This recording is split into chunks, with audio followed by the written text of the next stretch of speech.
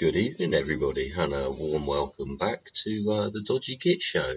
Thank you very much for joining me. I'm Dodgy Git. Yeah, thanks for joining me here tonight.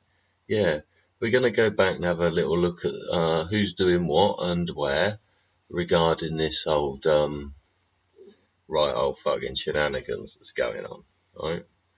So I'm gonna flip my screen back, and we've got Duramax on here. You can go and have a look for him. Duramax, he's having a bit of a chinwag about what's going on, and yeah, we can I'll just pop myself up in the corner. Welcome to the show, everybody. If you'd like to hit the like and subscribe, that does me a great favour. We're going to go over here and have a little listen to Duramax, if he's got much more to say. He was just having a chinwag then, so just going to listen in, see where we're at.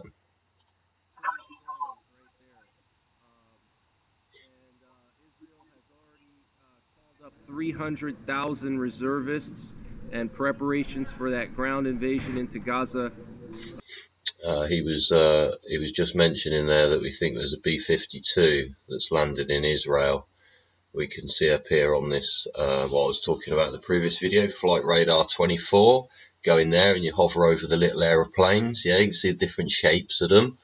Yeah, so you hover over the aeroplanes, find which ones are military ones, and then you can track them into landing at airports, or they're coming in, or you can see where they're going, or where they're from, or how high they are, how fast they're going. So that's always useful. This is at the bottom right of the picture there.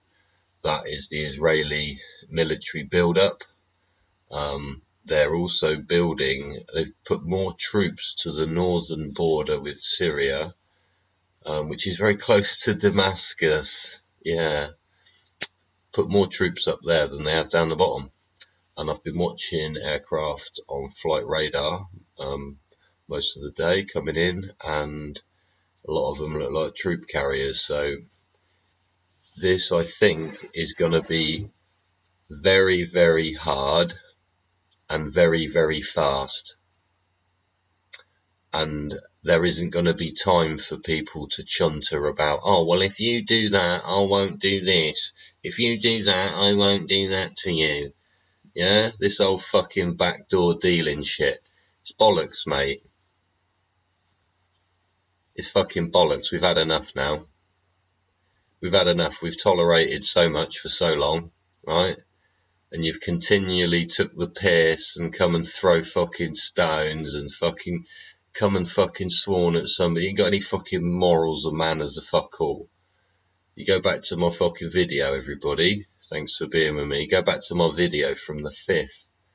Yeah, 5th of the 10th. Yeah. And in that video, I suggested that 5 days' time is probably likely. Yeah. Well, we're not many hours off, are we? Because I mentioned the 10th of the 10th. Yeah, go back to the 5th of the 10th, 5th of October video. Listen to that. Yeah. We've had a fuck enough. Yeah, these people are fucking about. We've had enough. Anyway, let's listen in. Thanks for joining me. Here's Duramax. He's got 4,500 subscribers. He's got 76 likes. You like to go over there and have a chinwag in his chinwag room with the other chinwaggers in his chinwag room. Well, you can have a chinwag in my room. Bump your gums in the comments. Yeah. Click the thumbs up for me. That likes the algorithm. Makes something happen. Don't know what. But yeah, that's what they say, innit? Hit the bell. Ding dong merrily on. Yeah. Hit the bell. Subscribe. Come back later and listen to more live streams. We're just going to continue here with Duramax. Have a little listen in rather than me going over the top of the information that you want to hear. All right, so Iran is calling for an emergency meeting of the OIC, which is basically a group of Muslim countries. Oh yeah, see. And they're obviously going to talk about the war. We have the Russian Foreign Minister Sergei Lavrov saying that international resolutions must be implemented to stop the conflict and establish a Palestinian state. You see where this is? Just see straight away there. We've listened to just a tiny bit of it. And it's already, like I said, it needs to be quick, and it needs to be hard, and it needs to be final. Because these guys are already going, oh, we're going to have this meeting where we're all going to agree that if you don't do what we say, we're going to fucking beat you up. It's like, no, there's no more of this fucking giving you lunch money, mate. You ain't having it no more. Yeah? We're going to come along, kick you in the bollocks, and fucking knock you the fuck out. What do you reckon? Do you reckon that's a good idea? Shouldn't really condone violence, should we? That's sinful as well. Yeah, but so's a fucking load of shit I know some other fucking people get up to from fucking Monday to fucking Saturday. Yeah. Monday to Saturday, fucking Saturday to fucking Thursday. That's what I fucking more meant. Yeah, it is fucking Saturday to Thursday, a fucking 6 days of persecution and one fucking kneeling down, fucking looking at the other guy's arsehole. Ugh. Fucking. Anyway, we're listening to Duramax, I'll shut up. Thanks for joining me, everybody. Welcome to the Dodgy Git Show 60. What we on? 64? Goodness. Yeah. Welcome to the show. 6 and 4. 10. Not fucking messing about now, are we? Got to get your spellings and your numbers in order. Yeah. Yeah, then you know where you're going because you'll be able to see. Yeah. that this war is just beginning and it will change the Middle East by 180 degrees. And, when Netanyahu was running for re-election, he said that he wanted to... See, the other thing is, it's like Q8, yeah? Like you just said, we're going to turn it 180 degrees. What, you mean like they've all been westernised and now they want to be going back to the way they were? Yeah? This is the thing with this sin thing. Yeah? And believe you me, I've done it. You know, I've watched Arab fucking princes get drunk and take drugs. Yeah? Womanize women. Yeah?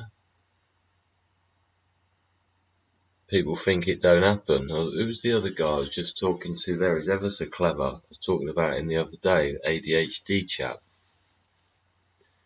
He's so eloquent in his language, but he's so true. It's for God's... Where have you all been? Yeah? For the last 3 years we've been... What? And people have been ringing bells and screaming and shouting and just calmly sat there going, you sure you don't want to think about it? Are you sure you don't want to have a little think about it? And people were too quick to get on the old bandwagon, weren't they? Yeah, the old FOMO, fear of missing out. Oh no, I've got to have one of them. Oh no, I've got to have one of them. You've got to have one of them, haven't you? If you haven't got one of them, you're not the fucking cool kid. It's fucking... And now look at it. I've been going on about this shit since school. Fuck's sake, why do you think I was such a fucking arsehole at school? Could see it was all so fucking pointless. Everybody chasing their fucking arse around in circles, trying to fucking blag each other or fucking sell this for fucking twice as much as that. It's fucking... Nobody's honest. That's the thing. The honesty just dribbled away. Everybody was fucking backstabbing and wanted to fucking out for themselves.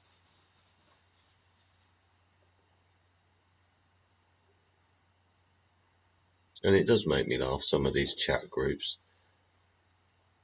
Might be successful, it might be fucking rich kids, yeah? Might be techie kids that fucking...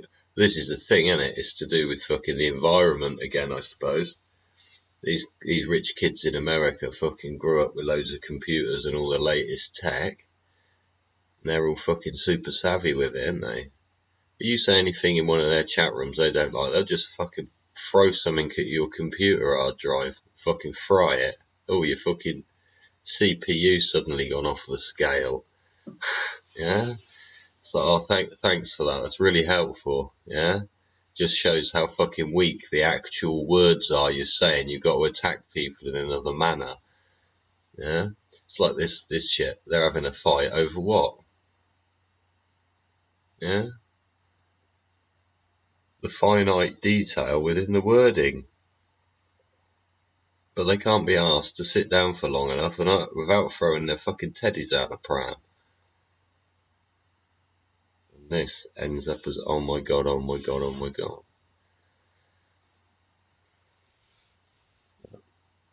Fucking over 30 years I've been listening to this shit. Yeah, waiting for this to happen, especially with Israel. Yeah. Took me 30 years to look through the story. Took me 30 years to sort of find the honest truth. Yeah? Which is I don't particularly want to fucking sit still. Yeah? I won't be controlled by somebody else's theoretical fucking nonsense. Yeah? It's theoretical nonsense. You prove any of your bollocks. In fact, this is the whole fundamental thing. You won't even question a fucking contents of a book that was written fucking when, by whom, and has been manipulated and adapted, and you won't even have the fucking open-mindedness to even think the possibility, yeah, then it might not be what it says. But in every other aspect of life, you want to adhere those rules. And that's the hypocrisy. You haven't learned to fucking question it and deal with the fucking consequences and the feedback that might be not what you want, not what you like. Bit of a mess out there, isn't it? Let's have a look listening to Duramax again, see if he's saying anything. Sites of fighting on the Gaza border, and apparently the Israeli army has hit over 1,100 targets in the airstrikes, okay, or in various types of artillery strikes in Gaza. We also have an IDF spokesperson saying that the U.S. is currently cooperating with Israel in terms of general operations and intelligence. Okay, so this is a U.S. and Israel joint operation going on right now.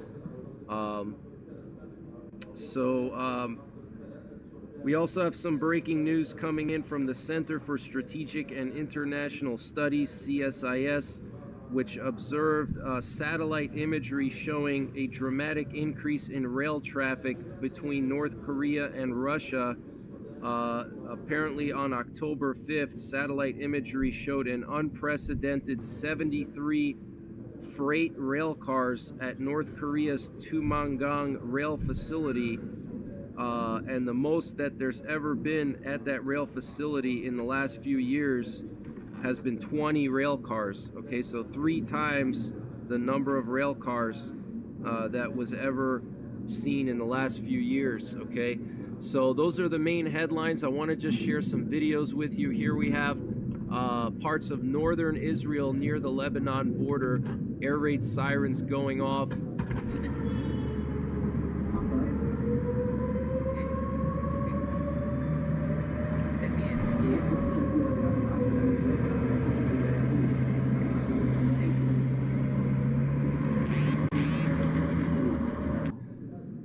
And here we have a picture showing Israelis fleeing from northern Israel. Okay, you can see a huge line of cars, very reminiscent of Ukraine, in the beginning stages of Ukraine when everybody was leaving Ukraine. Okay, look at these massive lines here. And here we have some flight paths showing the Polish government plane that first landed in Israel. I think this was one to evacuate VIPs, but then later they came with the C-130s to evacuate those school kids. And here we have some French Air Force planes. Looks like they're also coming into Israel. This was last night. Looks like they went into Israel to evacuate some people. Here's 2 Polish C-130s that successfully landed in Israel, and they went back to Poland with some Polish citizens. Here we have a picture coming from London. Apparently a Jewish shop was vandalized by supporters of Palestine. And here we have a picture coming from Poland showing one of those C-130s that landed earlier this morning with Polish citizens on board. Okay, so this is a very, very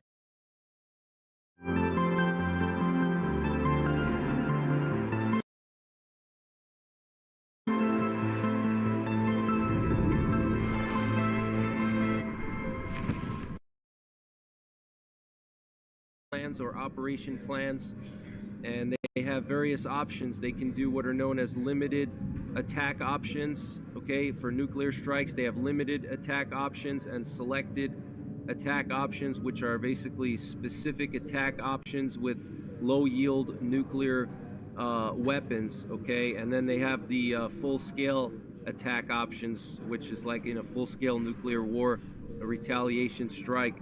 But get prepared, guys. Things are really escalating. I'm going to continue to update you on the situation. Just keep all the Israeli people in your prayers. Keep all the people, innocent people affected by this war, in your prayers, and also all the wars around the world, all the innocent people affected by war. Keep them in your prayers. And I'll be back later on with another update sometime this afternoon or this evening, and I might go live again tonight and do a live update. But this is a very, very serious situation, guys. Okay, I told you a long time ago that this would happen. I told you as soon as Russia invaded Ukraine, it opened the gates of hell, because all evil countries around the world, evil leaders, evil groups, they saw that Russia could go into Ukraine without any punishment, and basically it emboldened all these evil characters around the world. Okay, and they started thinking to themselves, well, if Russia can do it, we can do it. And I wouldn't be surprised if China goes after Taiwan now.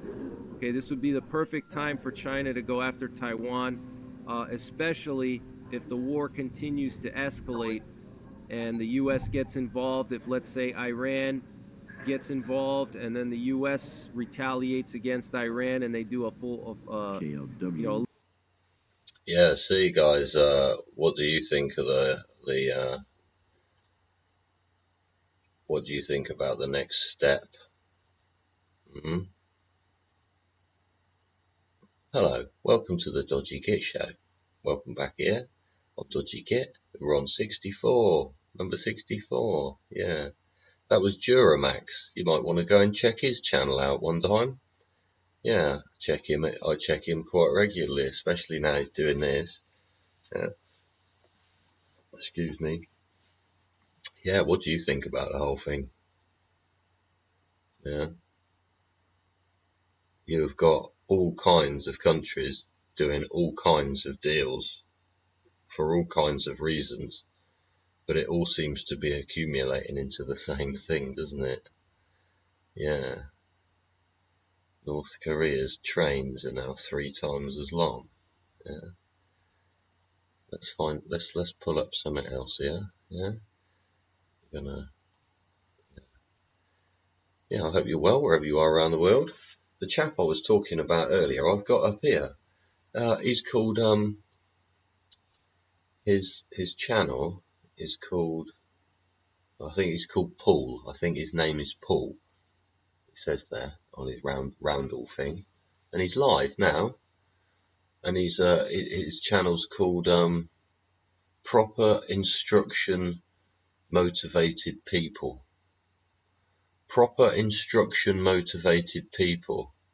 Because I was listening to there was something on the telly earlier, and there was an objection to what was being said, and she turned it around and totally generalised the whole fucking thing. And you went, well, hang on, that means that you don't want to adhere to anything if you agree with that stance.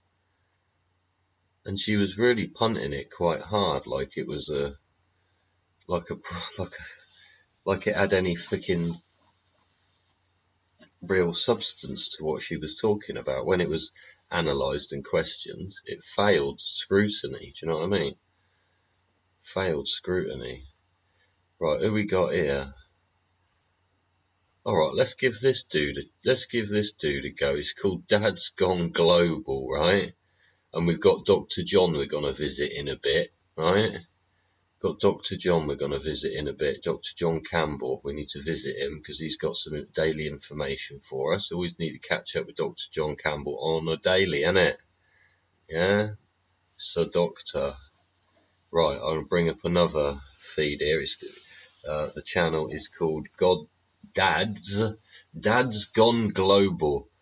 Let's have a little chinwag, see what he's got to say. Is he saying anything? Right. And this is the thing, isn't it? It's dark and they turned the power off. All you're going to see about early hours of the morning, probably when they're all asleep, isn't it? When all the women and children are actually fucking dropped off. Boom, boom, boom, boom, boom, boom, boom, boom, boom, boom, boom, boom, boom. Yeah, okay. Dad's gone global, ain't saying much. He's saying less than I'm saying. Yeah. We were on okay. Hamas orders a full-scale invasion of Israel. Oh dear. That's breaking news coming from KLW. KLW. He's got this squawky thing going on. Right, I'll get you this one up here. Let's make myself half sensible size so I'm actually corresponding at least slightly with the fucking image. Right. There's a lot of squawks going on over here, and you might get Morse code and fucking crackling and all that shit.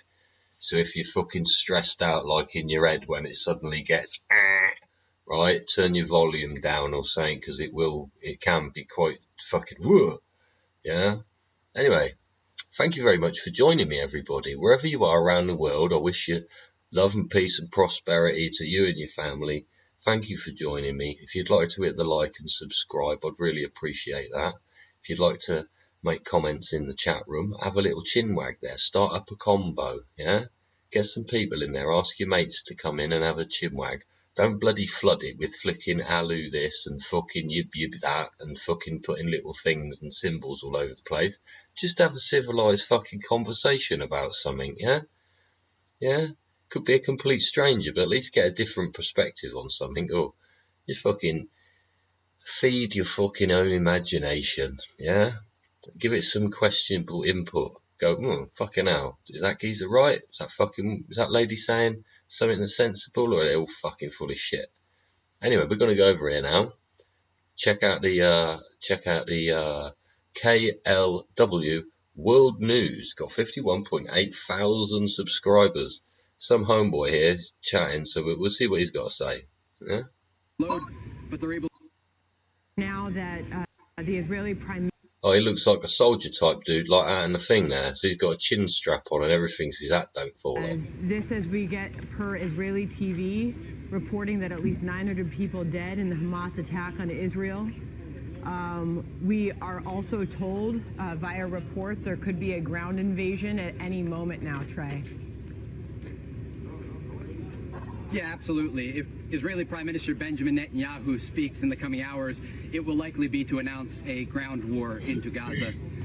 We've seen the preparations over the past 48 hours, the war declaration, the first time since the 1970s, and a country that understands what comes next. This will not be easy. It will take weeks, if not months, and there will be casualties as a result. They've already warned the civilians in the eastern and northern part of Gaza to move inward, to go to UN schools, according to a source that I spoke with in Gaza City. And so they're trying to move people out of the way as they bombard these areas before they move in on the ground. In the meantime, the Israelis are still working to secure every community along the border so that they know there are no Palestinian militants still in southern Israel. When they do that, the death toll will keep rising. It's part of the reason we just got that number, 900 deaths, both civilians and soldiers in, because as they make it to these areas, they see more people who were killed. We just went with the military before. When you saw those cars that had been shot, the civilians were removed, but there were bodies of militants in the fields next to the cars. This is a war zone at a level that the Middle East has not seen in a very long time, and it will take precision, it will take tenacity, and it will take a coordinated effort by the Israelis to do this in a way that will not only achieve their goals, which they've laid out, Israeli Prime Minister Benjamin Netanyahu and his Defense Minister Yoav Gallant saying they intend to completely destroy Hamas, the group in control of the Gaza Strip, but they will have to do it in a way that sets Hamas back and does not give them the capability to kill more Israelis. But again, the difficulty has to do with the civilian population in Gaza. Nearly 2 million people live there. It's one of the most densely populated areas on Earth, and it will be incredibly challenging to operate. We are looking at weeks and weeks of violence in the region.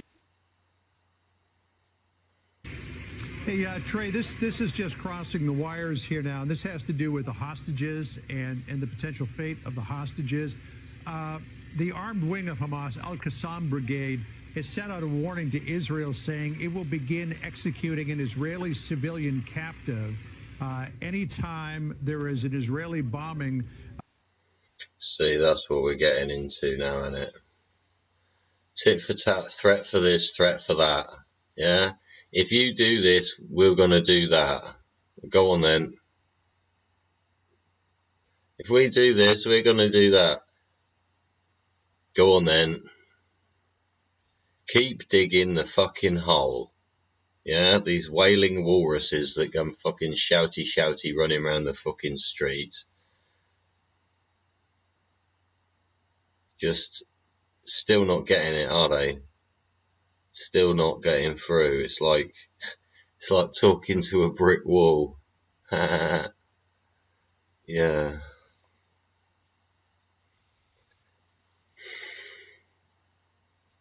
What are you gonna do, guys and girls around the world? Yeah. How many fronts have we got war on now? Who's supplying what to who? Where did these skint people, Where did these skint people with nothing on the edge of a fucking beach? They're literally like living on a beach, aren't they? That's all it is.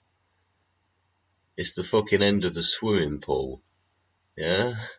It's the beach at the end of the swimming pool, like over there.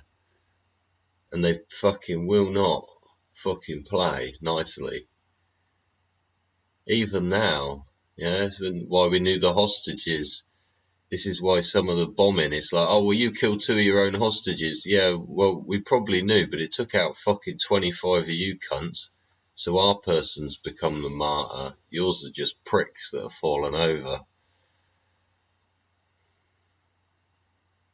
It's weeks, months, because Hamas is now going to say, okay, well, we're fucking going in there. Okay. Is that a fucking Islamic fucking uprising from all Islamic countries? Don't forget, Islam don't have any borders, does it? If you're brothers, you're supposed to be brothers, right? Or aren't you? Because you don't fucking like the cunt anyway. That's why you fucking limit your deals you do with him, because he's a snidey fucker and he always rips everybody off. Fucking look before you leap, isn't it? What it is. Anyway, let's go back, see if he's saying anything. It's fucking shitty ass Fox News, but we'll see what they chat about. All watched you live outside that, next to that police station, and there were teams that came to pull bodies from there. Did you speak to those people that were doing that? Did they say anything to you? Did you lot see that this morning, them bodies being pulled out? I did. There was a fucking little boy there, fucking brought me to fucking tears, mate. I don't know about you. You a fucking human being or you heartless fucking soul? Bodies out of the police station behind me, and you saw there live on our air as they stacked them into the back of a pickup truck. More than 10 bodies were told. Can you imagine that? Don't know if you got kids. Might be too young for kids. You might have had kids and they're grown up and that. If you have, you know what I fucking mean. You imagine putting 10 fucking dead children that have been fucking blown up in the back of a fucking wagon. Yeah, we saw it this morning. The geezer there struggling on his own, trying to pick somebody up after fucking realising he don't know what the fuck to do, but he should fucking help. And he did. He bent down and then he went, I can't do this on my own, I need some help. And he got up and fucking somebody came over with like a piece of fence, didn't they? Because they put the bodies on the fence and then they moved the fence. Yeah, then you didn't have to touch the body, there's no contamination, things like that. So whoever picked that fence up and took that over there has seen this shit before, because they know how to fucking deal with it without contaminating anything else. Yeah? It's fucking sick. Anyway, let's listen and see what's going on. Portion on there, the Egypt border as well. They're also worried about the northern border closer to Lebanon. You can't really see it on your screen right there. Coming up after the break, we'll have... Yeah, see, that's what I was on about, this border up here. You got the northern border there with Syria, and then you got the whole load of Muslims in the middle that are backed up or backed onto Jordan. And Jordan is a very well, it's strict, but it likes its Western stuff, doesn't it? Yeah, and the theology of learning is slightly different. Yeah, a bit like those in Damascus. They're quite intelligent, clever people that want to learn about, you know, new things and technology, but they also have a respect for stuff. Yeah, but they're also slightly westernized. Yeah, yeah, because they shave in a different manner. So when they say they're brothers, why is there the differences? Why is there the, yeah? Because if there's the differences there, well, and they're accepted differences, then why aren't differences accepted from other brothers? What's different between one brother and another brother if you're all fucking hypocrites and you're all sinful? Isn't the whole thing of the Enlightenment just that, realizing that you are a fucking animal, yeah? But you think, therefore I am.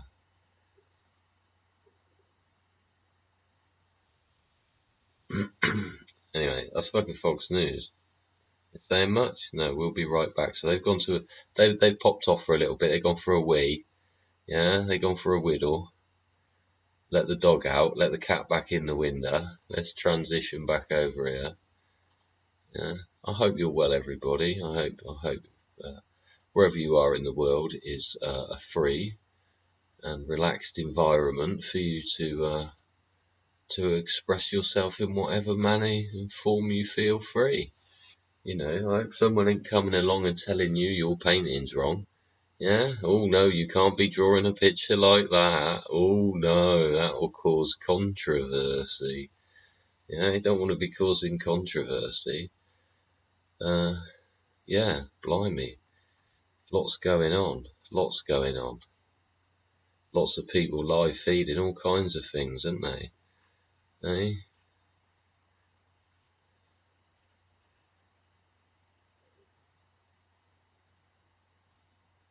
Let's check this one out for you. Apologise if we jump into adverts. I don't ever like to do that. I don't. This is that's going to give me more. No, that's just a. This is a thing, isn't it? You get to night time and it goes black. You can't see nothing. So the feeds aren't really saying much. The feeds aren't really saying much. Let's go. Okay. Oh blimey, that's an hour with Dr. John. Should we pop in? Should we pop in just quickly, and we just get the first bit of what Dr. John's got to say, and then we'll go back and try to find some more feeds. They're going to block. I'm sure they'll limit. I'm sure they'll limit the amount of feeds we get as we go through the evening. I mean, where should I put myself? I'll put myself up there. Yeah, I think as we go through the evening and things develop, some of these feeds might get more and more narrow in their availability, if you understand what I mean. Yeah. But, what do you think the people feel like there? Yeah. This is where we just think of others. See, we just said, I think, therefore I am. So let's just take for a minute. Let's just sit, because it's quite quiet here now, right? And we'll just think for a minute what it would be like You're in your surroundings, right where you are now, yeah? But you're under the threat of what's coming. You don't know when it's coming, where it's coming,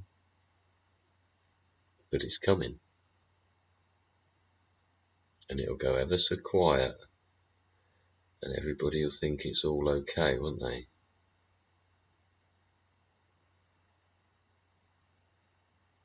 And then it'll get really quiet, and that's when everybody starts to get really fucking worried. Right? Just think about those people, just for a second. Think about the people we've lost today. Yeah? Many through no fault of their own. The innocent. The totally innocent. The ones that aren't aware of current affairs or politics or global frickin' news. The oil industry or fiat currency or crypto. Yeah, or fucking gold mines or lithium mines or fucking kids in mines. Those children that have died. Those people that have died, who have said for most of their life, I don't want to know about it, yeah, because it's too fucking distressing. I don't want to have to think about it because it causes fucking repeat trauma.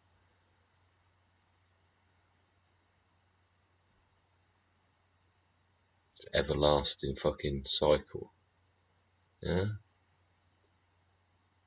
So we'd take a minute tonight, this morning, this afternoon, wherever you may be around the globe, to just think about those people. Just think about one of them. Focus in on one, yeah? Think what it'd be like if it was you.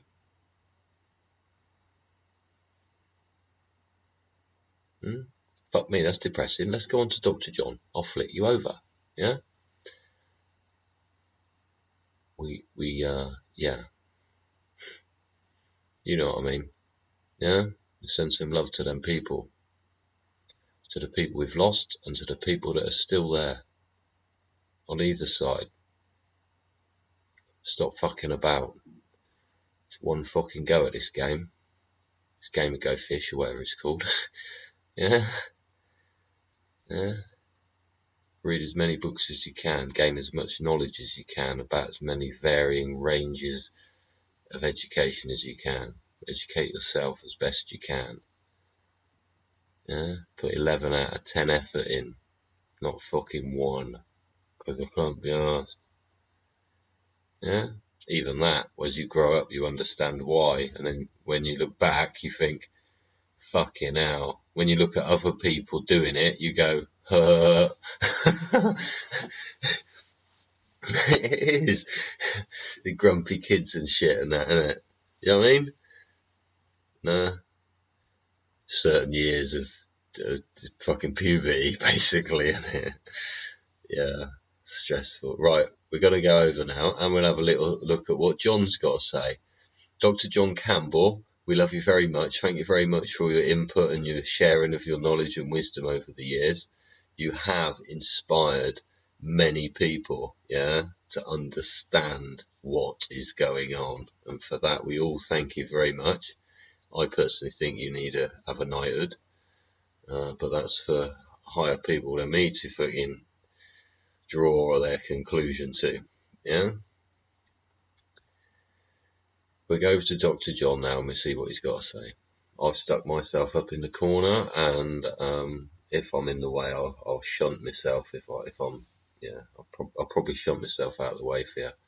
Hopefully, won't play it too long because it is an hour long, and I would like you to go and see the rest of it. But we'll see. I haven't watched this. Yeah, I'm doing this live. I'm not. This is off the cuff. Yeah, I haven't watched this video this evening, and I'm curious to know, so we can watch it together. Yeah, yeah, like and subscribe, please. Chat room's there for chin wagging. Put some comments in the boxes if you're watching it later. Thanks for choosing to be here with me and absorb the information I'm gonna share with you. Here we go. Dr. John Campbell. He's got 2.88 million subscribers now. Yeah? Good day to you, John. Hope you're having a nice evening, sir. Yeah? Enjoy yourself. Here we go. He's told me recording's in progress, so we can go. You are most welcome to this video, and I'm delighted to welcome Dr. Jessica Rose. Jessica, thank you for coming on.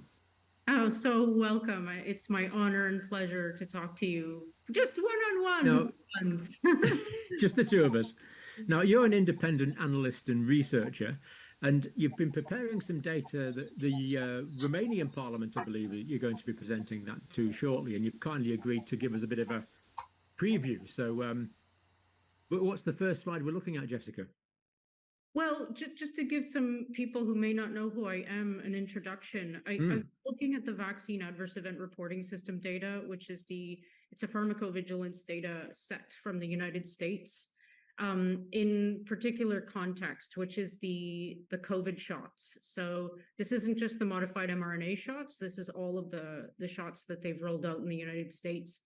And so I've made a lot of presentations, I've created a lot of slides, and this is one of them that's probably one of the most telling. So a lot of people don't realize that even in January 2021, very, very shortly after the first day of the rollout of the shots into the United States, we had really strong safety signals. So that's what pharmacovigilance databases are for. They emit signals and they need to be analyzed in order for us to ascertain whether or not these signals are relevant to a particular product, whether they represent a danger to the public, whether or not we should make the decision to pull the products. And so this particular slide shows on the right the number of deaths. Now, this is absolute numbers. So there were 691 deaths filed to VAERS as of January 2021, January 31st. And that number far exceeds any pre-used limit of the number of people or that were allowed to die, quote unquote, in the context of a pharmaceutical or a biological product. So the question became, what's the cutoff? What's the threshold for the number of people who are, quote unquote, allowed to die or get injured in a specific way in the context of these products? Because A, this question wasn't being addressed, and B, we still don't have an answer, and we're up to tens of thousands of deaths now in VAERS, because the normal response would have been, whoa, we have to pull this product and do more experimental work. And because that didn't happen, we're looking at numbers like a death count that is completely like never been seen in the history of a product before on the market that's deemed safe.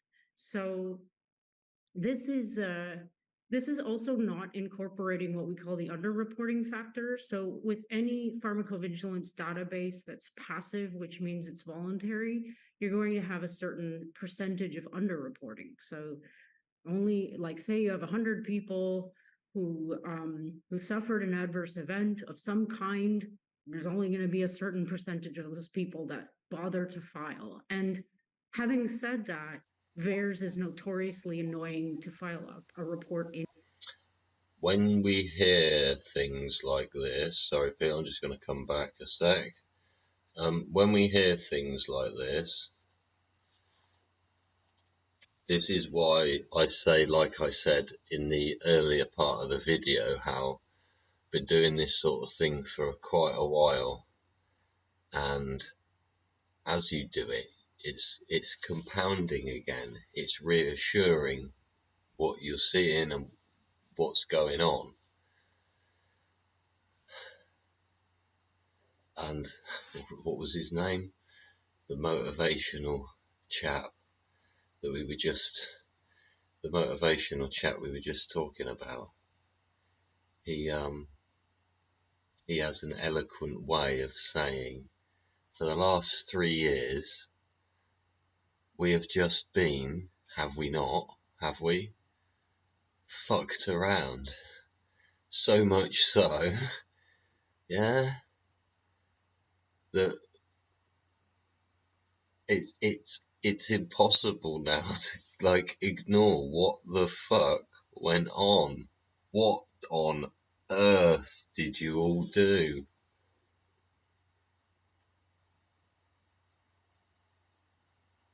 It's like,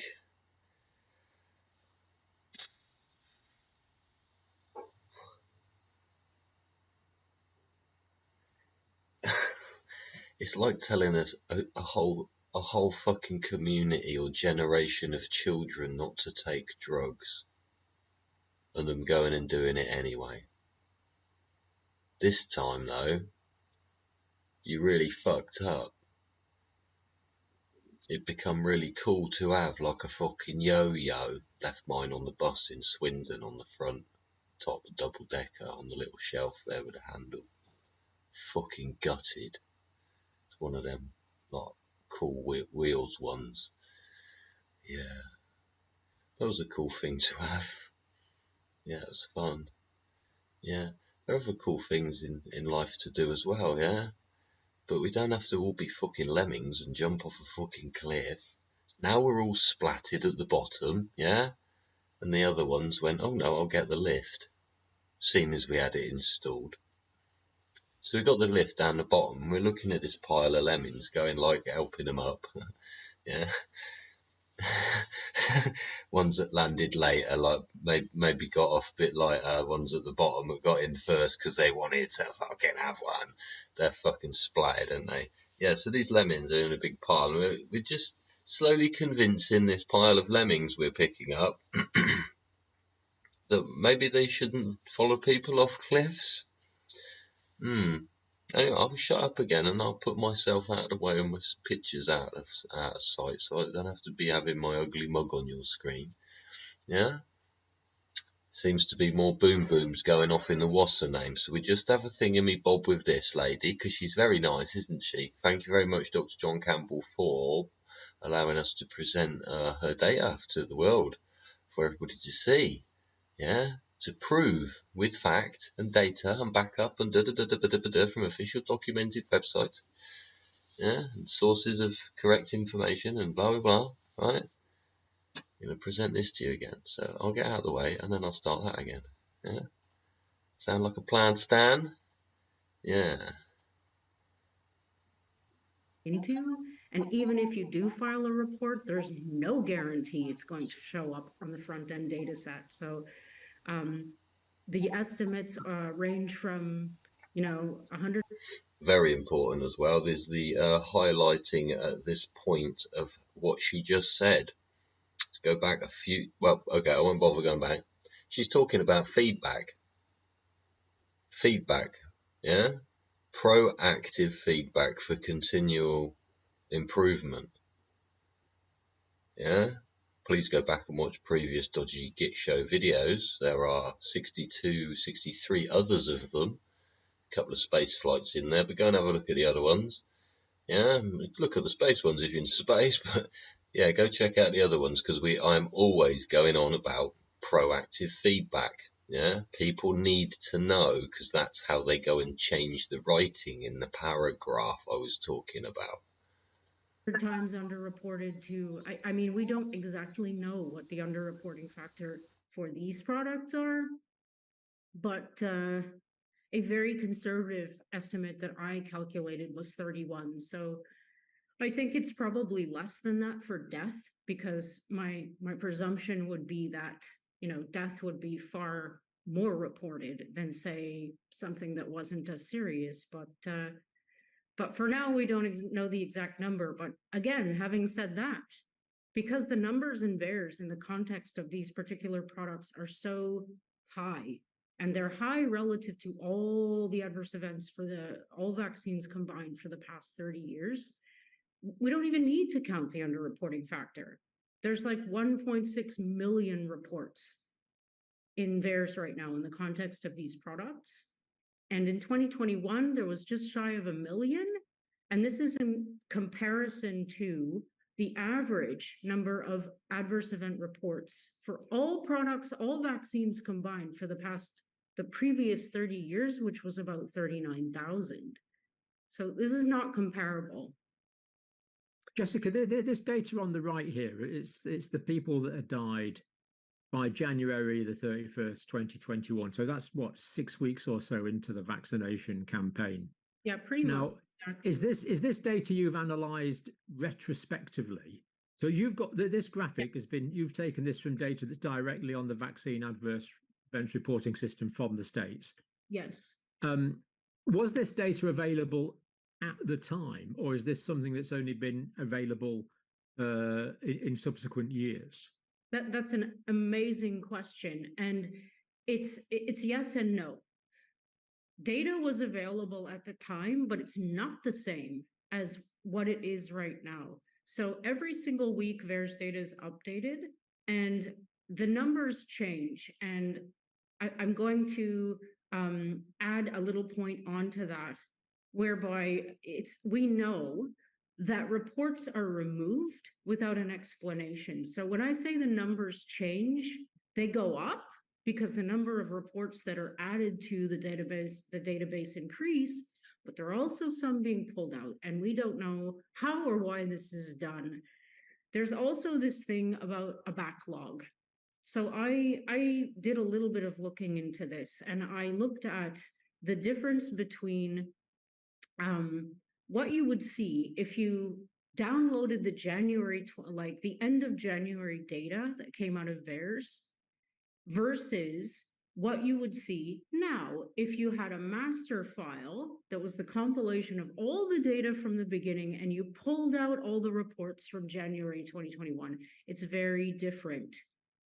So it shows the same profile. It shows a safety signal for, if we want to talk about death specifically, it absolutely showed that in January 2021 data. It did. But the signal is much stronger with all of the retroactively added data included. So this is a really good point, because some of the people might have said, well, look at what we have in January 2021. The safety signal isn't that high. It's what we would consider acceptable. But the actual number of reports that had been filed by that point was much likely like way higher, because all of those reports hadn't been entered as part of a backlog that was accumulating. And by my calculations, this was a long time ago, it was about a 3-month backlog. So some reports that were filed way back when in January 2021 are just being entered now.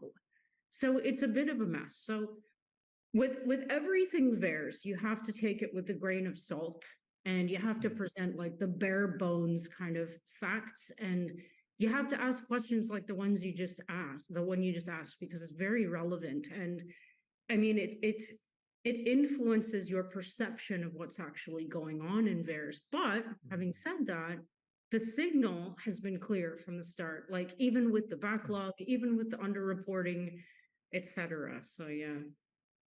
So given that 3 months delay, so what we can safely say is by the end of April 2021, the safety signal should have been obvious if we were having real-time surveillance of pharmacovigilance data. That's right. That's right. So that's exactly the point. But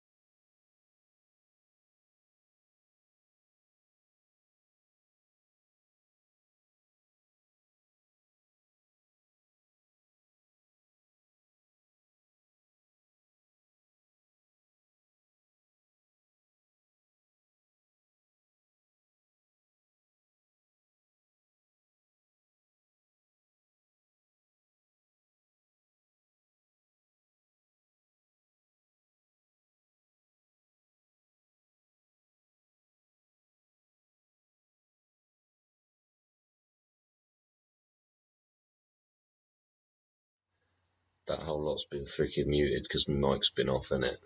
Yeah. Right. Right. That whole lot was just muted, so I'm most annoyed. Sorry about that. Right. I messed up about 5 minutes of that muting my own mic.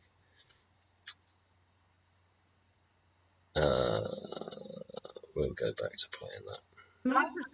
Because I'm new to all of this. I never ever challenged, the safety of a vaccine product before, which is funny because now I'm being called an anti-vaxxer. But yeah, it seems to very apparent to me from all of the conversations I've had with experts on these subject matters that the way things have been handled, you know this as well as I do, uh, with anything involving COVID is very different from the way that it was handled before. So the rotavirus vaccine, I think this was 1999, there was a handful, just a handful. I think it was, I'm pulling this out of the air based on something I'm remembering. I think it was about 30 reports. It might be a little less, might be a little more, in children, in bears, of intussusception.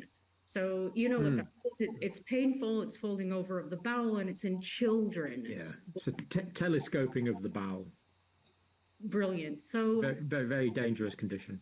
Exactly. So this comprised a safety signal, which is listen, VAERS works really well. That's another point I'm making in these slides that I'm presenting to the Parliament.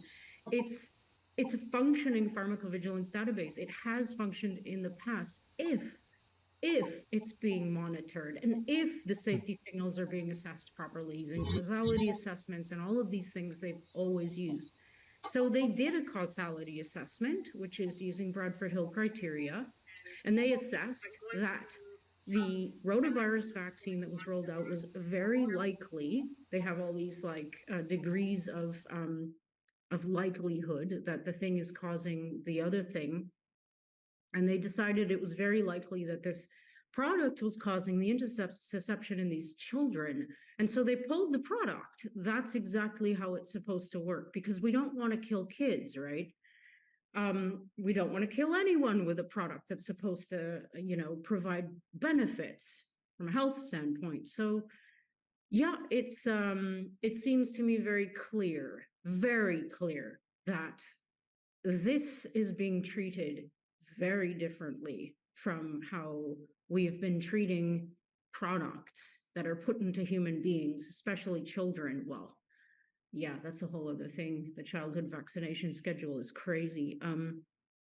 But yeah, it's cost a lot of lives. And that's another thing that really bothers me about this, because nobody can deny that now. Like, I'm sure that people who've been injured.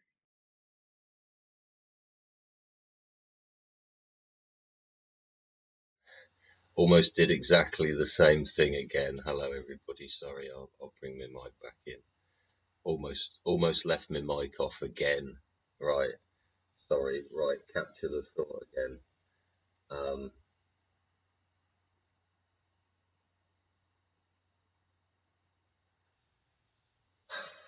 She just said,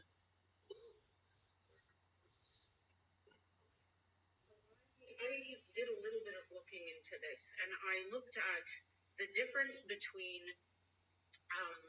what you would see if you downloaded the end of January date. The delay in the processing of the feedback that they did receive, took so long.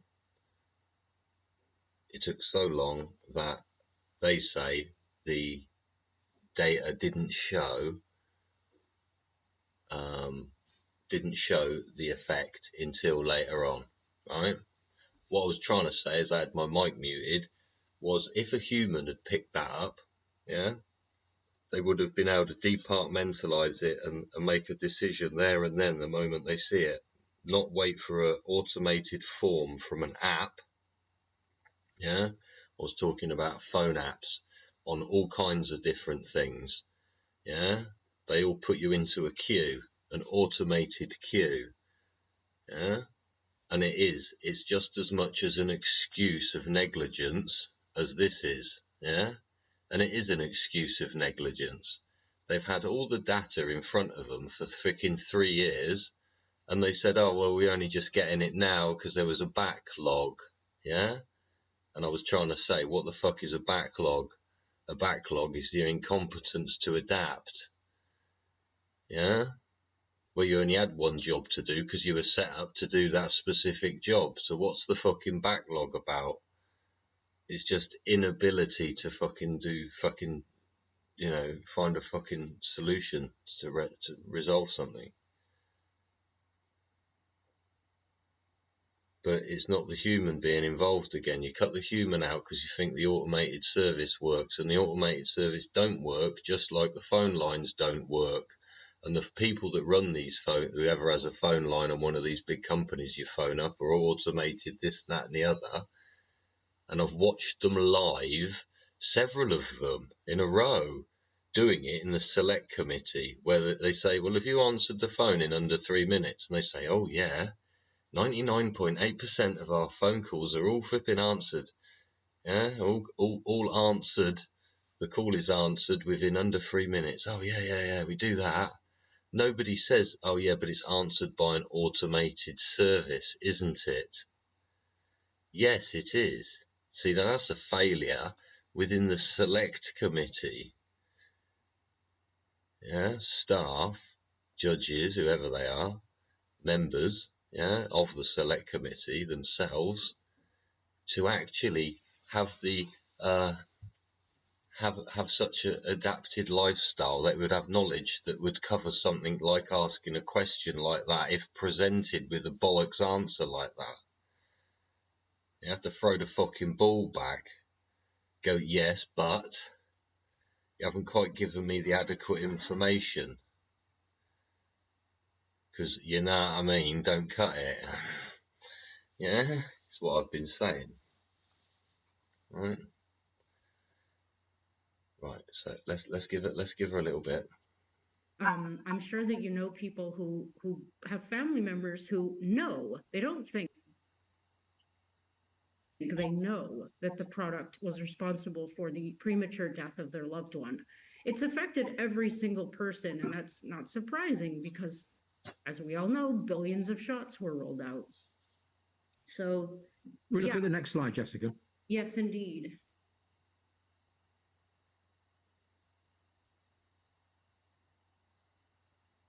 So this is, again, only showing the reports filed to VAERS for the domestic data for 2021 versus the previous 10 years. You can go back 30 and it's the same trajectory. It's a flat line, no matter how you look at it.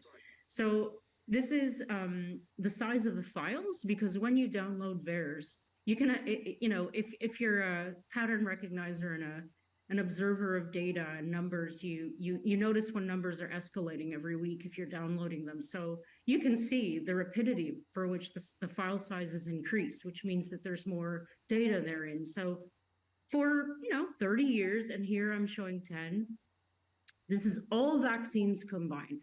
The file size and the number of VAERS IDs, these are people now who filed reports on the right, it doesn't change. If you zoom this out, it looks like it goes up slightly. And that makes sense because we have an increase in products going into the market. It's proportional, though. That's the key. So enter 2021, and this new product comes onto the market in full force. We have this insane increase in file size, first of all, which indicates, a lot more reports.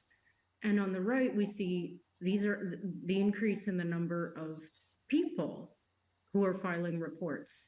So my question is, what explains this if there isn't an increased signal from these products, i.e., if these products aren't causing this, signal in everything you can think of. And that's the next thing I'd like to say something about. What does? A lot of people will say, well, it's just because we put more shots into people. But I've actually done the napkin math. I've written an article about this, and I've proven that this is absolutely not the case. If you simply compare the number of COVID shots to the number of flu shots, only flu, you will see that there are more flu shots, or sorry, there are more COVID shots, about 2.3 times more if you take a certain time frame. I think I did like 465 days or something, and you'll see that there's no proportionality in terms of the number of reported adverse events, or even more importantly, and this is my next point, the range. There's something different, about these products that's causing systematic damage in human beings. And again, I want to reiterate this. I saw this from the beginning, even though the data set was incomplete in the early stages. I saw this.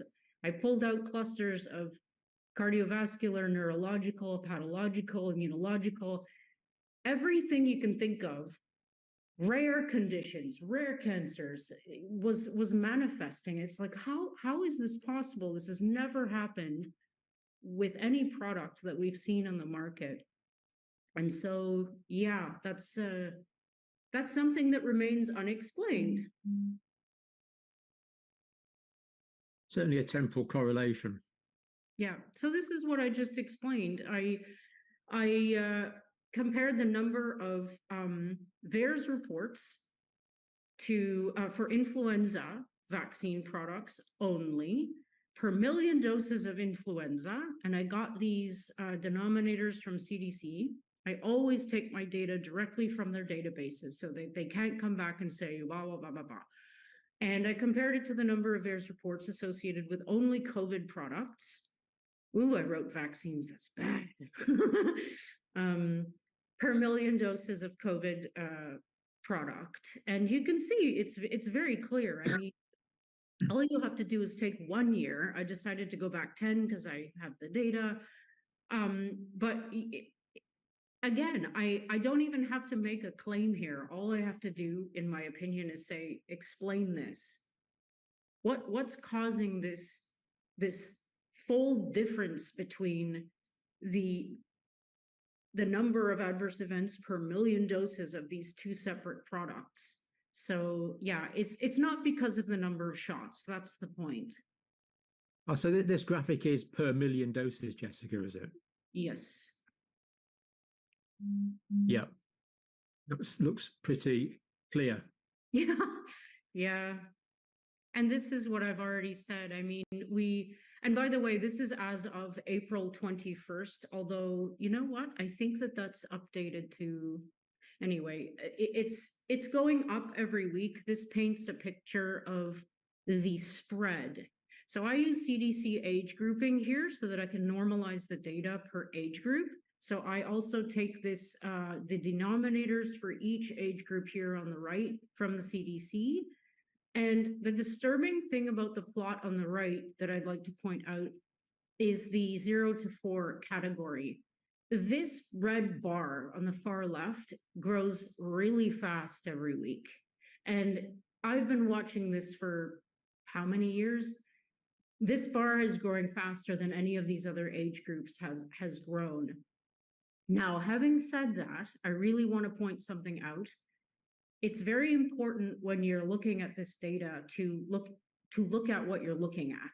So most of the reports, and I really do mean most, I mean the top 10, I think that's the latest that I've looked at, reported adverse events, and I put that in air quotes, for the age group 0 to 4, and this is for Pfizer, Moderna products alike, is it's product error, okay? And that can range from, oops, we put it into someone too young, to, oops, I forgot to dilute it, oops, I diluted it too much, Oops, I gave them an expired product. Like a lot of oopsies. So if you think about it, those aren't adverse events. And the problem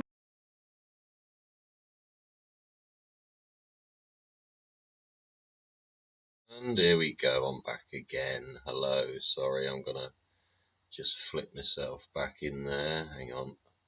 No, I've got to press something else. Yeah. Hang on. with that is that this great accumulation, I mean, the top 10, I think that's the latest that I've looked at, reported adverse events, and I put that in air quotes for the age group 0 to 4, and this is for Pfizer and Moderna products alike, is it's product error.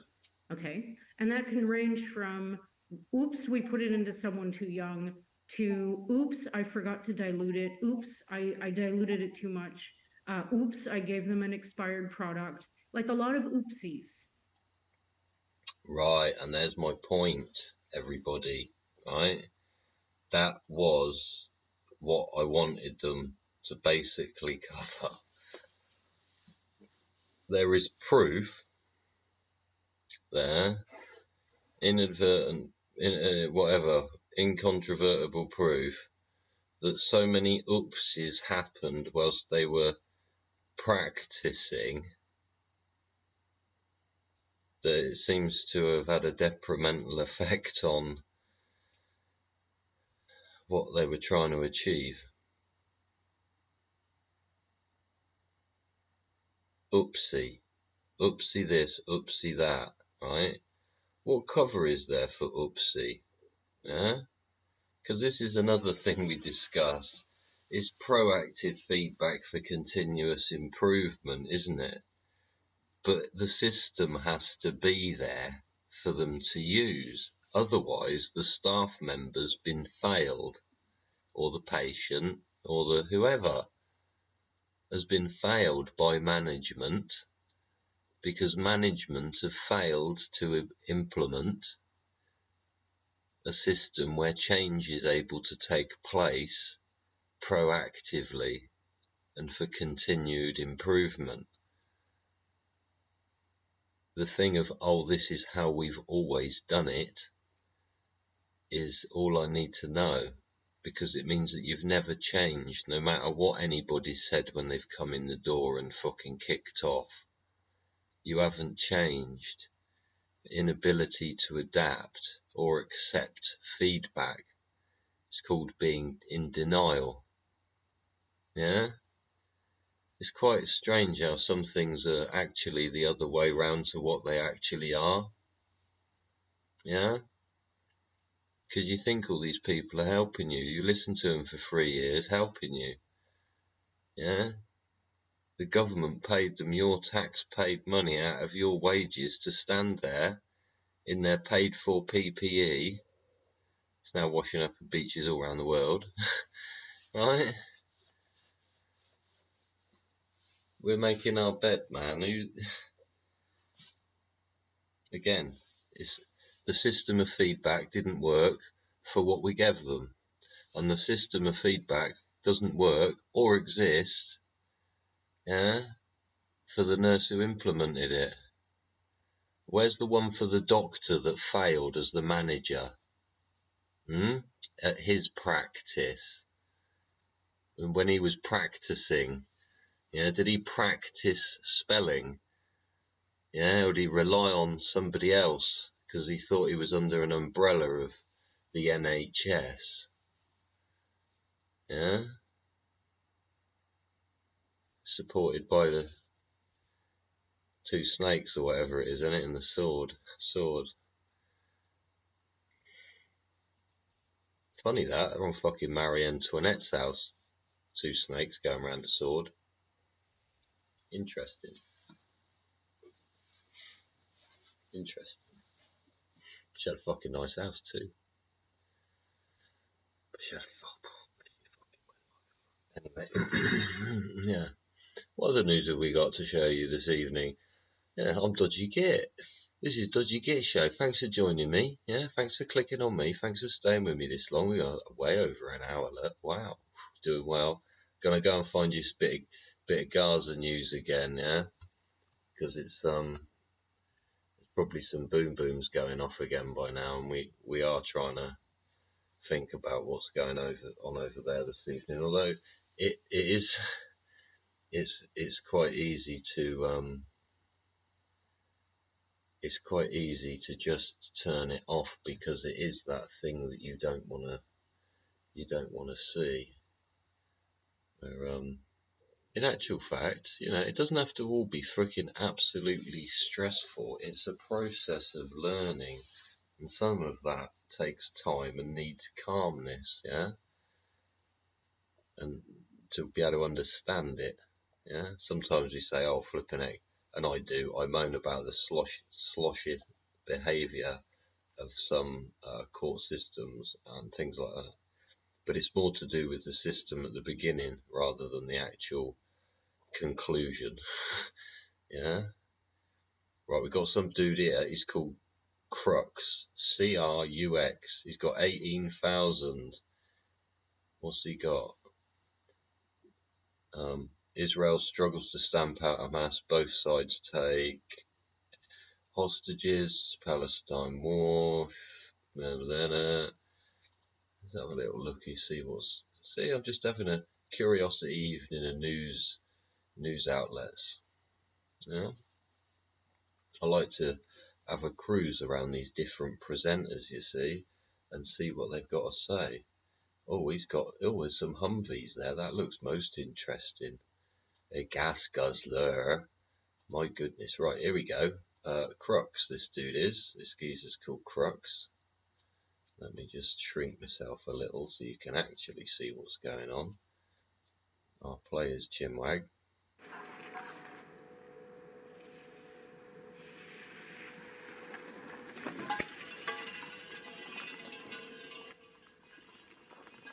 Oh, the balcony's broken, look. And they're going to need to clean that wall. Oh no, let's hide the chat, because that always slows it up like anything. And this is the thing. I've tried, yeah, bless up there to the geezer like Crux, whoever's running that system over there.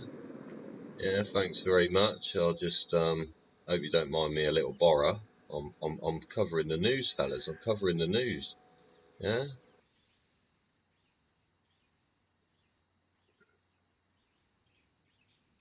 Yeah, there he is. Crux is. Hang on, let me align him a bit better for you. A little bit better for you. He's got his name up there, so yes, promote him. Go over there if you can. Like and subscribe on his page. He's got 1.94 million subscribers. It's 12,000 likes on his page now. Hit the subscribe button there for him and his thumbs up, and that'll do him a favour. He's obviously there covering all sorts of different bits of footage there. Really interesting imagery, but again, you can only believe, it's imagery, yeah? Hong Kong, beep beep. Oh, that's a bit loud, isn't it?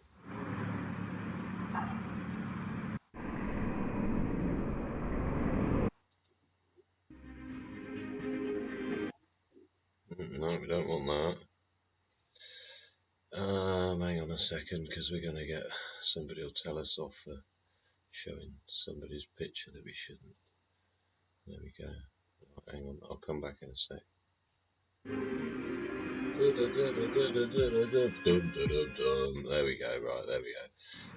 Got rid of him now, shrink myself back up again for you. And we watch the dude driving around the Humvee. This. Oh, blimey, he's got his volumes all. Oh dear, that ain't very nice. See, now this is hours ago. This footage is hours and hours ago, and do you know why? Yeah, you've only got to put two and two together, ain't you, right? Yeah, it's daylight, right? Because now it's the middle of the bloody night, isn't it?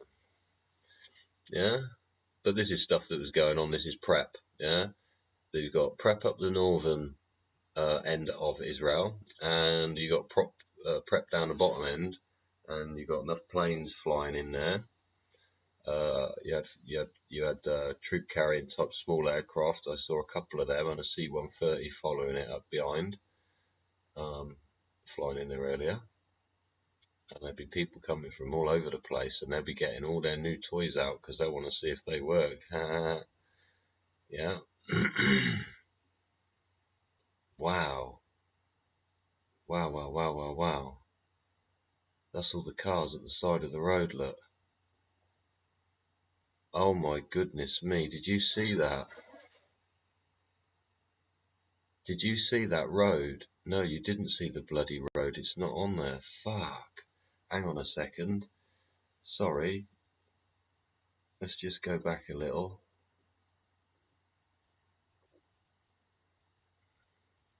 Can't go back a little, it's live. Oh, damn it. No, wrong one. There we go. Oh, sorry about that. There was a whole road of cars. They'd obviously been shot up, so they'd all pulled over to the side of the road. Yeah. And whatever had occurred with the people inside them, and then every single one of the cars was torched. So whatever happened on that road with the people in those vehicles must have been horrific. Yeah? Must have been horrific. Like, okay, I'm not being funny. We just take this geezer stood there, right? Why on earth, in a country like that, would you go around wearing a fucking Reddit great fucking rug? It's as illogical as these clowns wearing these fucking self-defense uniforms in their fucking fancy painted truck with flashy lights causing distress and alarm. Oh, they've got an alarm on it, haven't they? Yeah.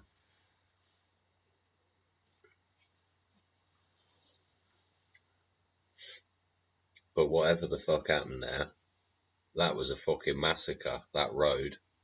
That's like they stopped something and then they just went through every single car, shooting them up until they're fucking on fire and taking whoever else they wanted out of there.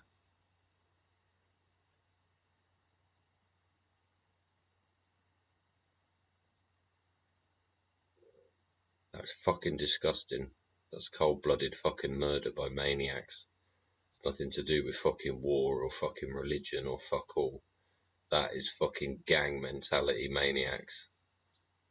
Now what you're gonna get, lads, is the big boys is gonna come out and play with the toys.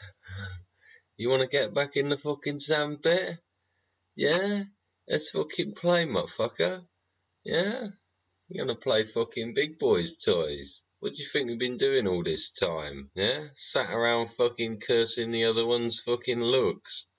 You vain bunch of faggots. Am I allowed to say that? I'm not sure I'm allowed to say that, am I? Brains faggots. What were they? They were like made out of turkey or something, weren't they? Fucking gross. Horrible freaking greasy things. It's like them turkey drummers. Oh! You see the amount of fat that runs out of a turkey drummer? It's not even like nice fat either, it's like fucking nasty. Anyway, hell of a build up here, isn't it? Let me do a bit more transition in, because Crux there ain't displaying nothing too hot, is he, eh? This is previous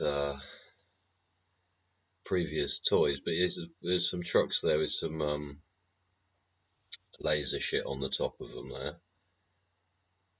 Laser targeting equipment. We've had Colonel Doug McGregor has been on the Judge Neapolitano show. He's always see they're starting to limit the live feeds coming from there. We're gonna go back to KLW World News, who doesn't seem to have much going on, but he might have some new news as far as verbal. We'll see.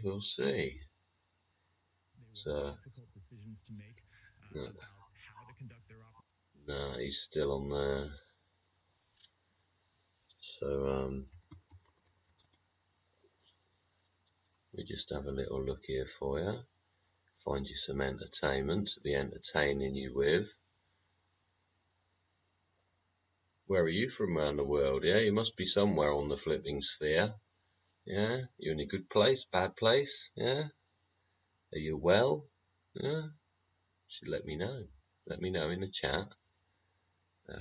Leave your comments under the at the bottom there, and if you like the content, click the like, because you know that's what you do when you like stuff, and you go, yeah. What we got here? Right, we go on about the news, right? Here we go. Oh no, actually, I couldn't stand that geezer chuntering. They're going on about sick note Britain.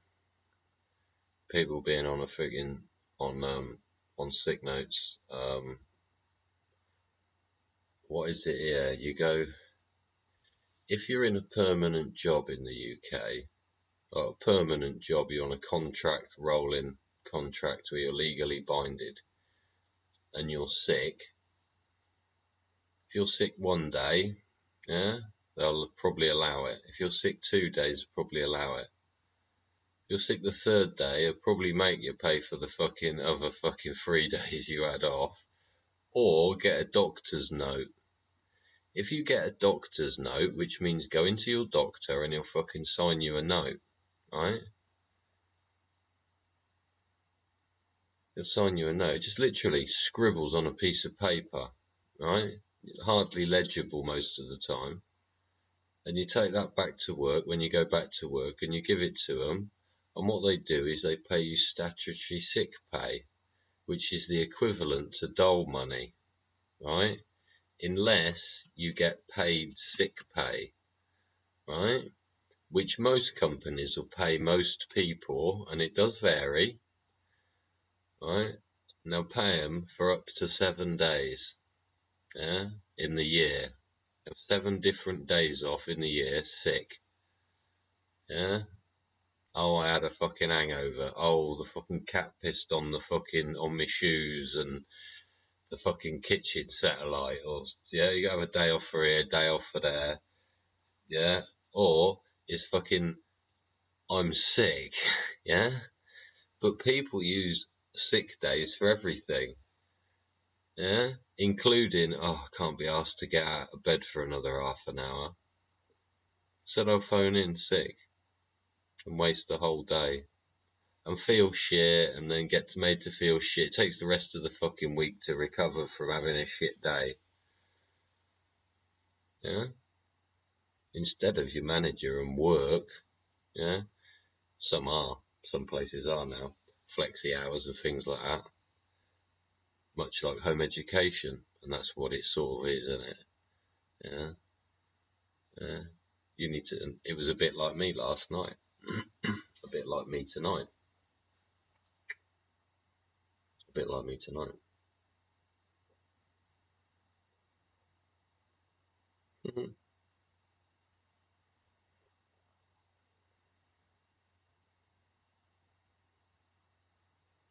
Yeah, a bit like me tonight. Sorry, just kisses.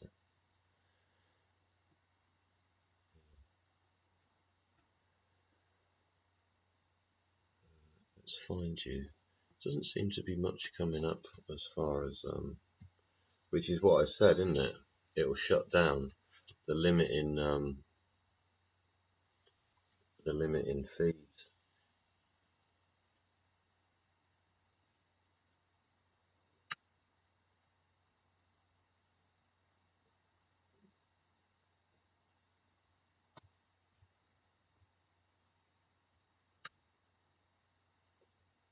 What time do you reckon it will kick off? Do you reckon it'll kick off sooner or later? Oh, there's another bod you can go and check. He's cool. Richard Vobes, man. Yeah, Richard Vobes. He's sound. He's sound. He went for a walk today up to a tower. Went for a nice little stroll. Lucky man. Yeah, went for a nice little stroll.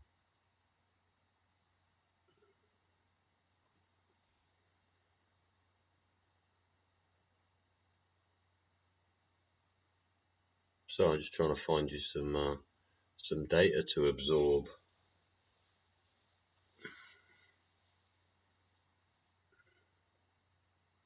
There's a lot There's a lot of the same going on, should I say? Yeah. We got here. Okay.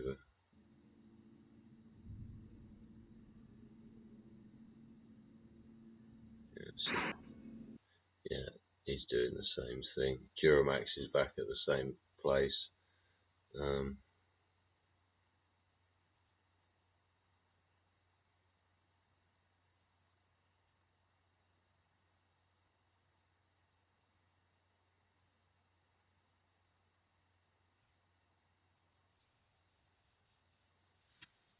Listening to still here. Proper instructions motivates people. Again, something must be done. 7 type of people to avoid, plus breaking slave news and panel shows, news and panel chosen people. He's having a little chin wag here. And redemption. Let's have a little listen in a minute. I want to believe that. That wouldn't have to be, but I believe that would be the purpose of. So the chap I was telling you about earlier, it's Paul, the unslaved at the top. Yeah, sovereign citizen, all that, yeah. Quite. He, of course, is in the. Very intelligent chap by the sounds of his eloquent language.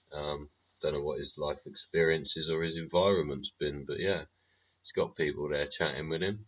Seems to do quite well. I'll just let you listen in for 5 minutes. Was there not slave news? I believe there was, Jack. Thank you for refocusing us. Jack on the ball here. That's why I have him here. All right, all you fucking weed head stoners out there are going to be excited for this one because your federal government corporate daddies say they're going to reconsider their slavery for you. Okay? What's going on here then? Yeah, they might consider reclassifying marijuana federally for all you weed head, pothead, burnout slaves who, unlike myself, who use the spirits, herbs, plants as sacraments, sit around all day smoking dope that's sprayed with chemicals and that yellow liquid Michael Sino smokes and neglecting your life and your responsibilities. Get it the fuck together, people. Mm-hmm. All right, let's go to this. Let's hear what they got to say about your newest and best version of code slavery that you're going to enjoy. We're just waiting to see. Waiting and wondering what comes next. That's the reality for Cliff Gordon, who runs Urban Underground in Denver. The people that I'm talking to don't really know what to do. The Department of Health and Human Services is recommending the Drug Enforcement Administration ease restrictions on marijuana. The DEA recognizes marijuana as a Schedule I drug right now, alongside heroin, LSD, and ecstasy. The change would move marijuana to a Schedule III drug alongside ketamine, anabolic steroids, and codeine. Gordon sees both benefits and drawbacks. And it'll allow us to operate like a normal business. I can write off my employees, my payroll costs. I can write off the furniture in my store. I can write off the square footage in my store. Can't do that right now. Former Colorado Democratic Congressman Ed Perlmutter can't write off his tax slavery. Help with marijuana's stigma and research. You really can't research it well when it's a Schedule I drug. It's even.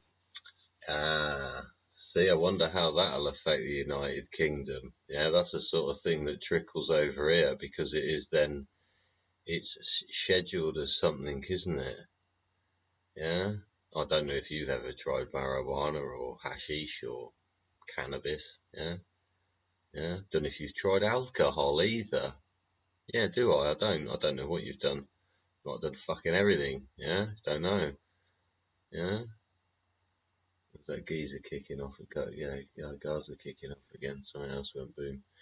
But yeah, if it's reclassified, even if they're considering reclassifying it, it's not only a proof of so many years of excuse me, but if you've tried it, you might know what it's like and know that it's, in comparison to alcohol, is far less dangerous. It's far less of an experience than becoming drunk and recovering. Yeah, far less of a, would you say less of an experience? It's far less disturbing, I would say. I'm not sure how you would describe it. I'm not sure how anybody would compare the two. Vastly different, I would say. But yeah, once it obviously shows that the documentation's there by these medical facilitators, yeah, that it is there. There is something not as bad as what was once scared about. Yeah, reschedule it. And the bit with the guy in his store, the trouble with the marijuana industry I've heard about in America up to now is the amount of money it generates. It's literally making so much cash, yeah, they can't deal with it. They're driving truckloads of cash from one place to another because the cash isn't allowed to go into the monetary system because it's Scheduled 1. If it's a Schedule 3, the guy can take the money he makes from the shop and pay his bloody bills with it. Yeah? That's what he's basically saying. So the money that he's taken for the marijuana goes back into the system rather than the side system that's been created where, I don't know, they make so much they go and open a flipping kindergarten with it because they've paid the builders to buy the land and build the school on it. Yeah, they're literally employing security guards to guard cash, or they were 10 years ago. I don't know if there's been reform. Maybe this is part of it. Get that money back in the system. Gaza's kicking off again. We'll get you over back on. We'll get you back over on that. But that's interesting. Let's see. You just have a little explore. Oh no, hang on. Oh no, I don't want to see that. Yeah. No, you don't. That's all boring. Oh, click the other one. No, click the other one. That one. There we go. Right, hang on. I'm just coming back big again. That was a bit of interesting news there from, yeah, proper instructions motivate. What are we going to? That one.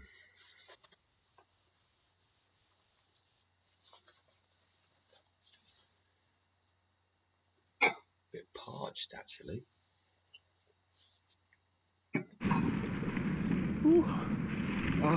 Oh, no, we don't want that. We'll let it play and then we click the button. Oh, that's a pretty girl. Who's that? Oh, that's an advert. Oh, no, she's not so bad when she turns around. We've got boom booms, I think. Let's have a little listen in. There ain't much of a picture, but I'll let you have a little see. All right.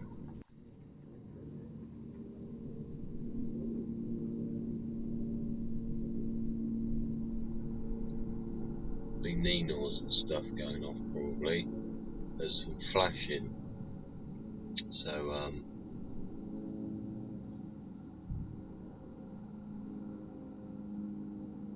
yeah, we just wait for some flashing to. So you can think about the people that are there. Yeah. Oh, actually, okay, because I've got this sort of, I can sort of half zoom this, I suppose. Let's have a little play with it. Hang on. There's a limit on my ability, but put it like that.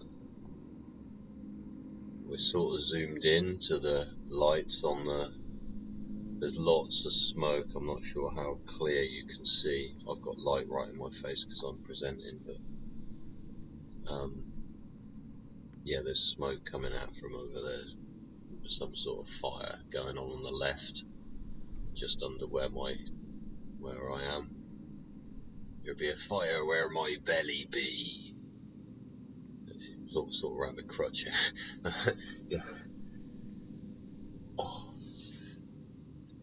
my dear darling, has not yet found her pillow by the sounds of it. I love you, darling, if you're watching loud and clear. You are fantastic. Didn't we have a fab day yesterday? Yeah, it was great, wasn't it?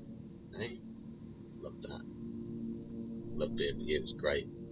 I love being with you as well, the viewers. Thanks for joining me here on the Dodgy Git Show. We're overlooking Gaza here. Yeah, it'd be night time over there. Yeah, nobody's chucked flares up in the air now. I ain't got no flares. Oh, what's going on now? Oh no, hang on, I think we might have to. Oh no, that's that channel. I've got so many screens. I apologise if I seem a bit distant, but I've got so many screens. I'm trying to balance skipping adverts and things I don't want and messages I'm getting and things such as that nature.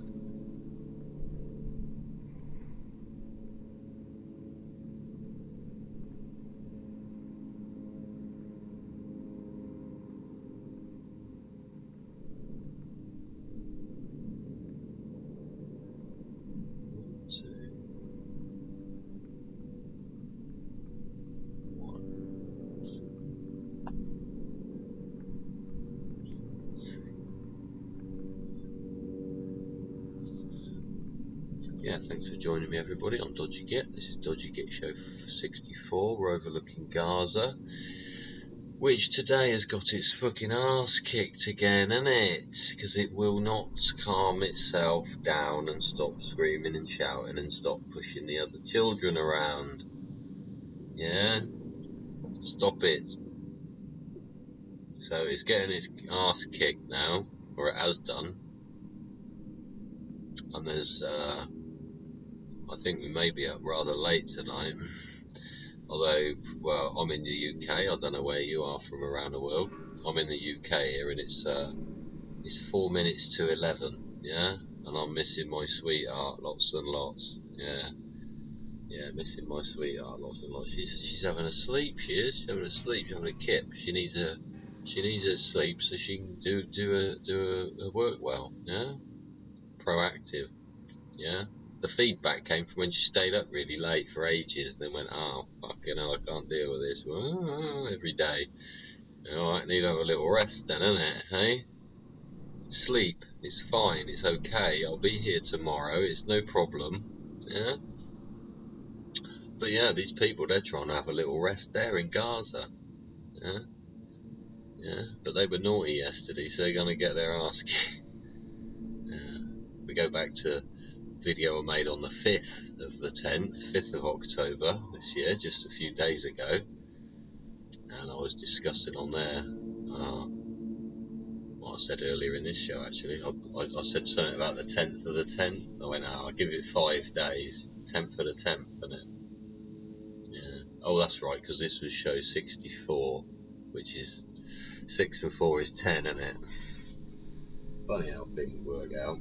Anyway, we're having like the bottom end of a pretty cold cup of tea now. It's not cold like it's been out in the wind, like cold, but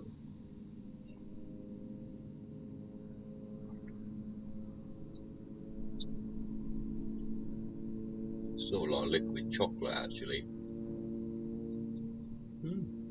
Why not? Because you've got a cup of coffee. Yeah. What do you drink? Alcohol? Yeah, drink alcohol. You have a little puff of the old lettuce, do you? Yeah. Alright, yeah. Yeah, might drink tea. Drink herbal tea.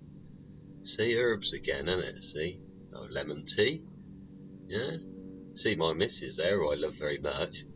Yeah, she likes she likes me to put a tea bag in. I put 3 sugars in, right? Put a tea bag in. Put a fresh slice of lemon in, yeah?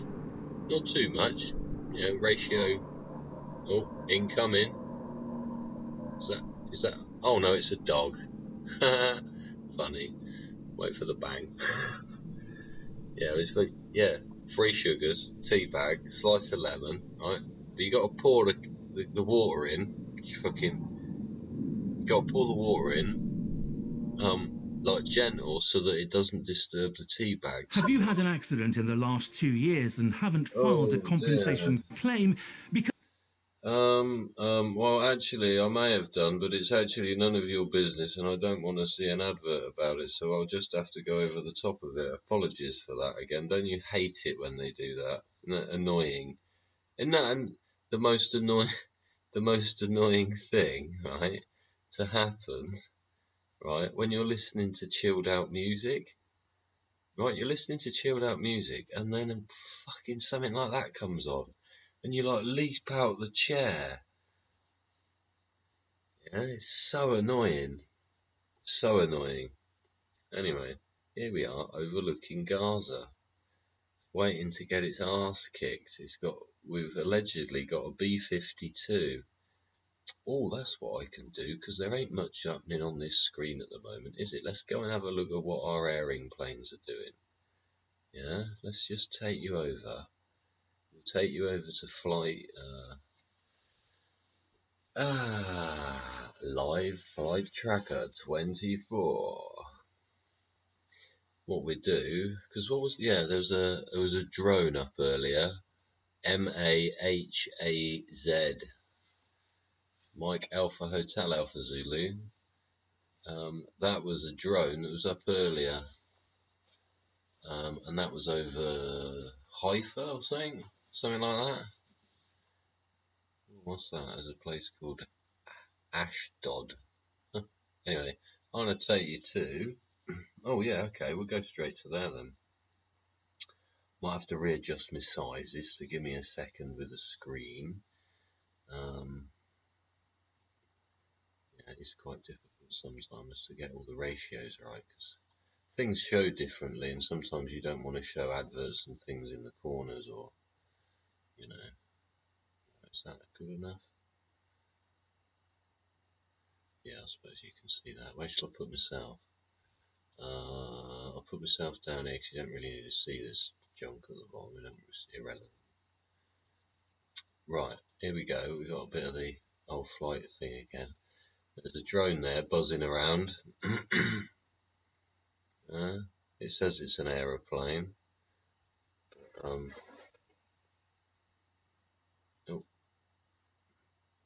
It says it's an aeroplane, but earlier it was actually it appeared as a symbol of a drone, and it being 11,000 feet. But I'm not sure an airline can make these sort of patterns. I've never seen an aeroplane do that, especially turns that are so tight in some of them loops, look. So that thing's a fucking drone, but they're making it look like it's an aeroplane.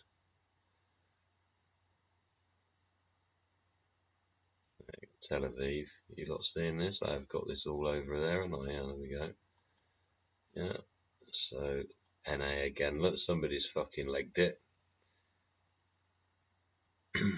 Well, this is somebody trying to sort some shit out, I should think. Oh no, it's a fucking no. See, this is where we get the fibs, yeah. And this is the military working. You've got non-applicable to the aircraft, and you've got the aircraft type symbol as a small private 2-engine jet with a T-tail. Over here we have a fucking image of a fucking fighter jet, right? And probably what's just under my head. Now you can just see it just above my picture. It says Gulfstream G550, right? Well, that's a private, long, thin jet, yeah, large body, yeah, large cabin, yeah, large cabin, Gulfstream, like 9-seater, maybe up to 15-seater. Yeah, it depends on the configuration. Private jet, 2 engines with a T-tail. So this one's fucking playing fuckeries, because that, and that don't fucking add up. Alright? So that aeroplane's dodgy.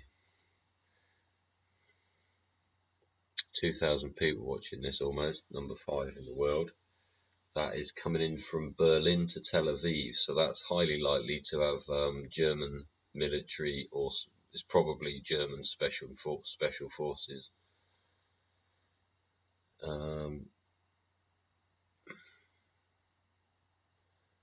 This one coming in.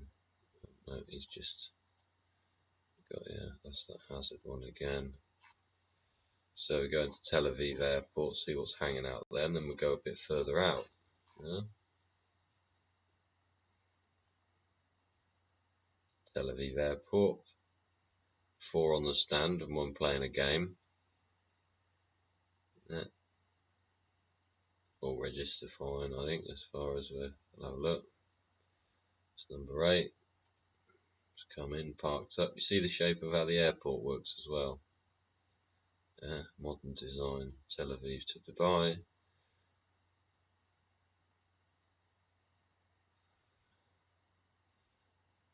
Tel Aviv to Istanbul.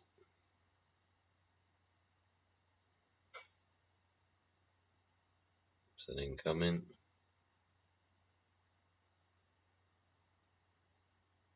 Going to Dubai. I'd say that's fucking the last planes of Muslims getting out of there before there's a fucking big scrap. Right? Like, get on the fucking last flight because your ass is going to be fucked. Don't know, what do you reckon? There we go, here's the shit. See, it's not big, is it? Yeah? It ain't big. It's an Indonesian hospital, which was, it's actually, that's quite interesting, because the woman that was dragged off on the bike earlier, yeah, there was a young Asian looking lady, so she could well have come from Indonesia, yeah, but she could have been working in that hospital, and she's gone over to fucking meet her fucking fella or whatever, yeah, you've dragged her off. She was working for you anyway, she was trying to help you out, and you fucking screwed her over, like, fucked it up. But see, there ain't much there. Ain't gonna take much to flatten this shit. Especially if you fuck your hospital up. You fuck your hospital, you ain't got nothing. You ain't got nothing to fix nothing with, and you're all gonna fucking rot. Innit? You literally rot. You're rotting. But yeah, like this.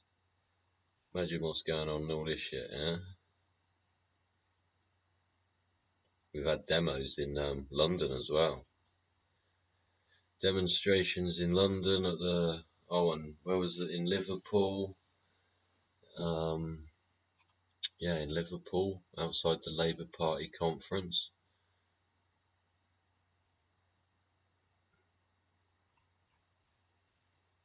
Right, let's so I was just looking at some streets and how detailed they go in, and what sort of thing was laying about there. Yeah, let's go a bit further afield.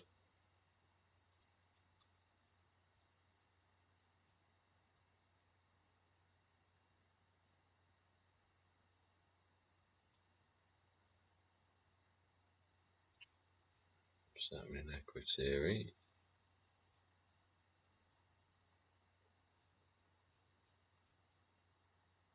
Right there. No. I think this is definitely the calm before the storm. What do you reckon? They were all told to rest, right? Get ready and then rest. Yeah? And when we go, we go. G-Lex is over there again. He's been moving about a bit today, unless they've just been moving his call sign. Global Express. Holiday Jets.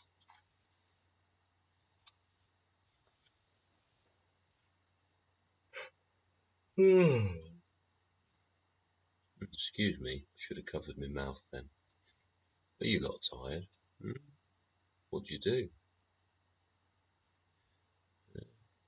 Fill your time with doing much? Oh, that's a funny one. Oh no, it's an L. Can't read.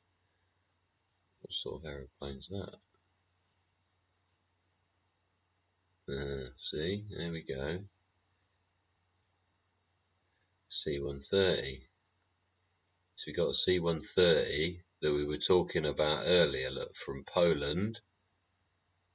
It's coming back from Tel Aviv, having dropped all the troops off, and it's going back to Warsaw. Yeah? So there's a prime example of how we can see what's going on. Yeah? Got a fucking long way to go. It'll have to stop. It'll probably stop in Denver just to get fuel. Oh no, it's Antalya, whatever it is. Won't it? It'll probably land there. Won't it? Get fuel. Probably come round here. Get fuel. Depends. How far does it come? Tel Aviv. Oh no, suppose it's not that far into the journey yet. No, it's not that far in. It's quite funny when you zoom out, you realise how small the bloody world is. Yeah. And how big it is actually. How you can fly a jet for quite a speed and you're still not covering much. They're all going very slowly. But you can see how many there are. And you keep clicking about. Excuse-moi.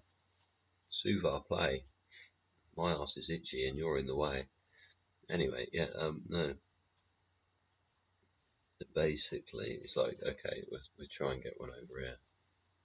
We'll try and get some over here to give you a little look-see of what I mean. Yesterday, this was so empty yesterday, it was incredible. It was like there was nothing flying at all. Heathrow, nothing. It actually got to a point I made a video because it was shut down. Now, there we got a Royal one. It's the RAF one, RRR. It's 412, look. Yay, number 9 in the world being tracked. 412. It's at 15,100 feet, flying back to Bryce. It's down there. Yeah? What other ones we got? Bet that's another one. Bet that's another one. And there's another one there. One's doing bump and go. You got C-17 doing bumps and goes.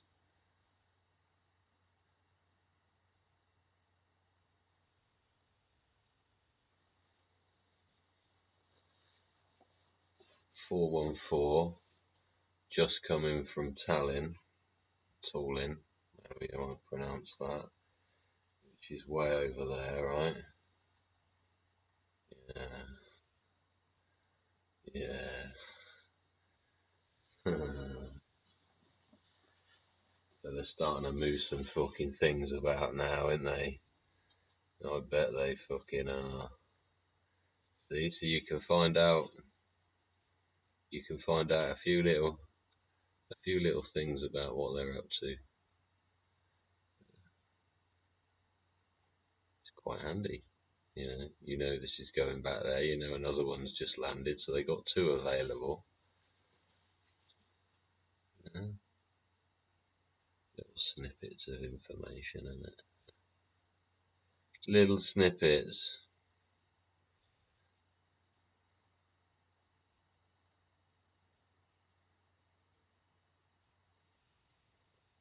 Got any protection over the North Sea this evening? Let's have a little look, see what's about. Helicopters hang out over here because we've got oil rigs out here. There's oil rigs, way up here as well. Right out in the North Sea up here. Something like that. Oh, there's another little one. See, I like looking at these little ones because they look little, but they're actually military sometimes. Plus, we're sort of looking at Dash 8. Little, ATR, fucking, ATR's Dash 8 as well, yeah. That one, that? Was that one, that one? Was that that, or was that that? Oh, I'm getting my fucking tits in a muddle. Oh my god.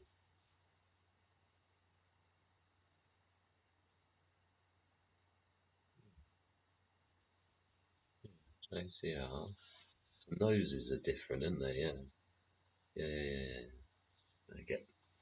Need another narrow down your aircraft type knowledge. See, different shaped nose on it. It's different manufacturer, like a freaking Ford or a BMW or other manufacturers are available. But yeah, basically,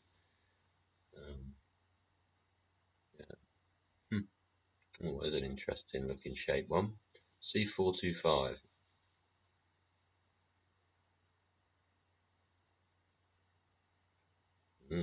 Wonder what it's going to come up with. Surprise, surprise. What we got? Oh, it's a baby one. Cessna 45. New shape. Sure they were smaller than that, but no. Oh well, that might be me. Right, yeah, let's go back and have a look at the... Oh no, why do they always give you an ad when you don't want one? Eh? Always. Have a little listen in here. Oh, I need to do some adjustments. Hang on a second. Excuse my French. And see what I mean when you do this thing. You got to keep fiddling around with things. Otherwise you end up with bleeding adverts in the wrong place where you don't really want them and stuff. Oh, donk. Right, we'll do this. I hope that's an acceptable view. We're back here. This is Reuters live. I'm going to put this on here for a second, and then I'm going to go and make myself a cup of tea, which may take me a second. Yeah, I'll make my way to the kitchen as best I can, and yeah, let me flip myself here. Where are we? There we go. Right. And I'll make this a bit bigger so that you can actually see what's going on. Yeah, look, I think everything's in the planning stages, aren't they? They're planning for the offensive, so they'll be literally clocking where every single heat source is. Yeah, right, I'll leave it like this. I'll turn my mic off. I'll let you listen to that. What we were just looking at a minute ago that I said was the drone, but it was the aeroplane shape, yeah, doing the funny real tight circles. I believe that's what we're hearing, yeah, where that drone's being used to, yeah. But there also might be these paragliders trying to paraglide into bleeding Israel again. So listen out for the pops, whistles and bangs, snap, crackle and pop and all that lot. Yeah, don't put Rice Krispies in your ear, right? And I'll see you in a second. I need some sustenance in the liquid manner because rather parched, my dear. We've gone over 2 hours. We're officially at the longest dodgy git show in the world ever. So thank you very much for joining me. It means a lot. Yeah. Thanks for picking me. Thanks for hitting the like and the subscribe button. And you can all come back in a bit when I've well, yeah, you can all see the next dodgy git shows when they come out live soon. I'll leave you watching this for a second. I'm just going to pop off and make a jar, and then I'll be back. Thanks very much for being with me. Lots of love. See you in a minute.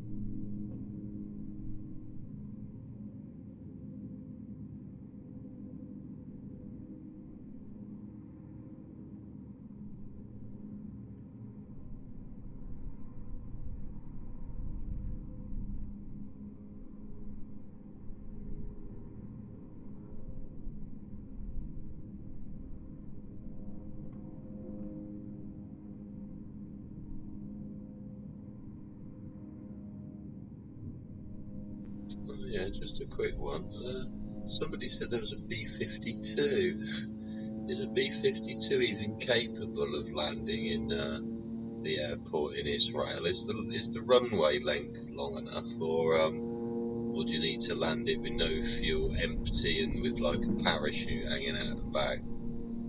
Quite interesting idea. Maybe somebody might want to go and have a butcher, see if it's even possible.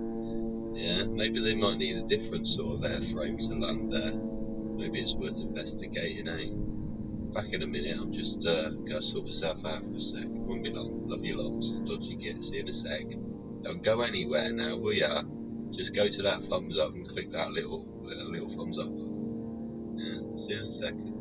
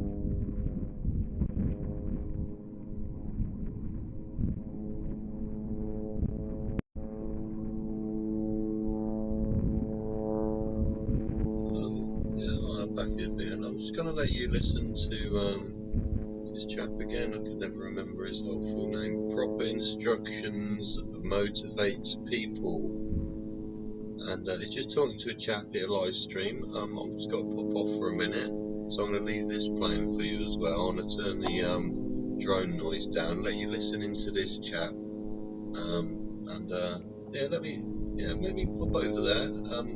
What's he got? How many people he got looking now? Let's have a look. Any people there? Oh yeah, I'm looking in the wrong place. 126 people. No, we don't want that one. Let's see, this is the trouble.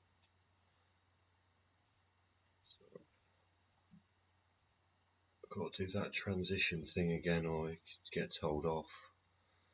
Sorry about that. I'll mute that, play that, get us 2 seconds past that annoying thing, reset you back on there, reset you up here, put myself back over here, transition you so you can see what I'm doing, flip me out of the picture, and then transition that back again, and you should get back to there.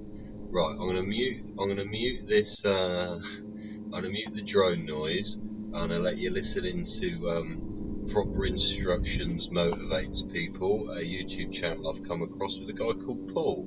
He's I like the way he's eloquently chatting, so I'm gonna let him play over the top here whilst I pop off for a second. Okay. Thanks for being with me wherever you are around the world. Thanks for joining me and clicking on me. Yeah, I'll turn that down a tad for you, and I'll turn Paul up for you. It's the same way people have been from the beginning of time. Seek truth to be set free. Become the philosopher, right? Embody the philosopher's stone. Well, can I add something to that real quick? Because I don't know if you can. Absolutely not. There's nothing to be added to what I just said. How dare you? No, I'm not adding that you to could that. ever add something on. Okay, I'll say something actually. I'll say something Absolutely, from Tarek. Thank you. Well, because I was also an addict after 3 back surgeries and doing a lot of lifting in my life in sports. So I had to go to rehab. I got in many fights, road rages, got stopped by many cops, like over 20, 30 times, been in jail. got last month. I went for 9 months rehab, and I got out. And I still, after a year of rehab, I relapsed just a little bit, not much. But if you want to get out of the substance, little by little, you like Paul said, you have to find something that makes your brain, which is usually the truth, and you gotta do it by yourself, that will automatically move you. Whatever makes you happy in terms of finding something that's truthful to yourself, inner space, spirit, you have to embody that, and then from there, it gets easier. So even if you slip a little bit after a month or so, don't let that weaken you. Just go back and restart from zero, recenter, and eventually you can get the habit. You won't even crave it. I got a comment on this. I think, looks like asking a question. Do you think it would have been possible for you to quit without the jail? You're not getting it. Okay? The reason you do drugs is because you quit already in life. Drugs are just a side effect of that. You're broken and given up. So it wasn't about quitting. It was about learning how to live. In order to learn how to live, one must learn how to die. In order to learn how to win, you must first learn how to lose. In order to embody a truly loving and free man, your freedom must be taken from you. Here it is. So when you ask, you think it would have been possible for you to quit without jail, it wouldn't have been possible for me to truly take my freedom for what it is rather than for granted and really embody the light and the love in truth without having it taken from me and having to cultivate faith throughout that process. So I guess oddly enough, you're all already in jail out here. You just don't perceive it that way. Mm-hmm. You're run by policy and code and jail guards and authorities. You're policed constantly, and if you get out of line, they're going to give you solitary. So solitary might be the best thing for everybody, whether they want it or not, because they'll get more in touch with themselves and that spirit. How can that be a bad or negative thing? I wasn't doing it on the outside the way I could do it in a controlled environment with all the stimuli as much as possible removed and no other purpose and meaning other than knowledge of self and how to conduct oneself in any environment.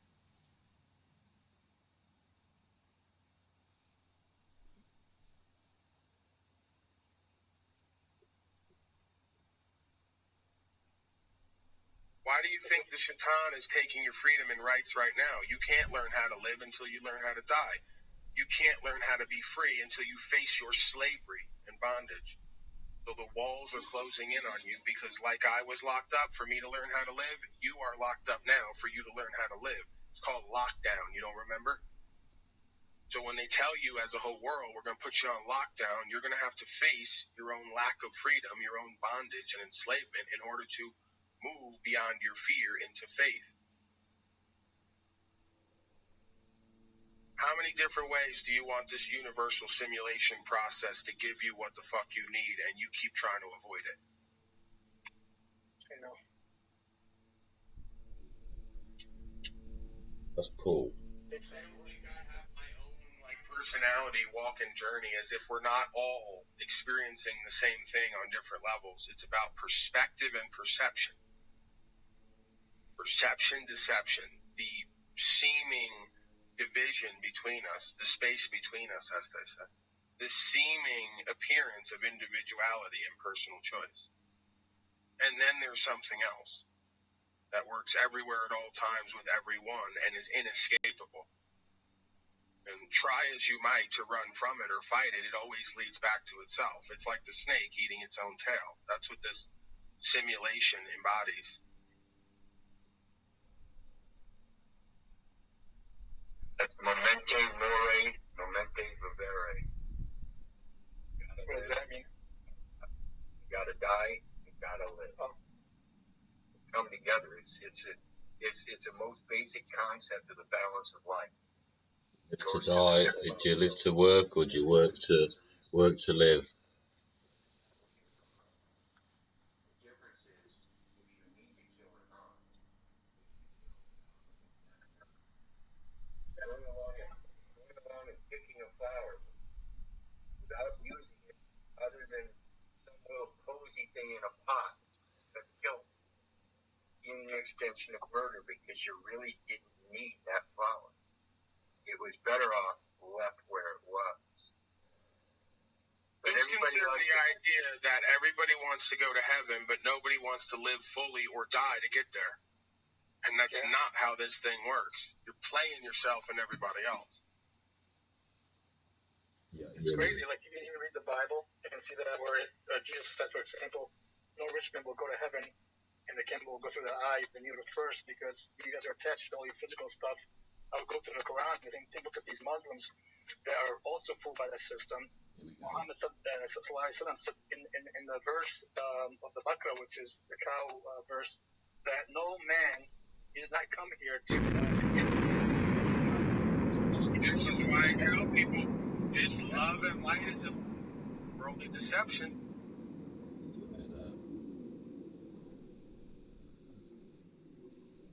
What time we at? It's 23:32 in the UK. What time is it there? How many hours ahead? Let's have a little look. Because I don't know, and that's the sort of thing that you inadvertently learn, yeah? How many hours ahead is, how many hours ahead is, what, Tel Aviv? Yeah, just come up on the telly. Yeah. Alright, hang on a sec, I'll flip myself back in the frame, as they say. Here I be. Sounds like there's another one incoming, everyone. Welcome back, I'm Dodgy Git. This is the Dodgy Git Show. 64 knocking on your door. Down at 73, no, 73 wasn't it? Damn. That was a great show. Had Sally Toxvig on it, wasn't it? Down at 73. Yeah, it's a kids show in the fucking 90s, the same. Funny as fuck. Anyway, here we are, look. Watching God knows what go on. Yeah? How many hours ahead is Tel Aviv? Not television. No. Tel Aviv. No. Let's just put that and see what we get. Israel is 2 hours ahead. So it's 1:32 there. 1:32. Add up to 6. Shit. What's next? What comes next? 1, 3. What else adds up to 6? Oh damn, we can't do it again. 2 hours, is that all? That's weird. I thought it'd be way more than that. Standard time is 2 hours ahead of GMT plus 2 hours daylight. Same time VST is 3 hours. Uh-oh, not that again. Sorry about that, everybody. La la la la la la la la la la la la la la la la. Skip the frickin' thing again. So irritating. Sorry about that, everybody. I hope I didn't wake your cat. Yeah. Irritating, innit, that, eh? Thanks for joining me on the Dodgy Git Show, yeah? I'm here in England, yeah? Yeah, we're watching Tel Aviv, or not Tel Aviv. We're watching Gaza Strip get its ass kicked, innit? Don't know what's going to happen in Tel Aviv. There's probably a load of fucking worried people there too, eh? Eh? I'm worried. I'm concerned. Oh, see? Now it decides to give me one over there. Yeah? Crazy. Yeah, well, they've just dropped one. Yeah? Do you think they're being quite specific with their targeting? Yeah? Because we heard that drone a minute ago, didn't we? Eh? That drone was making a racket. Have we got the sound on? Low, innit?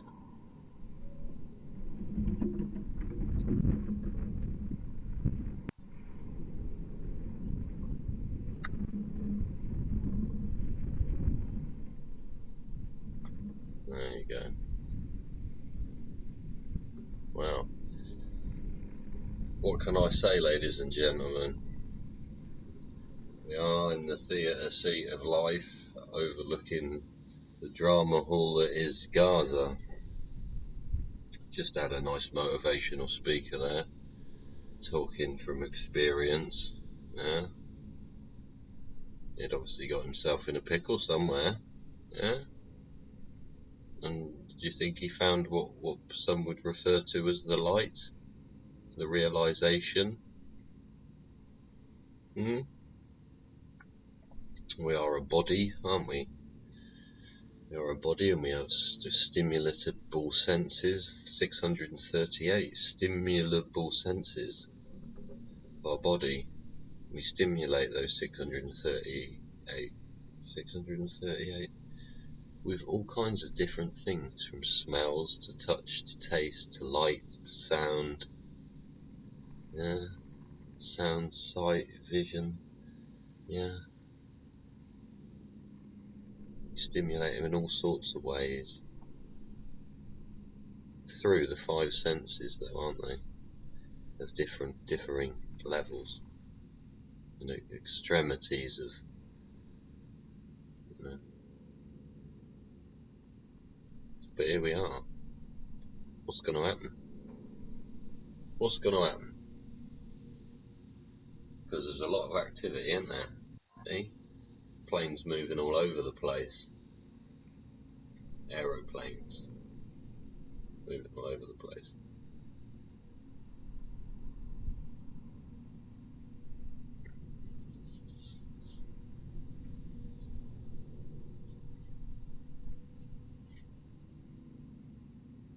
And why would they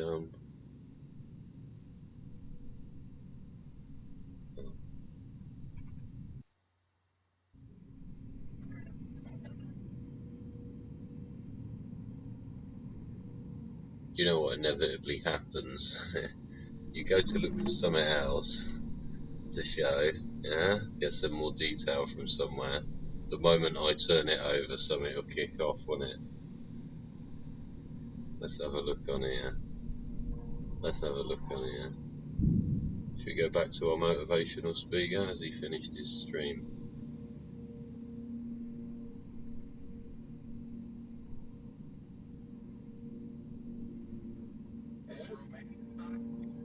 To other people, places, and things.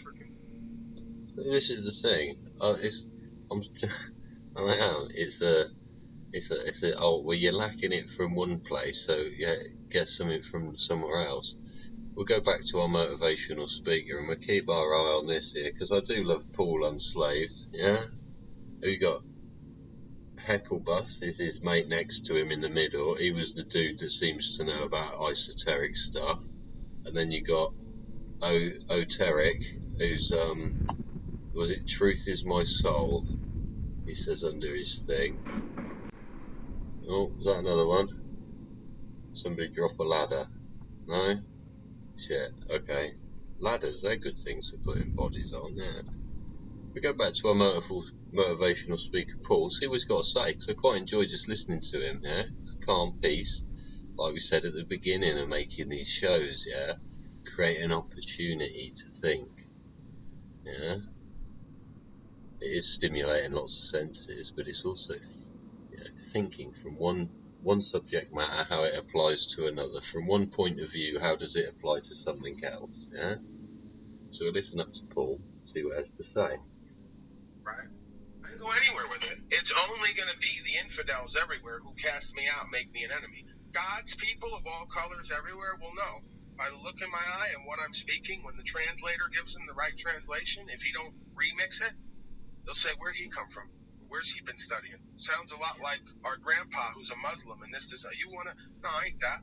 I'm just linked up to the same force. Call it Allah, call it this, call it that. It's all one force. We're all one people, all one love, one truth, one life. You ain't going to trick me out of position and understanding of myself. Right. Oh, sorry, go ahead. No, go ahead, sir.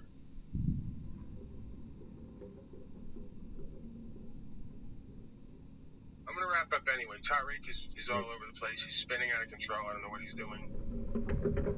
Probably his connection there. All right, well, so give me the final word. I'll give him the final word. I'm going to wrap It's good for putting bodies in, isn't it?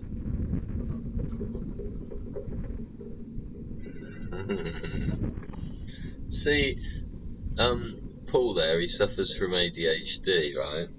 Let me turn this freaking shit down a minute, hang on. A bit loud, isn't it?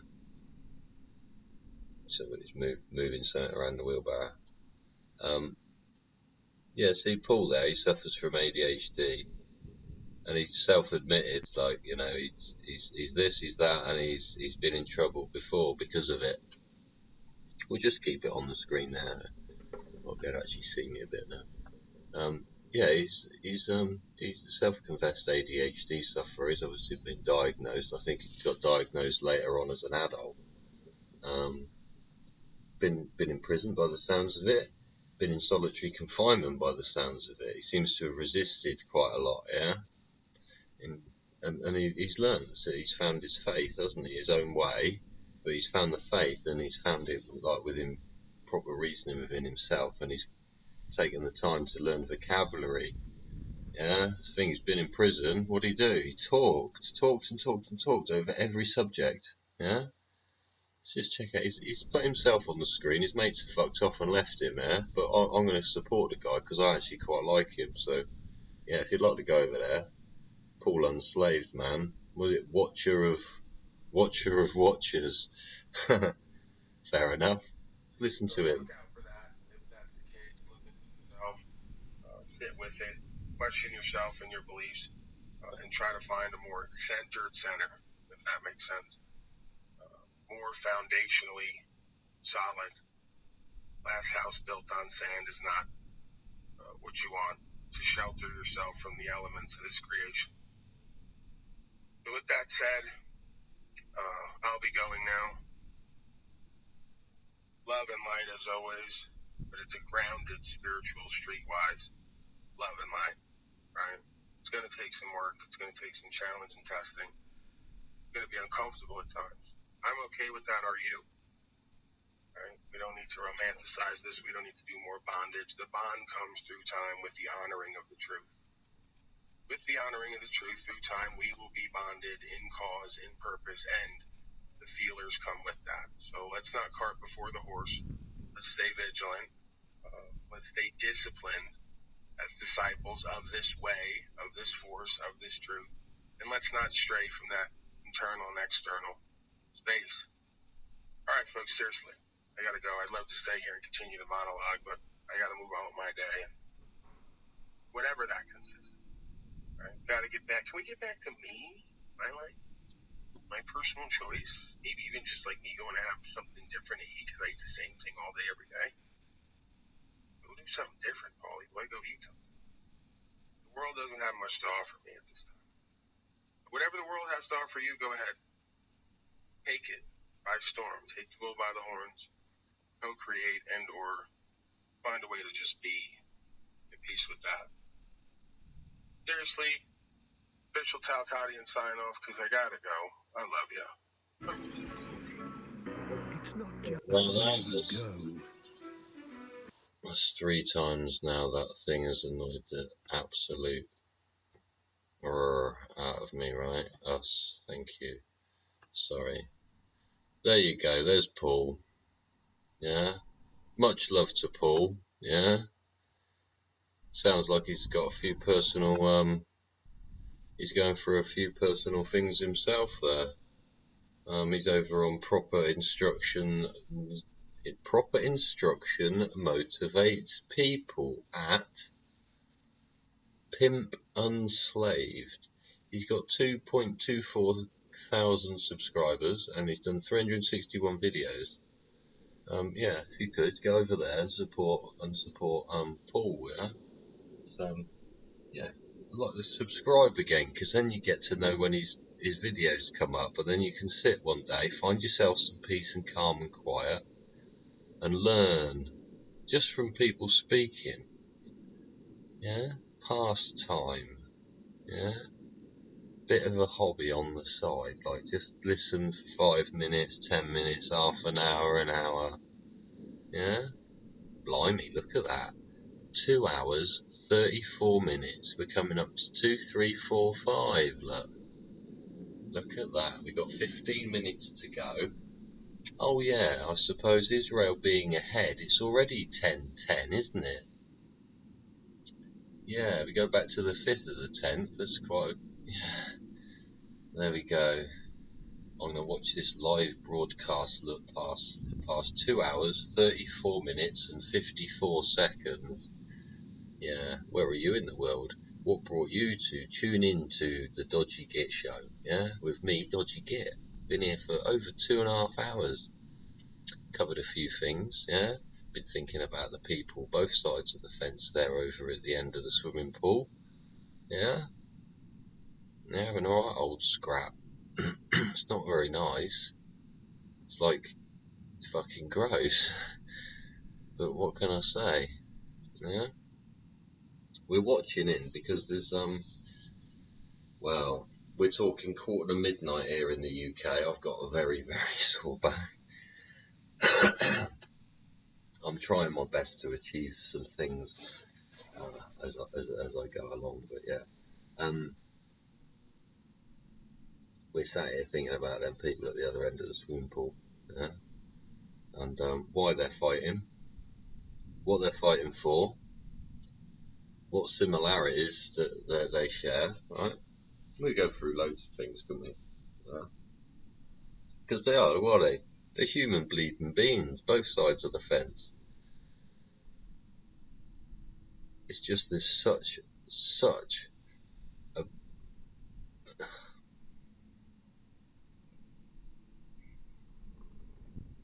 When you refuse to teach your little girl to read and write and it can add up, but you teach them to shoot and that person's the enemy, from the day, you know, I've seen pictures of babies with guns and flipping drapes round them, like celebrating that they're gonna fucking be a soldier of this or as they're babies. Really peculiar.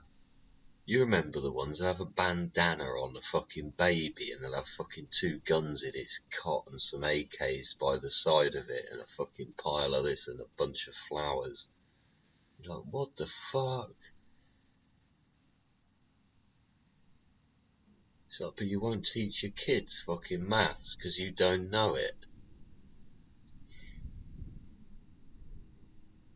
Fuck. What paragraph do you want us to change? What sentence is there that annoys you? Yeah? Do you know where the book is? Can you read the book? If you can't read the book, we'll help you. That's the whole fucking point. If you need a hand, play and go fish. Yeah? We'll show you how to play the game. But you need to sit down at the fucking table. If you don't ever want to sit at the table, we can't ever play the game. And we'll always be in this position because we're busy playing the game. Yeah? And we've built everything we have from playing the game.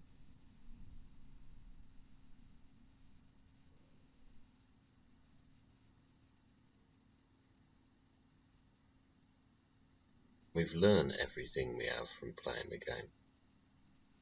We learn that doing what we're doing, what they're doing, what you're doing, is just fucking unwanted. It doesn't get us fucking anywhere. It's perpetual dragging backwards of human performance, ability, potential. See that there?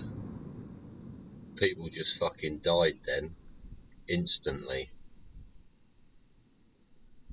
Bang, dead. How many do you reckon? 1, 4, 17? Fucking whole flats fucking collapsed. Wait for it. You hear the fucking whole blocked. There we go again, look. 10 to midnight, so it's 10 to 2 there, is that right? 10 to 2? 150. 150.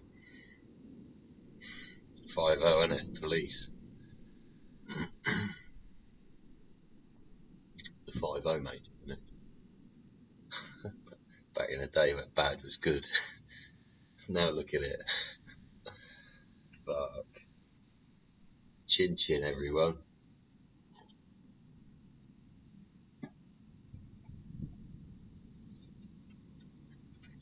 got a small box of chocolates here, babe, made by a certain manufacturer. little,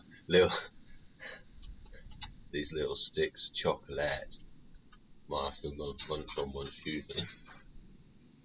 Well, come on. We're 2.5 hours in, I'm a bit peckish, like. What you ain't gonna do? You gonna flatten the fuck up? What'd you do? Yeah? And what was the fucking thing I saw earlier? And I did think about it. And it's like it's the sort of shit British kids get taught by watching British kids TV, right? And it's like a life lesson in fucking respect for grandma, right? They'd obviously been in there. Everybody's fucking been told to grab somebody, so they fucking grabbed somebody. It just happens to be fucking grandma, right? So they put grandma in a fucking tuk-tuk or something, right? And this geezer's trying to drive grandma in this tuk-tuk and a fucking, like chiffon pink fucking over, like, shawl, right? Hanging out the fucking... And she's holding her handbag, smiling away like it's a fucking adventure, like she's going out for the day. And they're like, no, love, we've kidnapped you. And she's like, oh, have you now?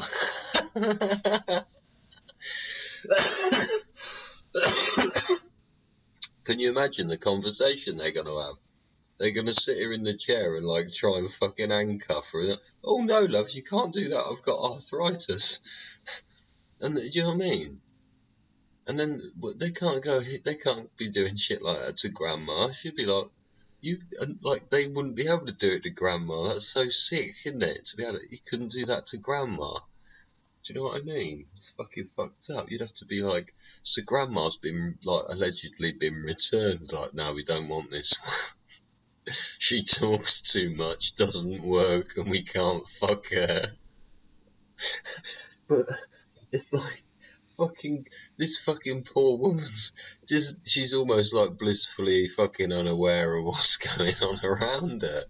She was just like, yeah, we're going over there, like, have a little chat about the fucking whole thing. And then they've gone, yeah, shit, she's probably right, and she's making me feel guilty. Fucking get rid of the woman, for God's sake. No, you can't kill her. No, just tell her to go back again. So drop her off, or put her on a bus or something, put her in a cab, and then fucking send her back. Fucking hell, poor grandma out there. Yeah, blissfully unaware by the looks of it. She looked like she was fucking having a laugh, or she'd been having a chat. Have you had an accident in the last 2 years and Oh haven't dear. filed a compensation claim? Oh, excuse me. Just pain in the arse. Yeah, sorry about that, everybody, again. Other products are available too at the place where they sell them. Haha. Yeah. Well, I've had a couple go off on me. Eh? Coming up to 2 p.m. there.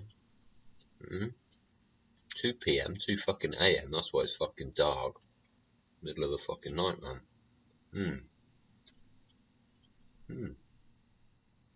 Oh, I do like those orange flavoured chocolate sticks. They are very delicious. Do you like those chocolate flavoured orange sticks?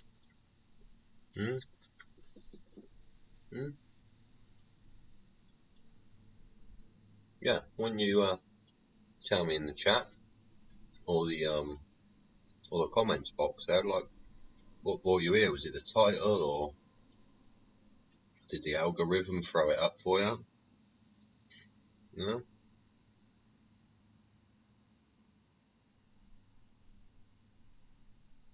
Oh, here's a bit of philosophy for you. We'll just keep the video playing. I'll keep my wig on the thing. I might disappear for a second. It looks like proper instruction motivates people. It's got a bit of philosophy pre-recorded film here, so yeah, I might have a little listen to this between a lot of us. We'll be waiting for what are probably going to be more deaths. She's sick, isn't it? What are we doing?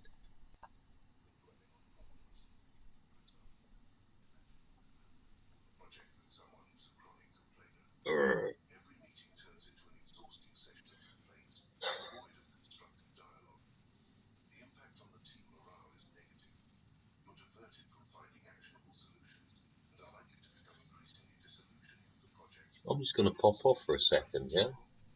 See you in a minute. Stoicism, very good subject to go and have a look, a little study of. Yeah, Stoicism, a stoic person.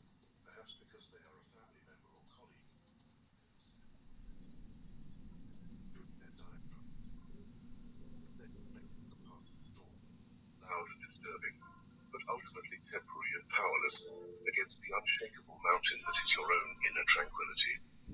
Your third option is to steer the conversation towards solutions or change the subject to something more constructive. To quote Marcus Aurelius, you have power over your mind, not external events. Realize this, and you will find strength. This timeless Stoic wisdom encourages us to diligently protect our mental peace, ensuring that the negativity of chronic complainers doesn't veer us off our Stoic path of resilience and virtue.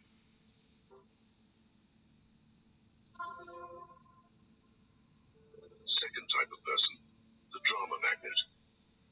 Imagine you are navigating through life like a ship sailing on calm waters, but then you encounter the whirlpool known as the drama magnet.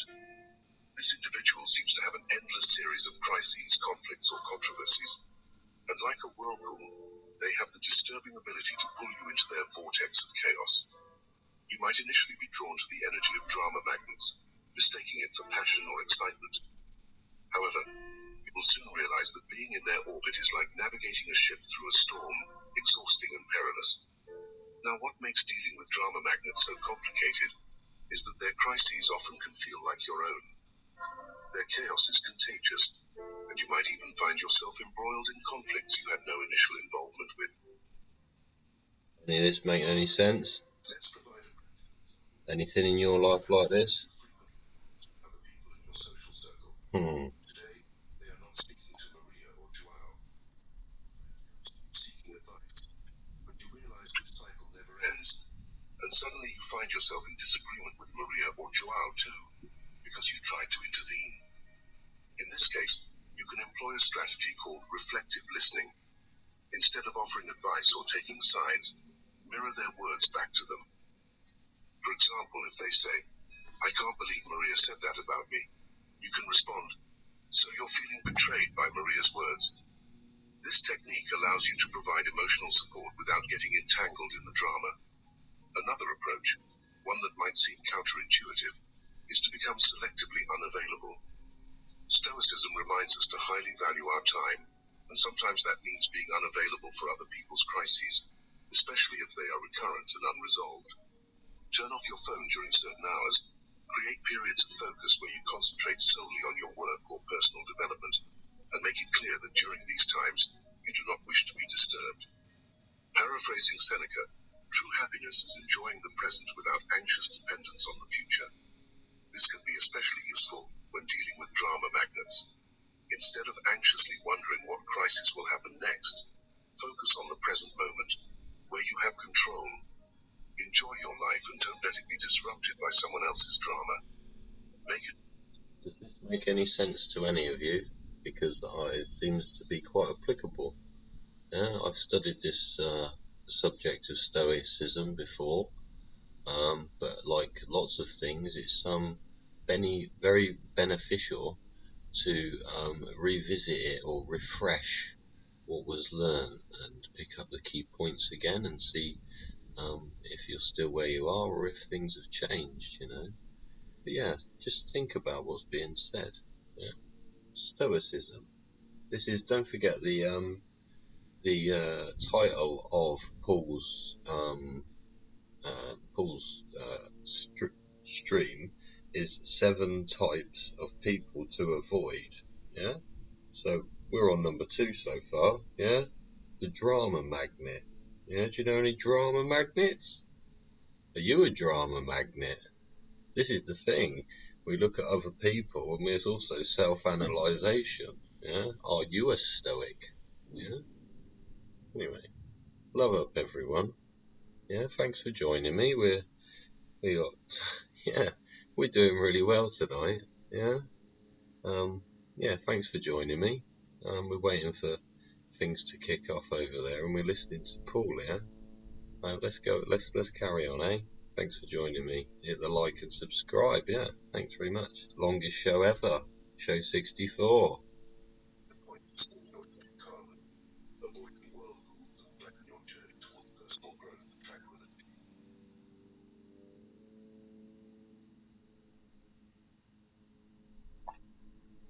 I'm not very good at pausing it, am I? Yeah.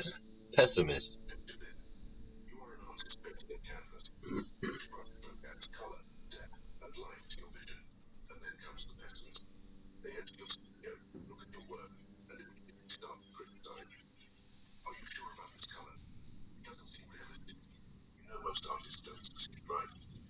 Their words, like strokes of grey paint, begin to dull your vibrant canvas. Ever get that? It's not the typical constructive criticism, which can be valuable. Instead, it's a persistent aura of doubt and negativity. You do it to other people. Let's say you're excited to pursue a new career path. You've done your research, talked to professionals in the field, and maybe even taken some preliminary courses. When you share your enthusiasm with the pessimist, they quickly list all the reasons why it won't work out. The market is too competitive. Do you have the right skills? What if you fail? Quickly their doubts start to feel like your own, and the confident vision you had begins to waver. Now, how to deal with a pessimist, especially when they might be someone close to you. An unconventional yet effective method is to ask for their advice rather than just sharing your plans or aspirations. When people are placed in an advisory role, they are less likely to attack your ideas directly and may offer more constructive feedback. Another method involves flipping the script through. Back again, see? This is Stoicism. This is ancient, like, Greek, Roman, fucking old men sitting down with their fucking nutsack hanging out, innit? With some grapes being fed to them from a fucking 12-year-old with the boobies hanging out, right?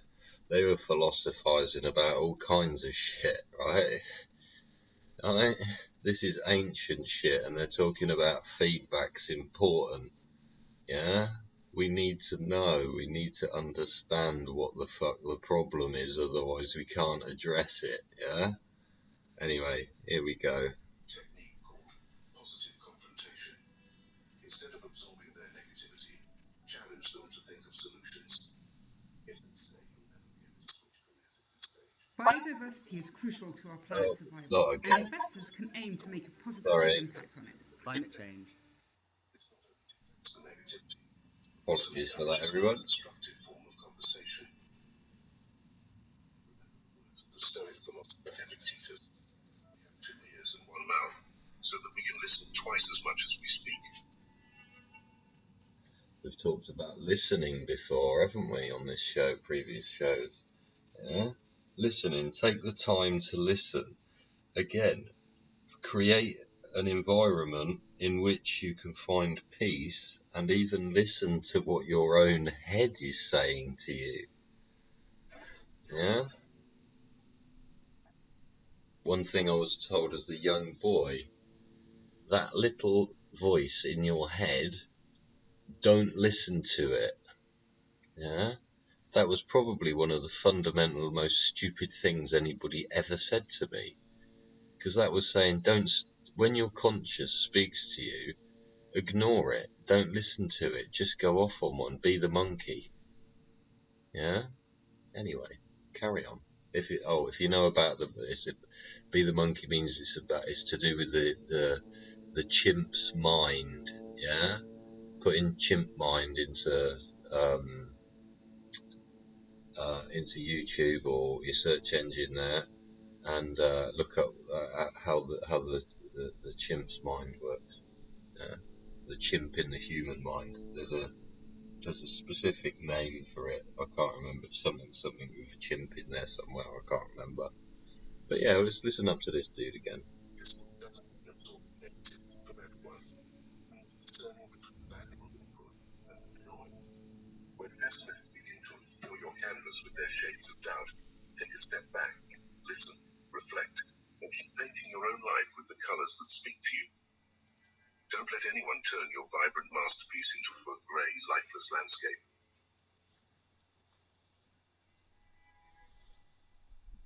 Fourth type of person, the victim. Imagine life as a chess game, where each player has the same pieces and the same objective, to checkmate the opponent's king. You think strategically, make some sacrifices, and take some risks. However, the victim blames the board, the pieces, or even their opponent for every bad move they make. In their eyes, they are perpetually in checkmate, not because of their choices, but because of some external force working against them. Their narrative is an endless tale of misfortunes, with themselves in the role of the helpless protagonist. I can't progress in my job because my boss doesn't like me, or I can't get in shape because I have bad genetics. Now, it's crucial to note that some people face genuine difficulties and systemic issues. However, the victim we are discussing uses their situation as a permanent excuse, refusing to take any responsibility for their actions or lack thereof. You may find yourself entangled in their plot, perhaps as the secondary character who constantly needs to rescue them. Let's say you've spent countless hours listening to a friend blame their numerous failed relationships entirely on their ex-partners. This not only consumes your time, but can subtly encourage you to adopt a similar victim mentality in your own life. So, what's your move when dealing with a victim? It may be tempting to become their savior, offering endless advice and emotional support. However, the Stoics would advise caution against this. They would recommend establishing a firm boundary to protect your own mental state. You could employ a technique known as compassionate detachment. Show empathy and kindness, but don't try to rescue them from situations they need to face on their own. Offer a listening ear, but refrain from becoming their perpetual problem solver. Marcus Aurelius once said, "The best revenge is to be unlike the one who committed the injustice." If you find yourself drawn into the victim's narrative, resist the urge to become one yourself. Take control of your own board, make your moves, and remember that in the chess game of life, being perpetually in checkmate is often a choice, not a destiny. Move your pieces forward, make strategic sacrifices when necessary, and play not for revenge or pity, but for growth and wisdom. Fifth type of person, the toxic optimist. You know this person, always exuding sunshine, rainbows, and endless emojis. They are the ones who tell you to just be happy when you're going through a tough time, dismissing your feelings and experiences with a wave of bright optimism. Imagine your life as a garden. There are flowers, but there are also weeds and pests. However, the toxic optimist insists on ignoring anything but a blooming rose. Got aphids on your leaves? Just focus on the flowers. Don't let negativity into your garden, they would say. While it may seem uplifting, this approach can make you feel invalidated and disconnected from reality.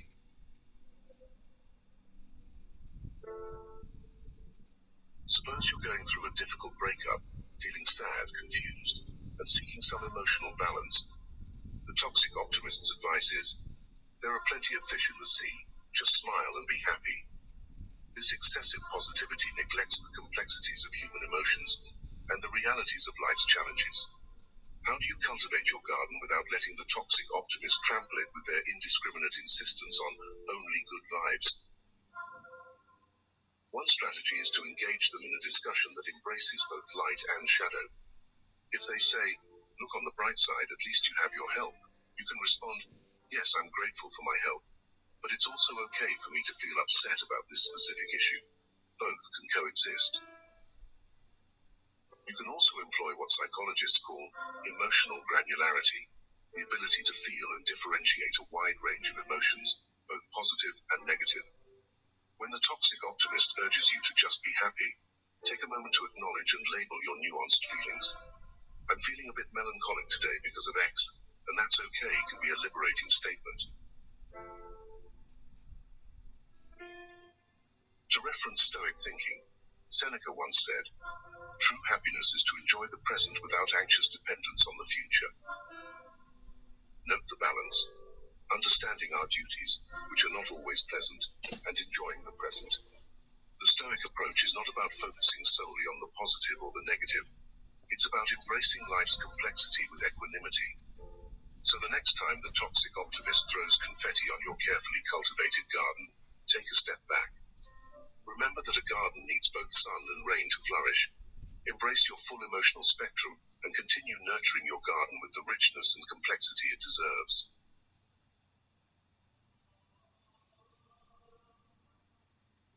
Sixth type of person, the manipulator. Imagine your life as a movie script. You are the main character and have an idea of how your story should unfold, where the plot twists are, who your allies and mentors are, and how your final act will be. Enter the manipulator, the dark producer who subtly rewrites your script without you noticing until the day you realize your plot has gone off track. The manipulator is skilled in the art of emotional or psychological maneuvers. They can use compliments, emotional manipulation, or even deception to steer you in a direction that benefits them. You may have a friend who always manages to make you pay for dinner, saying something like, "You know, I've been going through a tough month, and you are so successful that it wouldn't make much of a difference to you, but it would brighten my day." Over time, you realize that your generosity is being taken advantage of, but confronting them is uncomfortable because they've framed it as a favor to a needy friend. Dealing with a manipulator can be complicated. One method to neutralize their tactics is what some experts call fogging. This technique involves agreeing with any truths in the manipulator's statements, but refusing to be swayed by emotional coercion. If they say you are successful and should pay for dinner, you could respond, "You are right that I have been doing well, but let's split the bill as we usually do."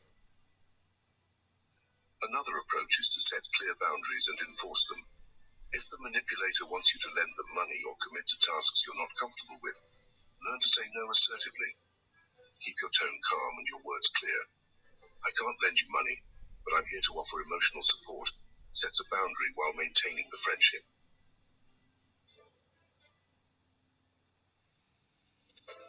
Drawing inspiration from Stoic thinking, Epictetus warned us that we cannot choose our external circumstances, but we can always choose how we respond to them. The manipulator thrives on your predictable reactions, manipulating your kindness, guilt, or desire for approval.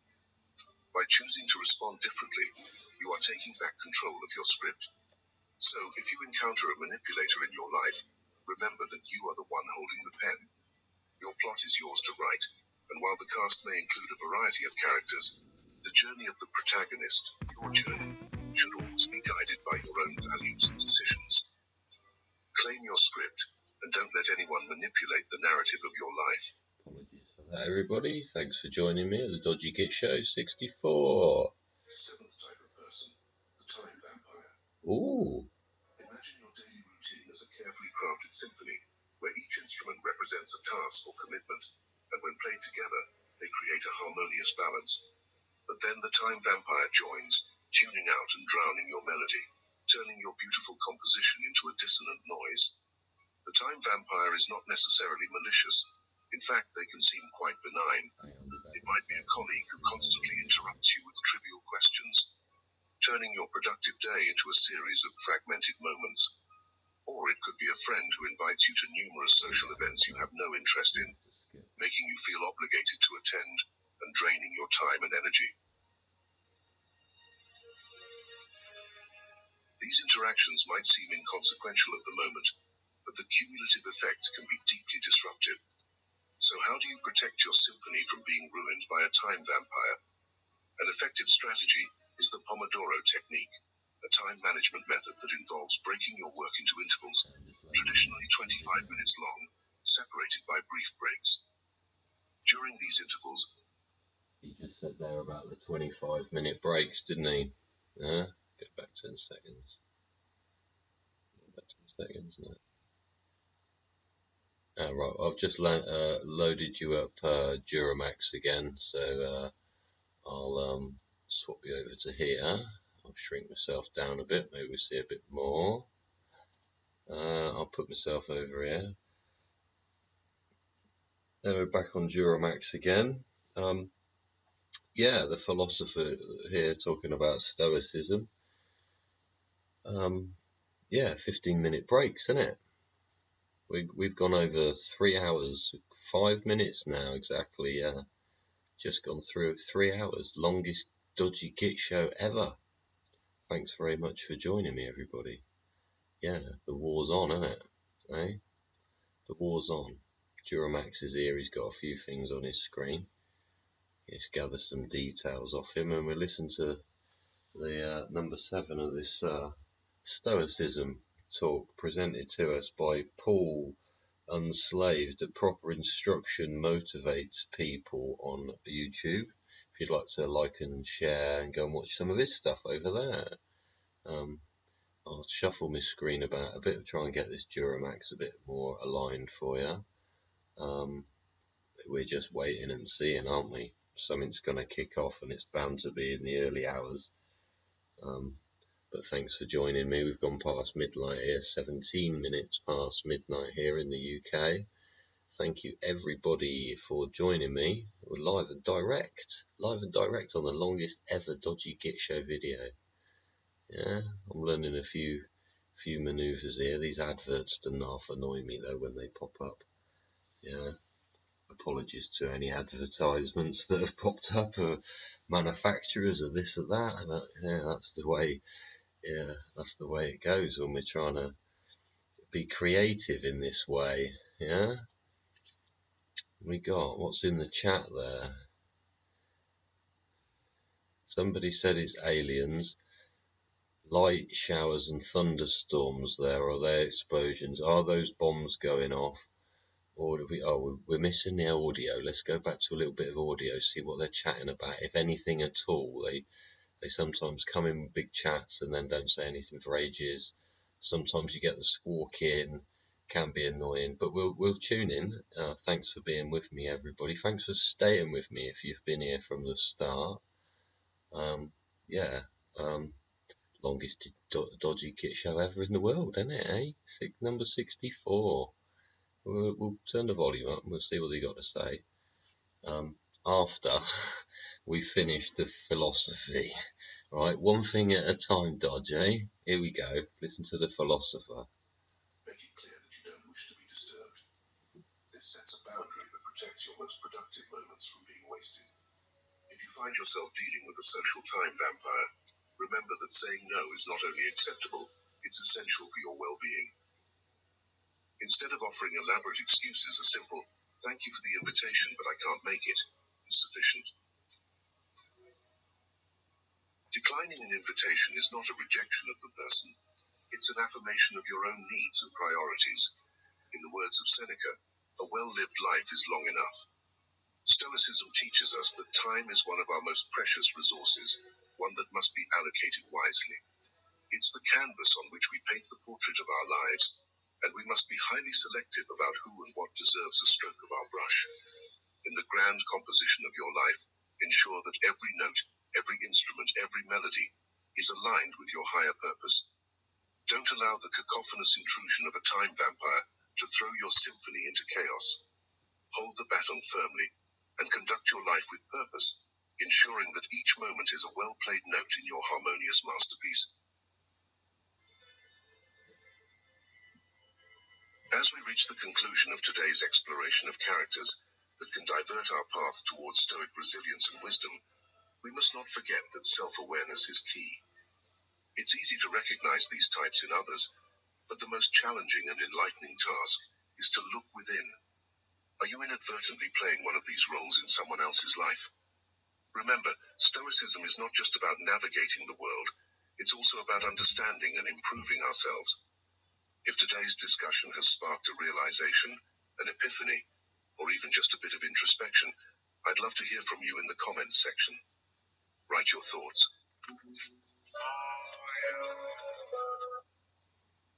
What do you think of all that then? Eh? 7 types of people to avoid. I'm sure we're all one of them, or many of them, or parts of them, depending on what day of the month it is. Incredible, eh? Yeah, there's been some boom booms. Some boom booms have gone ba-boom, and some people have probably died. So we'll have a little think about those people, because that's sort of why we're here. Yeah, picking up on bits of news here and there as we go along. Let's see if we can shunt this around for you. Get it a bit more centralized on the imagery for you. Let's put me up in that square in there. Let's see, is that I think a slight improvement as I flip the screens over. There you go, I hope that's a bit better for you. Right, let's go and listen to Duramax, shall we see what's going on? Data essentially gotten by Israeli special forces on a covert level. And I've been hearing that today, saying that essentially because of all that, Iran was waiting for its moment to get back at Israel because of that. Is that too simplistic of a reading here? Oh. I think it may not be the complete story, but I think that's a lot of it. I mean, Iran want to kind of even the score, if you will. Hang on, I'm just going to flip this over a Has second. conducted a number of very successful covert operations in Iran and dealing with not just Iran, but dealing with its proxies around the region. And Israel's There's a been very drone successful. on here somewhere. It's I done. think Certainly they're Iran recording that drone is that we're probably hearing. hoping to even the score, if you will, by something like this. I think Iran, and No, presuming okay. that Iran, that the Wall Street Journal articles. What they just showed, I flicked the screens over there to my other screen, and it had the picture of the drone. And if I do that and that has changed you, hasn't it? Yes, it has. Yes, yeah. It just had a picture of the drone that we can hear there. On the other feed, but it was so dark you couldn't see it. You just saw its engines. Missiles. I think there's a lot is very much focused domestically within Israel-Palestine. That's their focus. That's who they are. They're an organic, if you will, movement within that area. Hezbollah is a little bit different. Hezbollah's main goal is to create a Shiite theocratic regime in Lebanon. Their position of the destruction of Israel is something that they have found to be useful in their ultimate goal, but it is not their ultimate goal. So there have been times in the past where you see Iran wants to go this direction and Hezbollah kind of goes that direction and then kind of comes back a little bit. And that was actually pointed out in some of the discussions with former senior officials in Israel. You know, they saw a few missiles come from the north.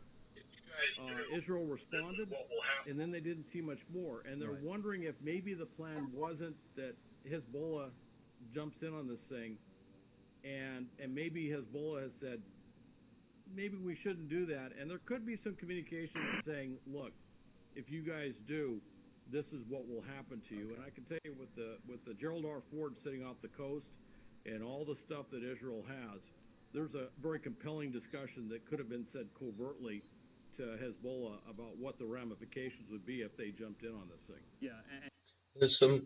There's 22,000 people watching that crux live, right? But it's old, like it's old news, like it's daylight. Why would 22,000 people be watching old news? It's bizarre. A Republican from Texas speaking out live. Now look there at the U.S. Capitol at the moment. So as he weighs into this, and then we'll bring Hal Kemper back in. There we go.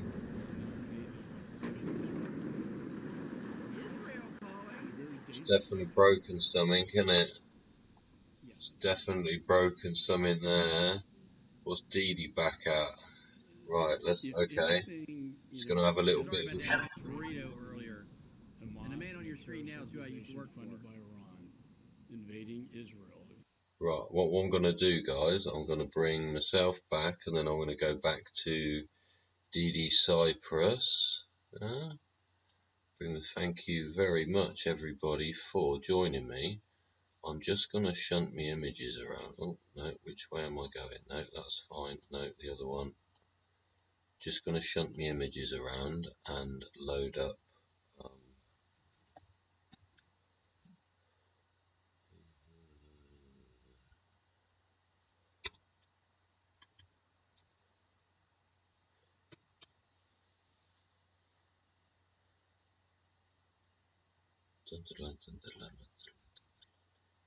See, come along here, see, watch as well. Might get an advert, we're going to get an advert, hopefully we won't get an advert, don't want an advert.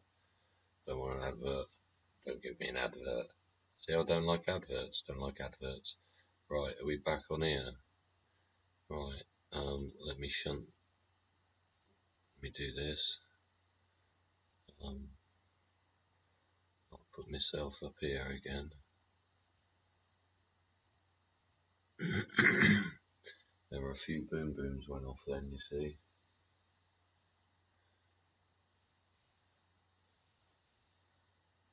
Is that Reuters? Reuters is tracking. Oh, another red there. Some red just went off on Reuters.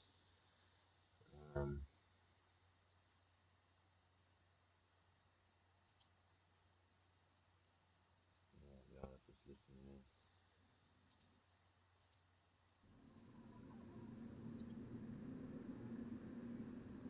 Thanks for joining me, everybody. See that? That's the screams of women and children. Yeah.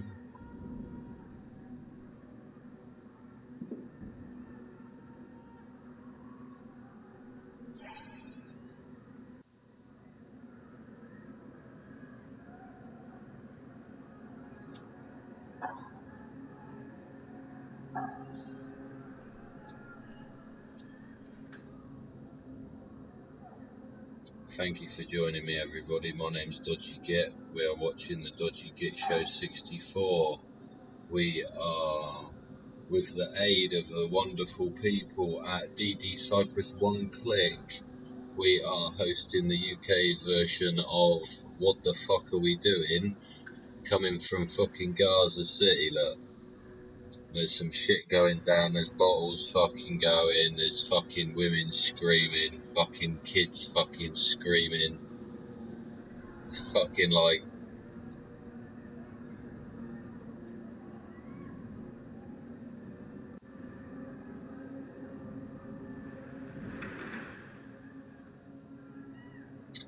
God bless you wherever you are. Yeah? May peace be with you. PBWY. We're going to get another bloody advert, aren't we? Hang on. Are we? Yeah. Sorry about that. No, don't want that. No, go away. That's it. Thank you very much, Mr. Thank you. There we go. No, if we do, there's a question been asked there on DD Cyprus One Click. Thank you, folks there. God bless you. Peace be with you, everybody there. Do you believe this war will escalate into World War III? And there's a yes, no. If you'd like to go over there and give your vote.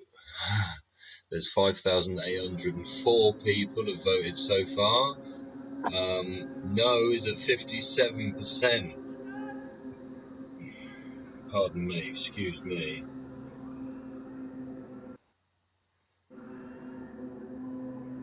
Yeah, God bless you, everybody. It's what can you say? What can you say?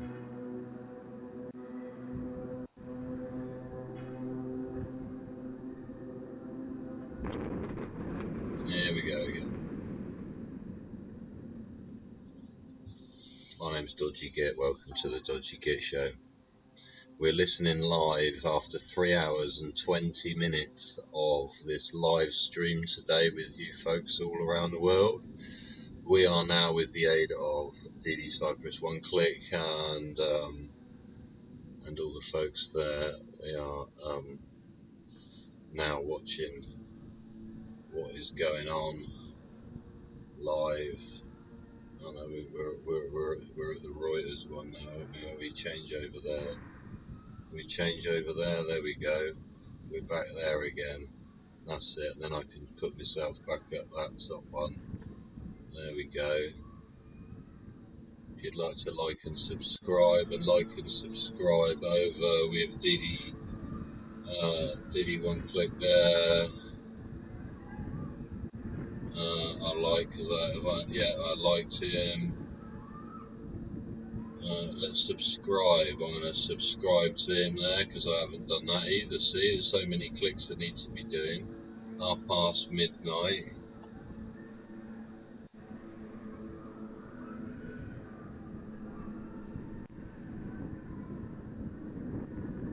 Looks like she fell asleep. I do love my missus, man, so much. Looks like she's gone to sleep at 10 to 9. Had enough again.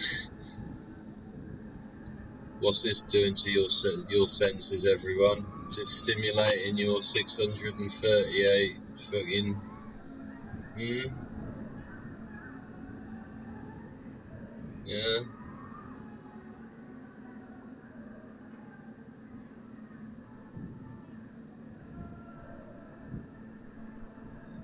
Thanks for joining me wherever you are. Yeah? Wherever you are around the world, thanks for joining me.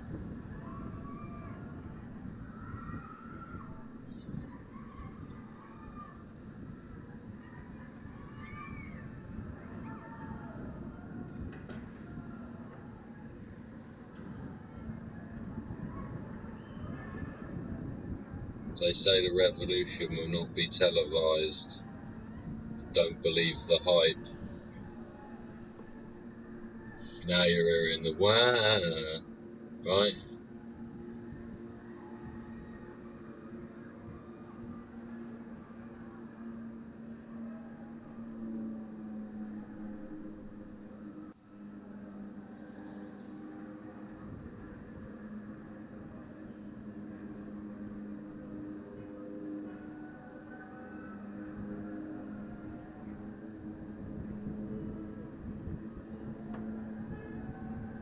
Thanks for being with me on this tragic occasion. Tragic for humanity, innit? Just fucking listen to it.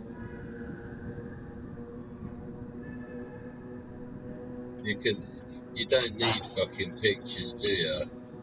The fucking sounds are doing enough. You hear shit like that, right?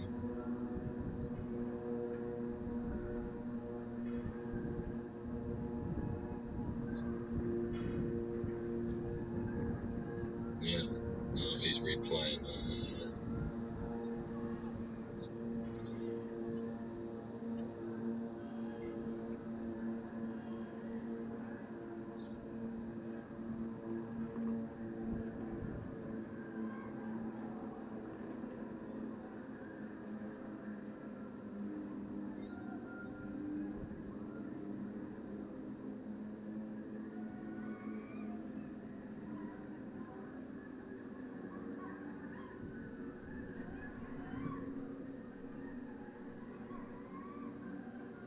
Yeah, it don't seem like the algorithm likes me very much. It's only telling me one person's watching.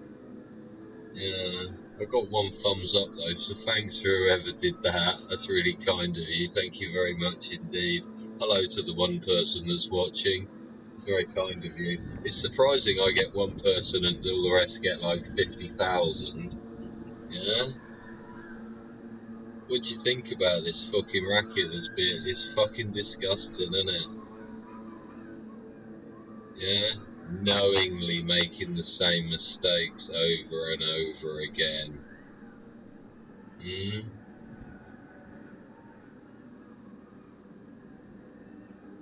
Anyway, here we are, live and direct. Yeah, Dodgy Gits here, sat here on show 64. Yeah, live and direct from the United Kingdom. There's some more bang bangs, look, there's the boom booms.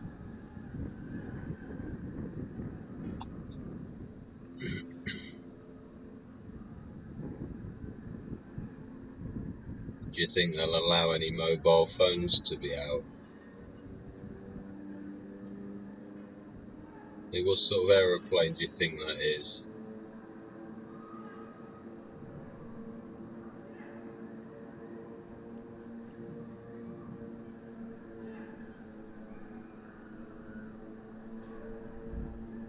Is that a drone going around now, hey? Hey?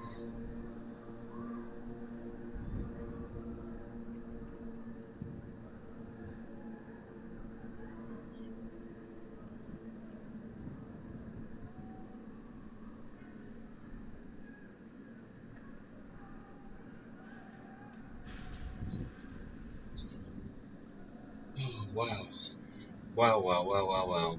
What can you say? What can you say? What do you feel, eh? Eh? Write what you feel in the chat box there, whoever's watching. I don't know if this algorithm's playing games with me or what. Yeah.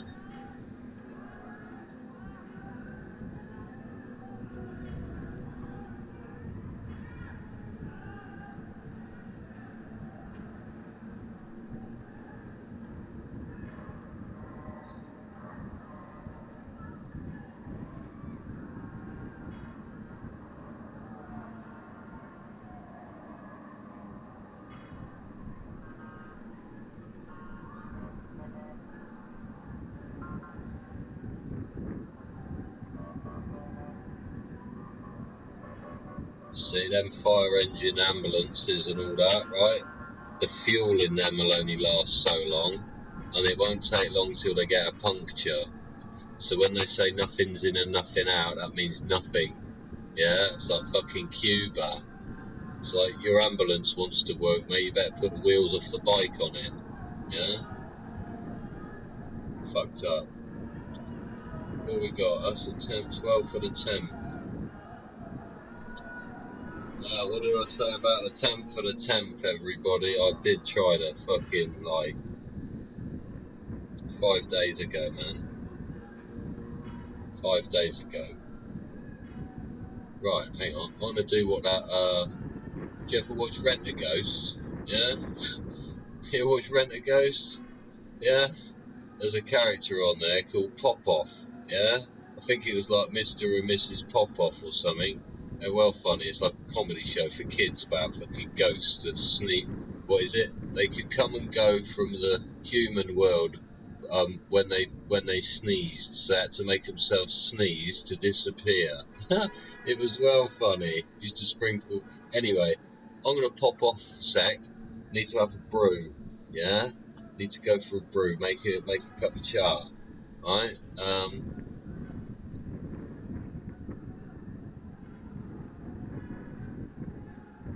I started reading instructions on the software. Yeah, just gonna pop off for a minute. You continue watching the fucking mass slaughter. It's fucking gross, isn't it? Yeah, and listening to the fucking horrific trauma noises coming from this this so-called place of rest. Home, eh? Where's your home, eh? I hope you're at home in your home. I hope you're at peace in your home. Yeah, yeah. Peace be with you in your home. Yeah. Just gonna pop off. Yeah? Achoo. Achoo. There we go.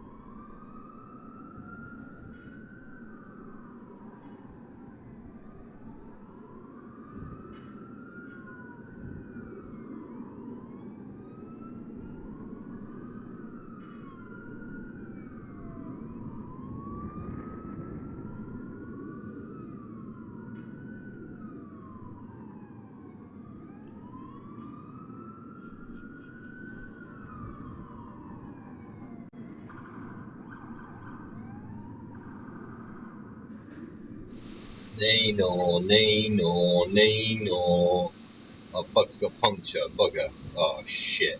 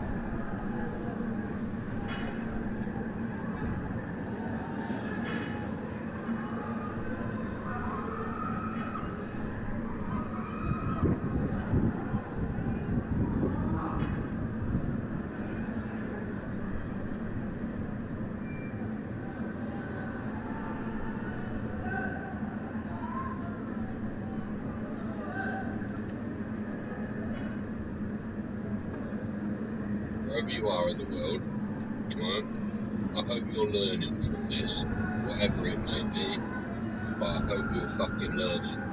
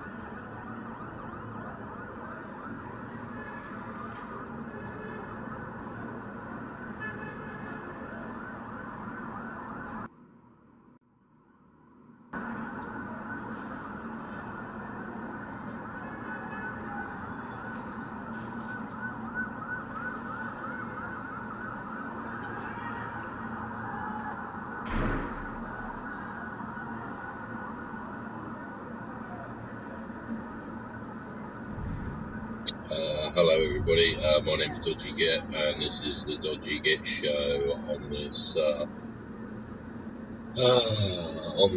10th of the 10th. We're coming up 11 minutes to 1 AM here in the United Kingdom. I thank you for joining me in this experience of what is. That's all about. I can say what. What are we going to see on the news tomorrow? Are we going to see this on the news tomorrow? I like seeing this stuff live, and I thank the people that produce it. Yeah, it's gross to see, it's gross to experience, but we must experience the failure to be able to progress somewhere, anywhere, but where we are now. This is fucked up and wrong. On anybody, look, you can hear fucking little kids there. This is wrong on fucking anybody's fucking level, right? What the fuck are we gonna do with them?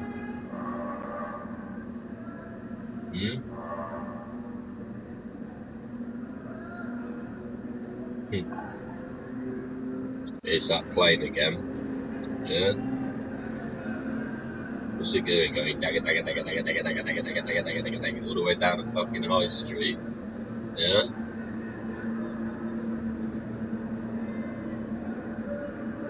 Anyway, thank you for joining me. We're 3 hours and 40 minutes almost coming up into this debacle. Sounds of alarm and distress again, see? Sounds of alarm and distress. I hate those sounds. I hate those sounds more than, well, no, I don't hate them. They cause more, I'm sure there's some psychology behind sirens. I know they're supposed to get your attention, but fucking hell, I wish they'd turn them off. They like set me off.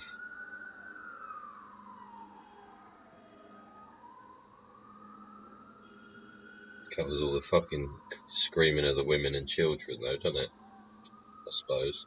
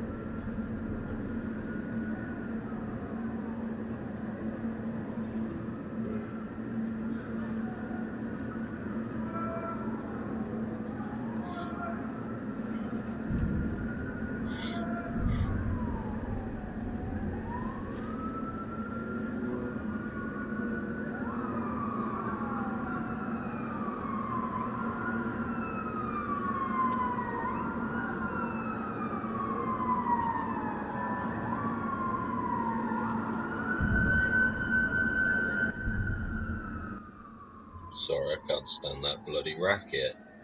Fucking horrible, isn't it? Fucking horrible noise.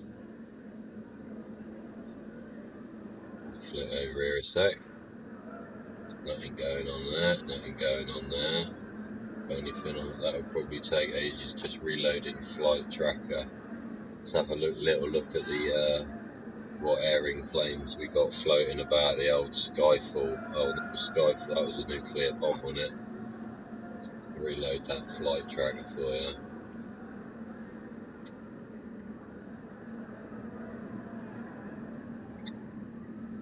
I think this Flight Radar 24's got more detail than I might be able to possibly conjure up. We'll have a look.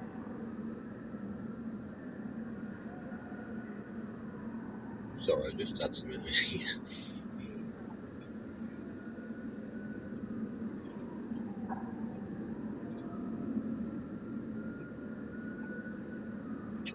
Yeah, I know, because I've been faffing about with it. No, look, we got to shunt it over here a little bit. Let's shunt it over here a little. Uzbekistan, that is. Turkmenistan gone too far, let have to fly the other way. Damn. Where are we going? We're going over here. Oh look, what's happening over Iran? That's interesting. Oh, dum dum dum. Lanes only.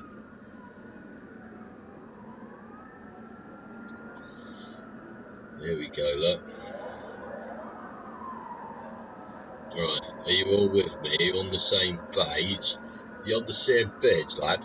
Right then, lad, we got people screaming and crying in the background, like. Right. What we got here? It's Qatar. FDB, don't know who they are. FDB. Let's go a little closer to home.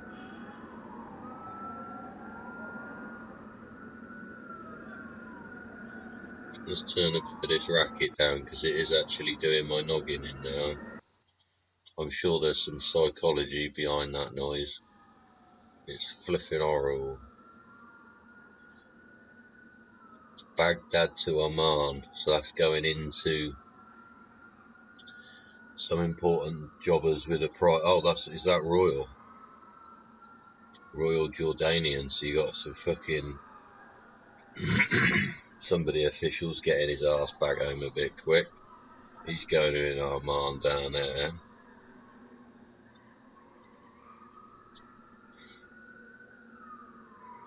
It's Royal Jordanian again. One World, he's just left. Ethiopian.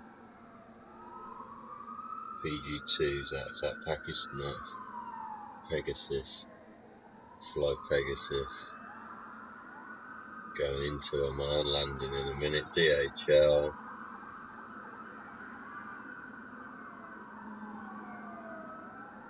DHL, SVA is.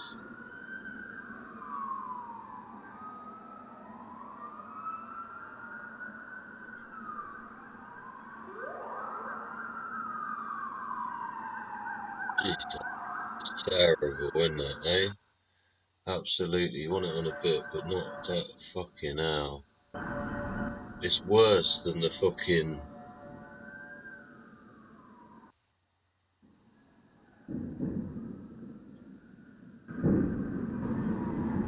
Oh, what they'll do, they'll wait for all the ambulances to get there, right? And fucking bomb them. Yeah, then all your medical fucking staff are gone, ain't they?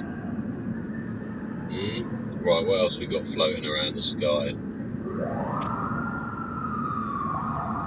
Jesus wept. Sorry about that, everybody. I cannot stand that. Let's keep it a bit lower, at least you might be able to hear me. This dude's doing crazy shit all over the shop. Look, he's making sure nothing's going on out there. This is probably some rich bod fucking getting the hell out of there.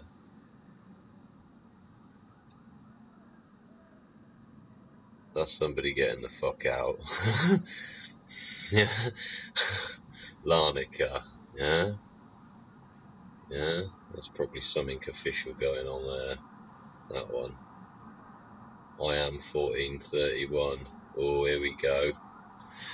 Oh dear.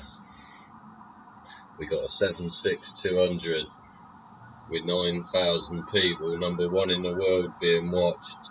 Where's it going? Yeah. Good old grey plane again, isn't it? Should we have a little watch of this while we listen to the distressing alarm? Hey, let's have a look. Hang on, where am I? I've probably put myself over the bugger, and okay.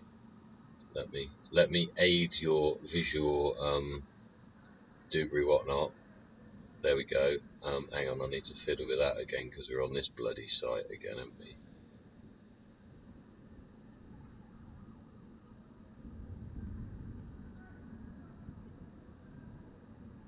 Italians. So the Pope's getting in now, look. Hang on, I'm just shunting my pictures around to get you the best result.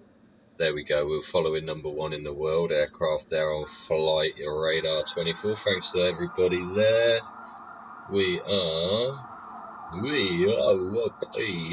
the wheel went a bit wonky.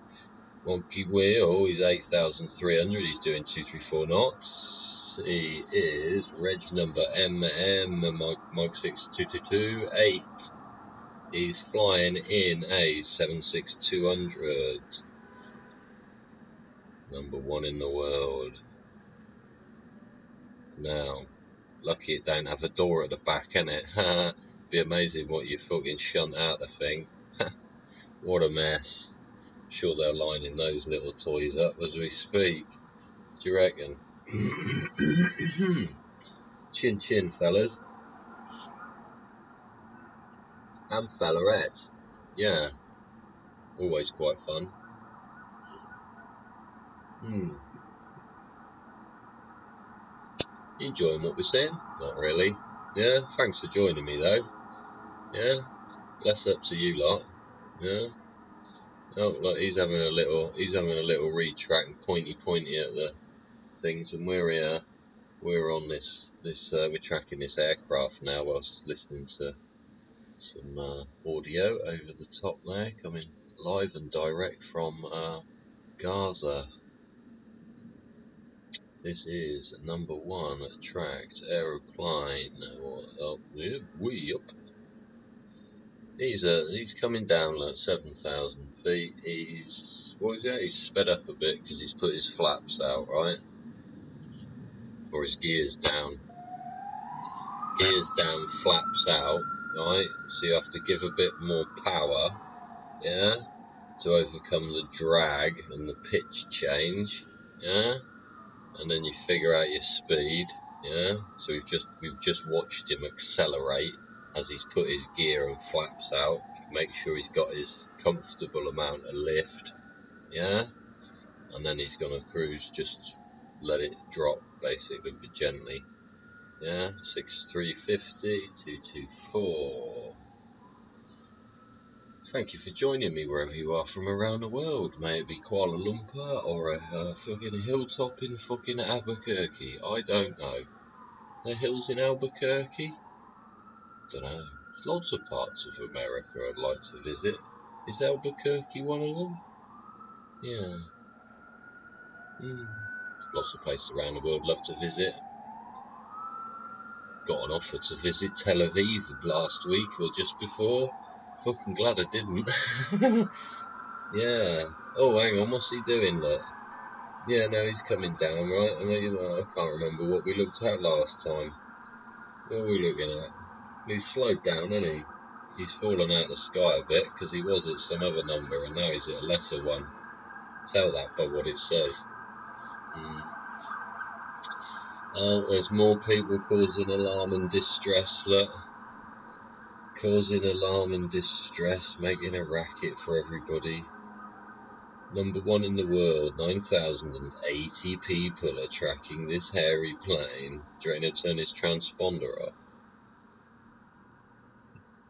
Pardon me, excuse my French. It's dietary, yeah.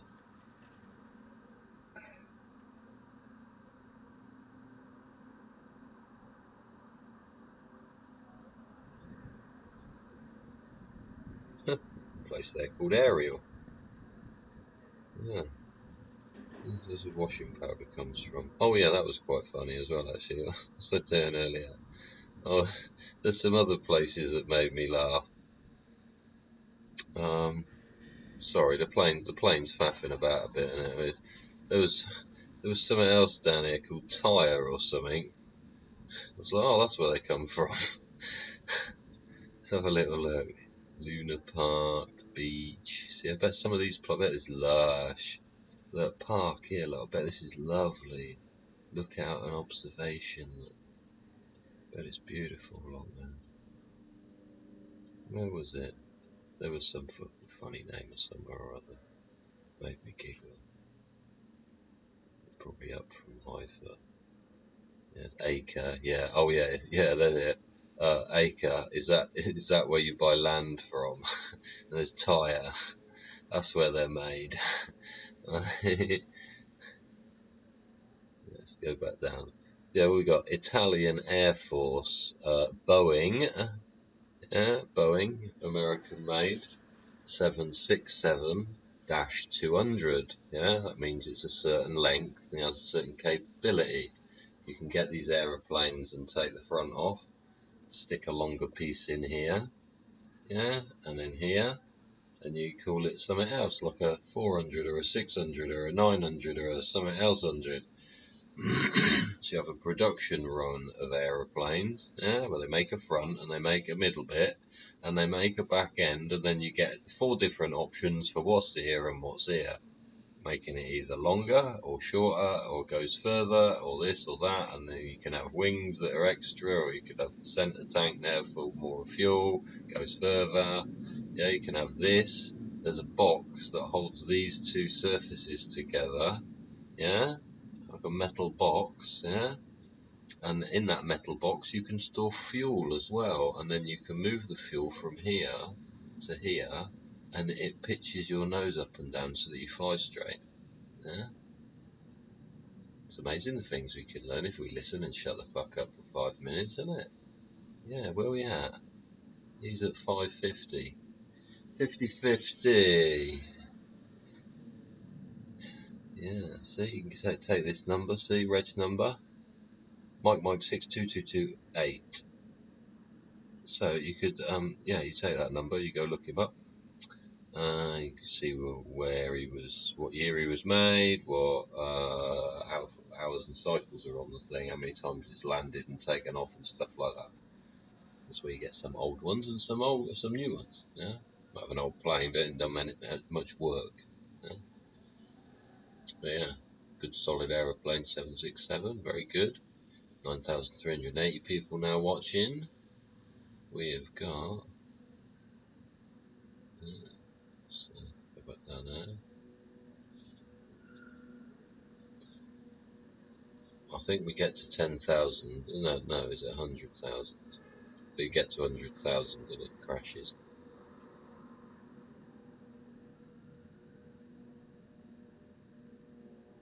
They don't seem to have moved very far.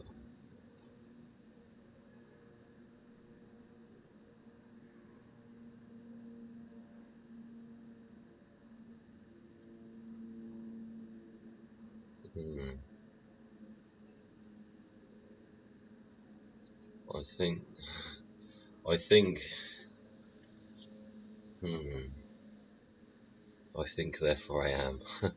He's going around, yeah, see?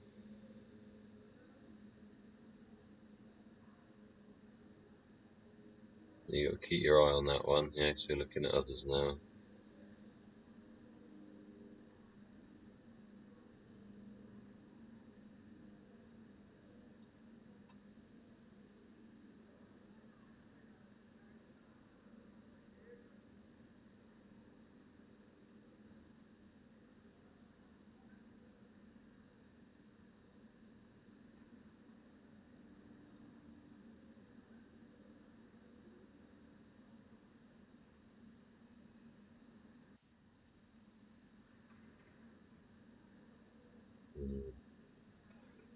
We're going to get people out.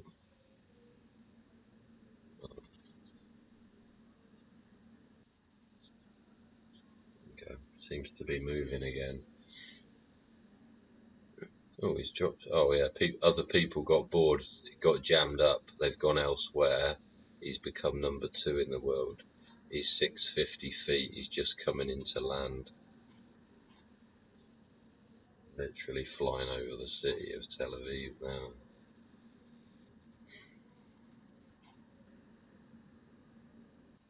Is he going in there?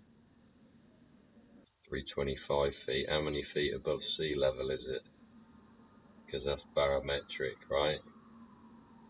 So the airport might be 310 feet above the sea level, so he's 200 feet. Or it should be 00 when he's landed. It should be, yeah? Because you set it to the height of the airport, because you might take off at 1, and if you set 0 there, when you get to the other one, you'd fucking smash it into the floor, yeah, or fly into the mountain, because it said that fucking 0 feet was there, and it's not, so you have to set it to biometric when you, yeah, and set the fucking airport height, and then it will give you 0 when you fucking stick it on the deck. It's 0 for that airport, yeah? You have to set all that shit before you fucking hit the deck, or none of your pooters work properly and you end up crashing the thing. Right, so we've got a 7-6 has landed at fucking Ben Gurion Airport.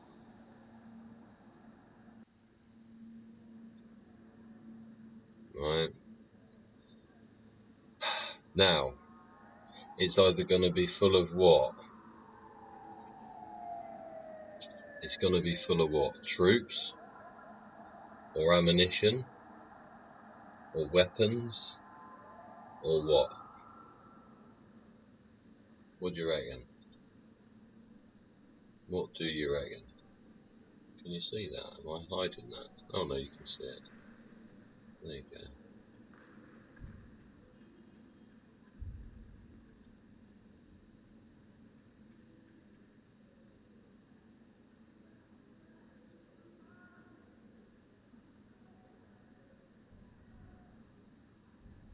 Let's pop back over here. You see how flight tracker works. See his flight tracker's over here. He's saying they're drawing willies in the sky. Yeah? Let me go over here.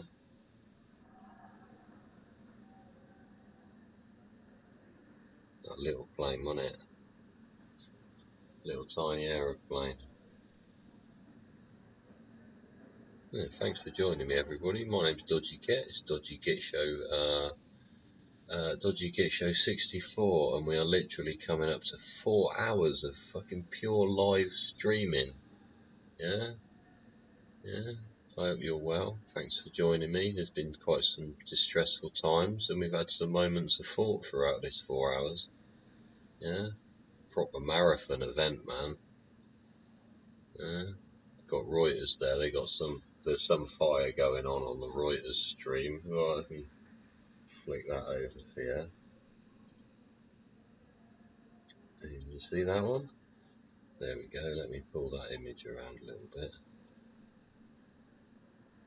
Yeah. There's some red on that one, and it's there's some fire going on over there.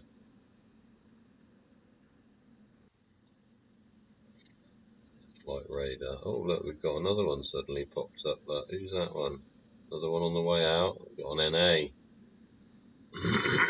Suddenly we realised there were 2 aeroplanes there. Oh no, that's Danair. Danair? Blimey. Danair? Blimey, that was a long time ago.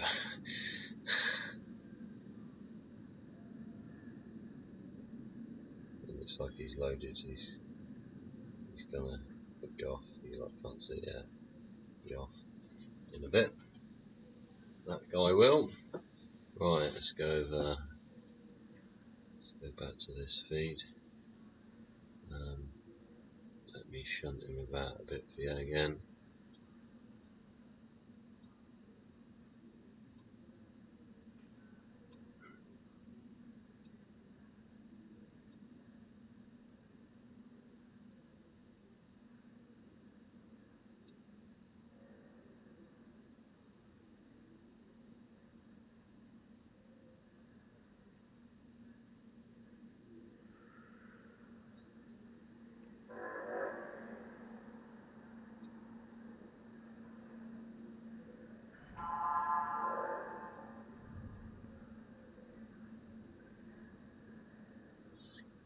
Right, there's me back. Hello, how you doing?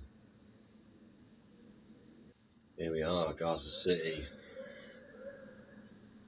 Some ridiculous time at night, 1:15 here with 4 hours 2 minutes into the longest Dodgy Git live show we have done yet.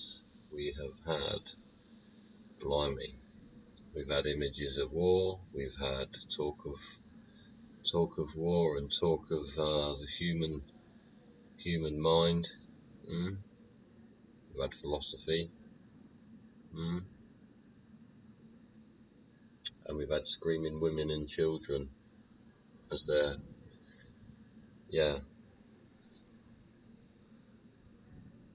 slaughtered.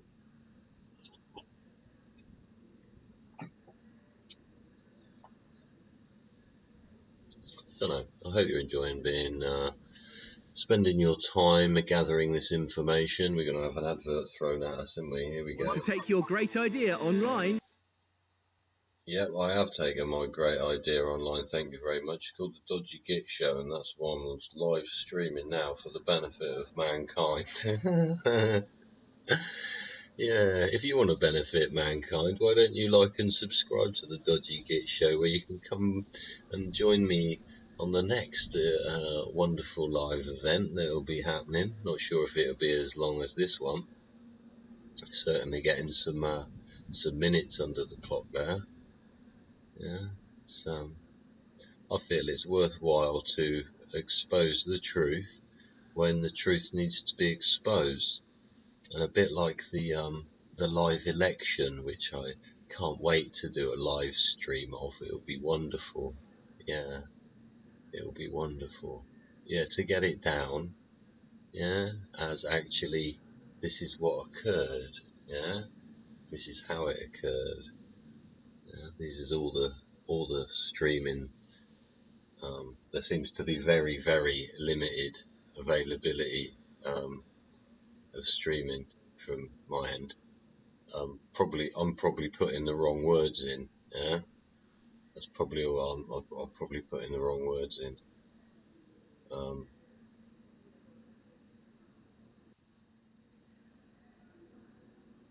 Yeah.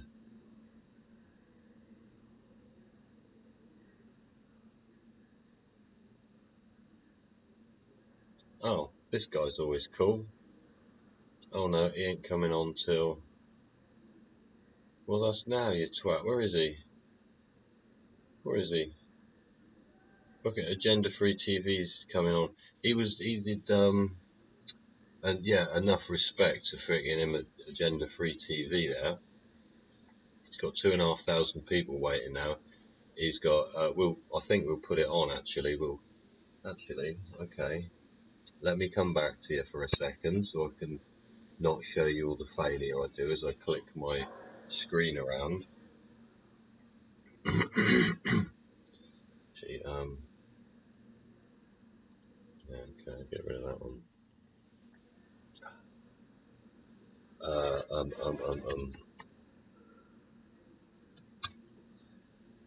Yeah, excellent presenter. Did a very, very long marathon run.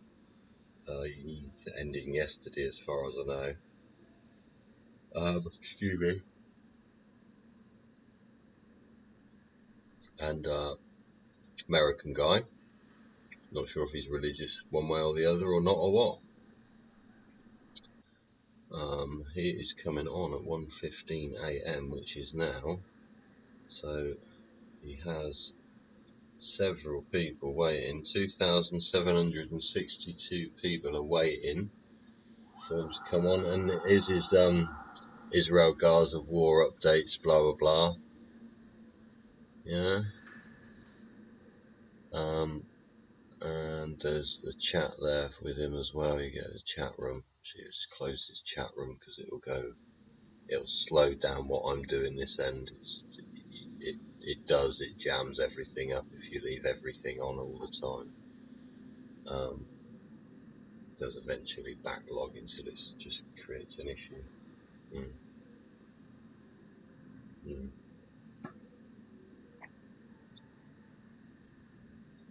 It's interesting as well, the algorithm and the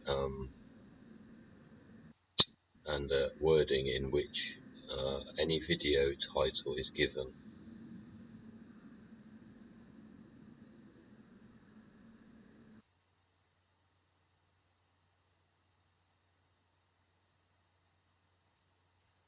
And yeah, the algorithm obviously leads to this and that. See, agenda-free TV got 2,800 people watching, and mine doesn't even have a number or anything next to it, like it's been minimized.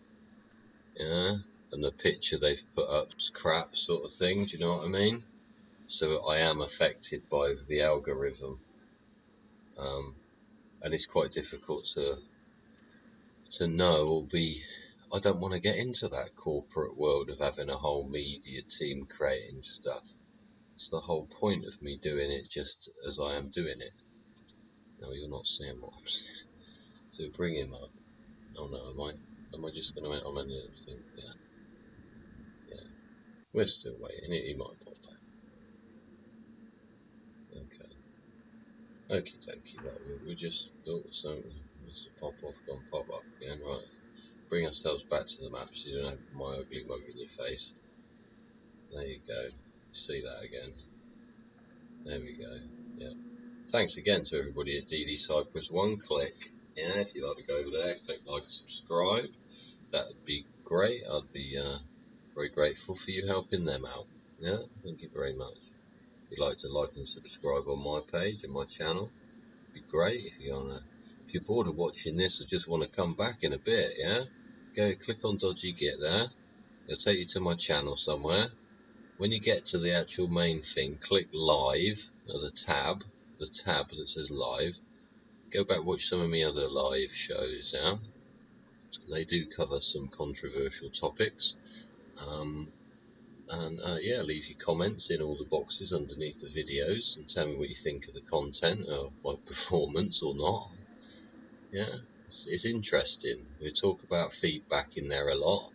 We talk about proactive, you know, continual effort to actually achieve something by analysing what we've done in a scientific manner, I suppose. Yeah, I'm a bit of a yes/no sort of a thing. Yes, no, no, yes, yes, yes, yes, no, no, no, yes. Then what you end up normally finding is people understand the logic behind why you've done something, because they can see why you've done it, because you've made decisions at certain points. Yeah.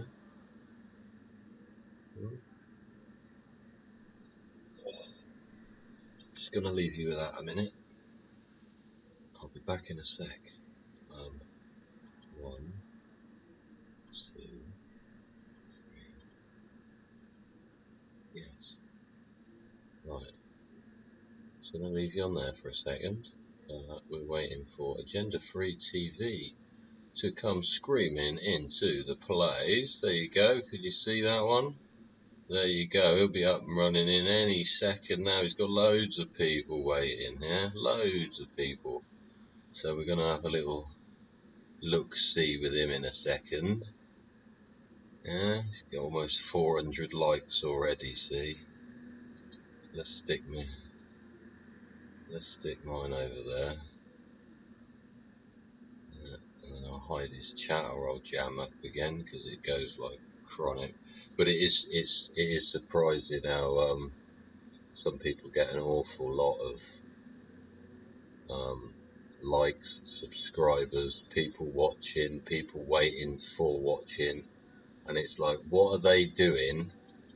Yeah, that other people don't do, such as myself. I know the whole point of me coming on was almost to get to the very edge of what the policy allows, and I have had one video but it's a case of freedom of speech. Yeah, it is. It doesn't matter if it's offensive. You don't have a right not to be offended. You might be offended by pictures behind me.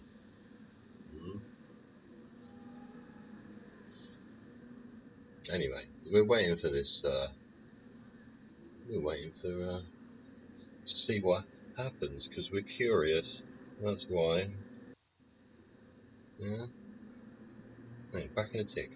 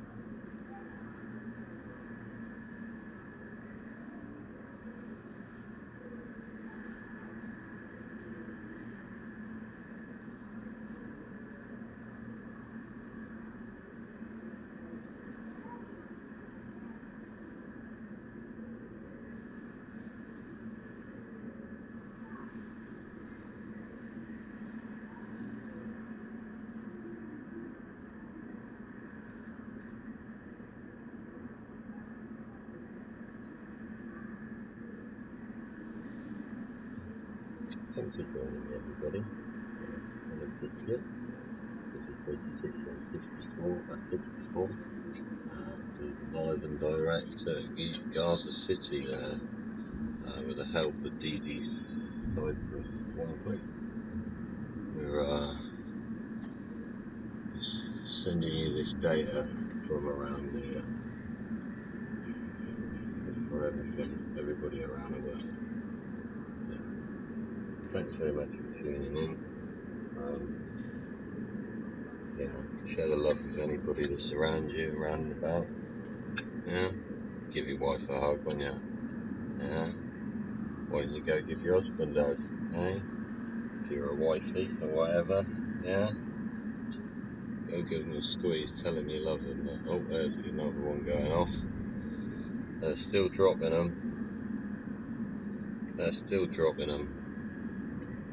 Every time you hear calamitous screams of fucking desperation, they'll just cover it up with some Nemo sound. It's grim. It's happening right now in front of our eyes. Don't know if any of you remember the first Gulf War. No? Don't know if you remember the second Gulf War. Don't know if you're even alive. Blimey. The first Gulf War was at school. Yeah? Sending people in under false narratives, saying, oh, this is happening and that's happening, and he's got this and he's got that. He won't let me play with his toys, and yeah. Now look at Kuwait. Lost half of its oxen population in the last 10 years.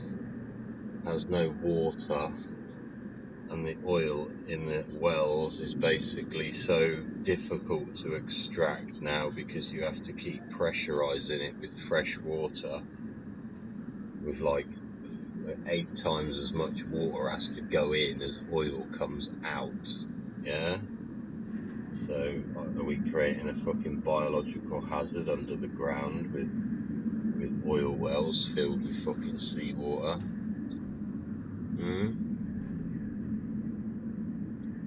Yeah. Oil gets heated up, doesn't it? Can take heat better than water can. Water just turns to steam, doesn't it?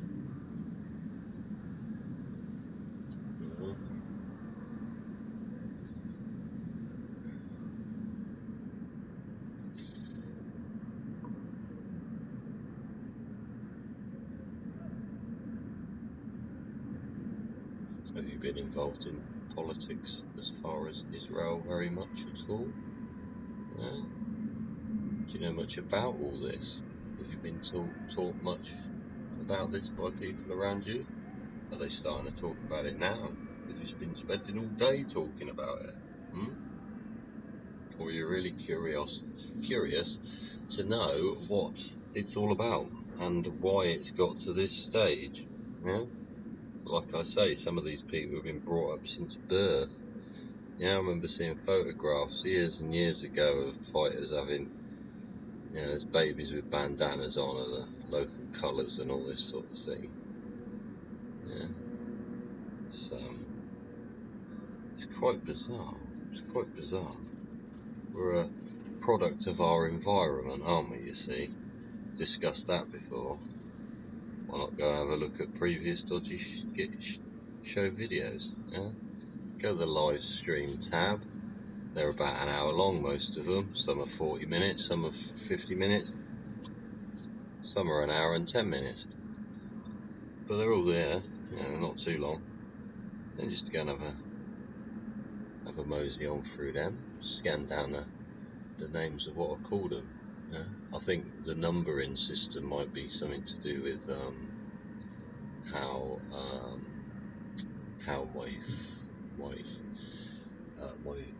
live streams get fed out to the world with the algorithm.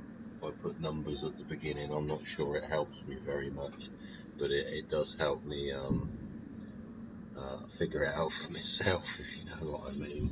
I know which video was what and when, rather than trying to remember the name of something, because I give them some weird names that don't always correspond exactly with the content of the show, or the show runs over into 10 other things that we talk about more than the original point, and I never go back and change it and things like that. So yeah, but what are we at? 1:30 on this fine Tuesday morning in bonny England, bonny old England.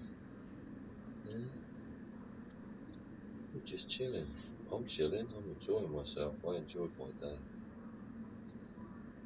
Made a few videos until stupid o'clock yesterday morning. I'm now up, excuse me, I'm now yawning at 1:30 again. My body and my eyes and my head are saying, for God's sake, go to sleep. Okay, buckle up. We're gonna go to the new live stream. In case you get lost, you see the link on the top of the chat. Just go to the channel, you see the live there. The system. There you go. Dude's coming out with some info for you, everybody. Oh.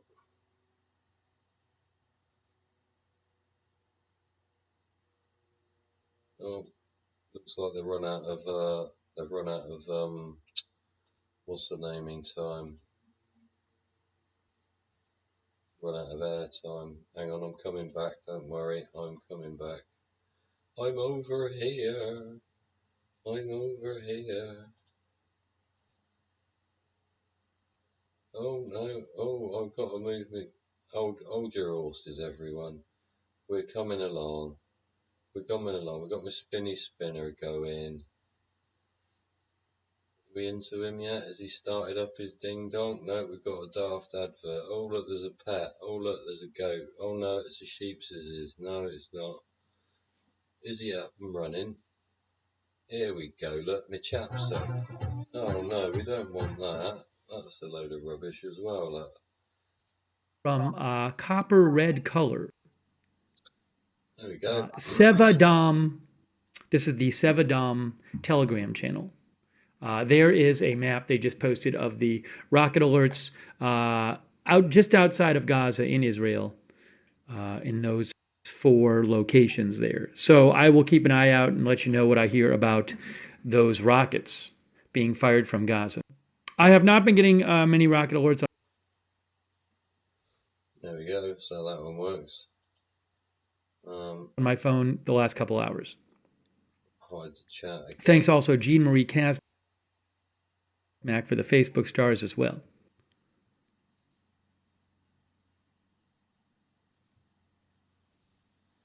Yeah, if you want to go over there and check out Agenda Free TV, please feel free. There's hey guys, I just saw an update from Jerusalem Post. Check this out. Jerusalem Post reports. Yeah, so he's going to come up with loads of different things from Twitter and all the rest of it, yeah? So we're going to go along and join his show for a bit together and see where he gets, and then we're going to pop back to Gaza in a bit, see if anything's going down. If I see any pops whiz bangs on the screen, I'll go back there immediately for you, alright? Thanks for joining me, Dodgy Git, here on the Dodgy Git Show. It's the world's longest ever Dodgy Git show. We've gone past 4 hours, 25 minutes. We are doing brilliantly well. Thank you very much for joining me. I'm going to get myself out of the way and let you listen in on this fine gentleman who I do enjoy listening to. So here we go. Thanks for joining me. Please like and subscribe, and yeah, thank you for joining me. Thanks for clicking on me. Alright, I'll shut up, move myself out of the way, and let Agenda Free TV show you the way. Gaza. It's probably, a mile or 2 away from Gaza, the Gaza border. So very close to Gaza. And it sounds like there are clashes going on between some terrorists, some Palestinian fighters who have come over from Gaza and Israeli security forces. And Jerusalem Post says Israeli forces clash with Palestinian terrorists again in southern Israel. Israeli forces clashed with Palestinian terrorists near Sa'ad in southern Israel on Monday night as rocket sirens blared in the area. Residents of the Sodot Negev Regional Council were ordered to shelter in place amid the reported clashes. According to initial reports, 2 separate incidents occurred in Sa'ad. In one incident, an individual terrorist clashed with Israeli forces and was killed. In the second incident, a number of vehicles drove in from Gaza into Israel, with clashes erupting between Palestinian terrorists and Israeli forces. Wow. 2 terrorists were killed in that incident, and it is as of yet unclear if more terrorists who entered through the breach with them are still present in Israel. Look at that. Look at that. They drove into Gaza, drove into Israel from Gaza. That's what Jerusalem Post is reporting.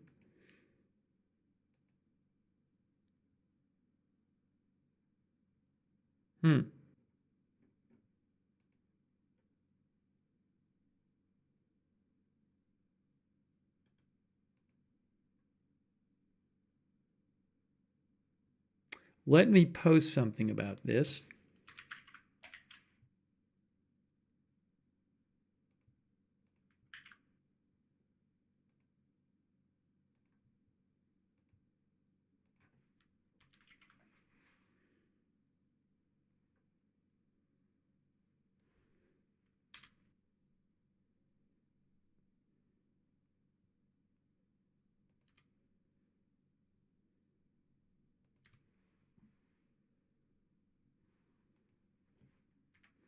So we'll have to keep an eye on that.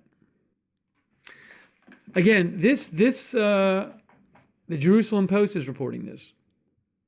Well, yesterday, I mean, Israel has said that they are going to, there are a number of breaks in the border. In the border structures.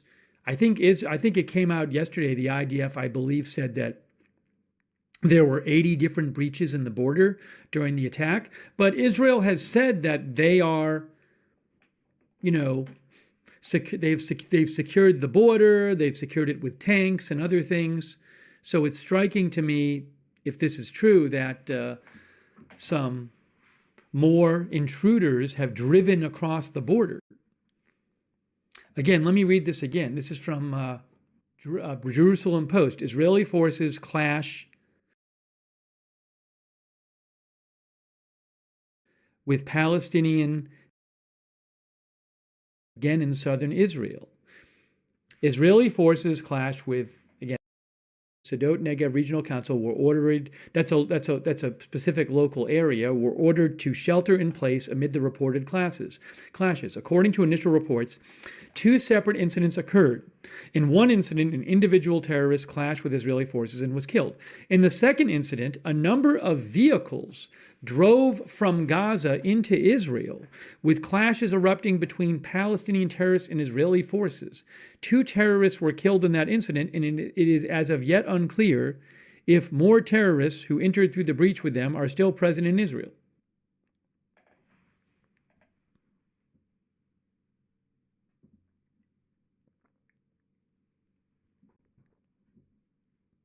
Okay, so we'll keep an eye on that.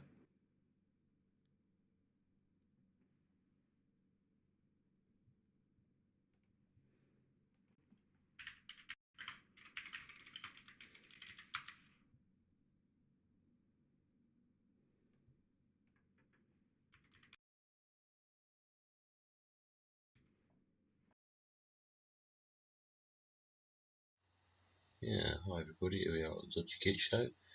We're jumping between images of the Gaza city and we're gaining as much information as we can here from the wonderful team there at Agenda Free TV. Thank you very much for the folks there for providing the content. Oh, by the way, I need to up. Oh, and yeah, thanks for the guys there and the team there, I should think, producing this content for us to be able to reel to the world.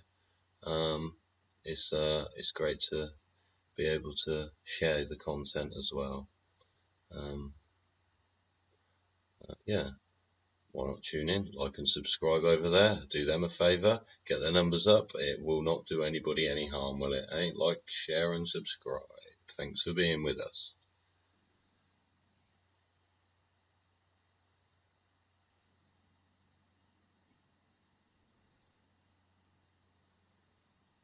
Do you think Hang on a second here.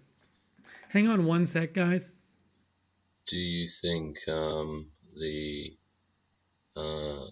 what time do you think the Hang on one moment.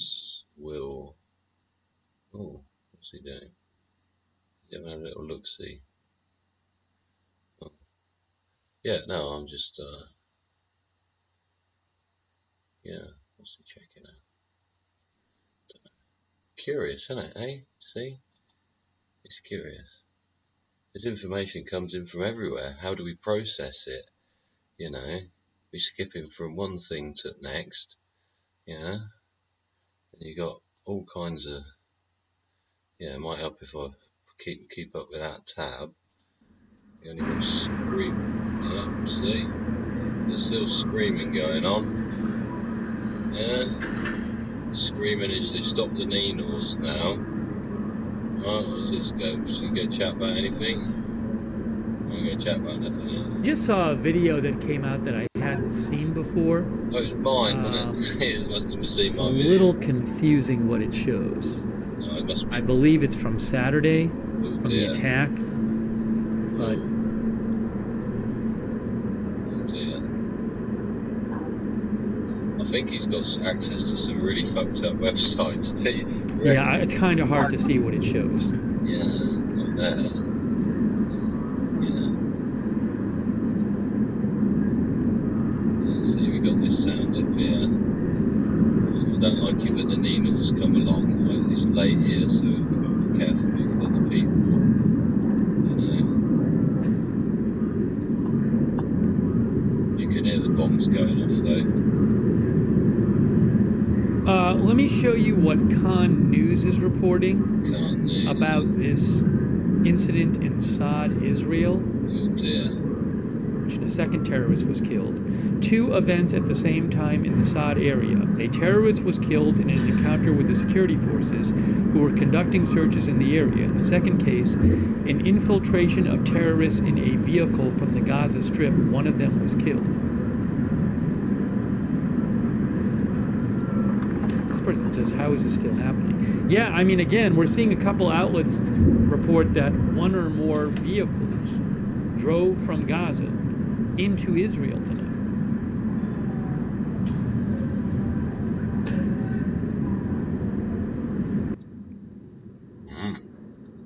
It's curiouser and curiouser, doesn't it? Hey? Never know what's going on.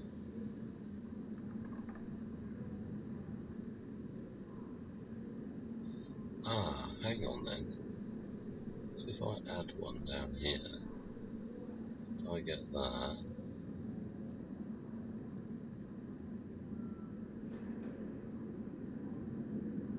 I'll do that. But then it gives me the address to put in, doesn't it? Let me also check something else here. I want to see if there's reporting about. I'm not really seeing much activity on the 2 Reuters live streams, which show the Gaza skyline. I think I've just jammed up my own software. Never mind. And I'm looking at some Palestinian media. Oh. And in the last few minutes, there aren't really reports in Palestinian and Arabic language media of new airstrikes. Oh, here's one from 11 minutes ago. Thanks okay, so like for 10 minutes ago, Safa, this, I think that's a Palestinian account, news account. They say, Safa correspondent, gunboats fire shells on the northern shore of the Gaza Strip. So that was a report from 10 minutes ago. Then 11 minutes ago, there was this from this Arabic language news account, Al Kastal PS, which I think is a Palestinian. Yeah, this is a Palestinian news account. They say renewed Israeli air raids on the Gaza Strip and sirens are sounding in the cover settlements. So again, there are some reports that there were some new airstrikes or ship strikes on Gaza about 10 minutes ago.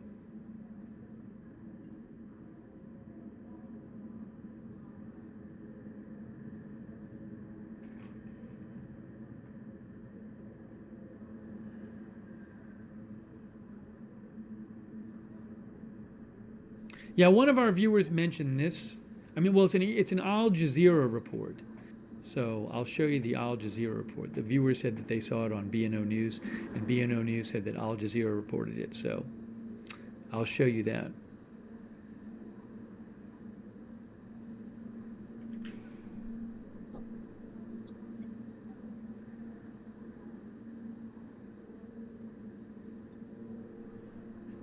If I can find it here.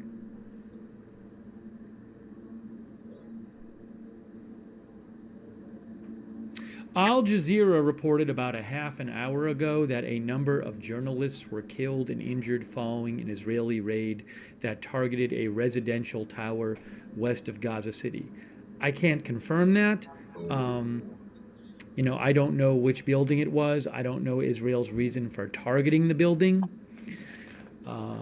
May have been a big building with multiple things going on there. So. Can you remember earlier on in my show, I discussed the GB News crew being on top of the tower that gave us a different angle on the smoke from the two bombs. Yeah, keep an eye on this story. Maybe you'll find it online. Thank you, Tony Del Monte. I appreciate it. Thank you to Samuel DeMarco. Yeah, we showed some video of those motorized gliders that Hamas was using when we covered the attack, Samuel. There's some crazy video. I'm sure a lot of you have seen it of these intruders flying over the border on motorized gliders on Saturday. Thank you, Samuel. Thank you, Jeff Manji and May Myers for your support, and our new member, Kat Dean.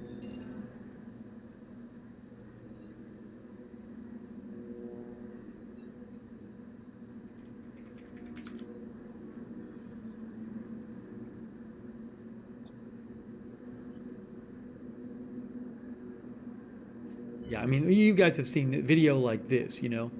Oh, sorry, I don't know if that's the one. Where is it here? Bring up the video for us.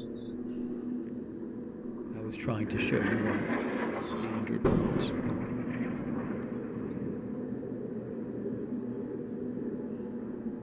It's bright light. It's bright light. Save £50 on the Vax Spot Wash Home Net Design. See how they do it. Why on earth would they do that then? See, talk about disturbing my peace with a silly advert. Come on. Isn't that frustrating, eh? Isn't that annoying?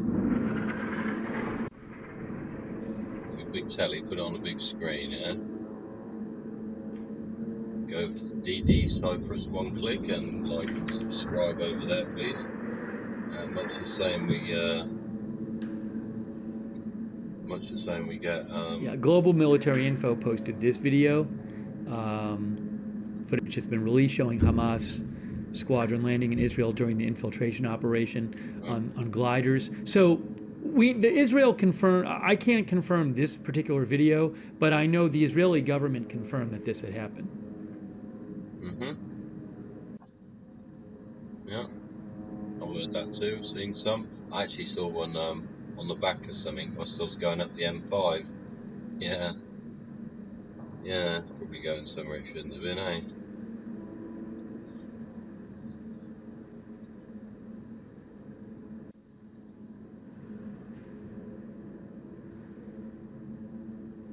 I had seen this story. I had missed that the Israeli Defense Forces had posted about it. Aleph reposted this.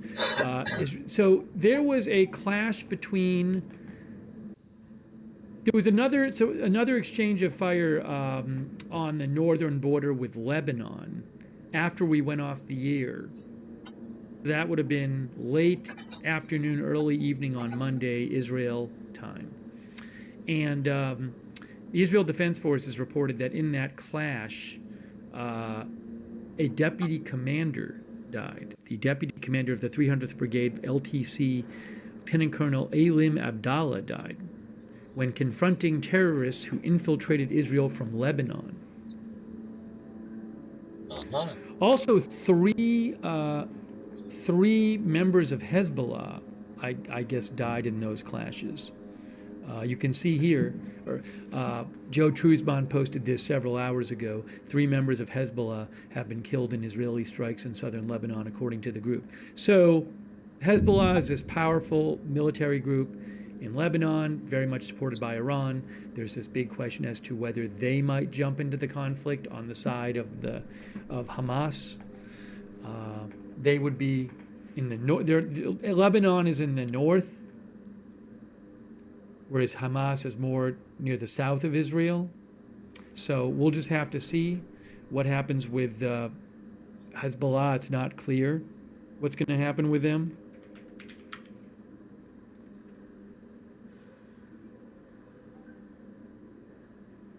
You can see Lebanon to the north. Lebanon is up here. Gaza is down here. Here's Israel.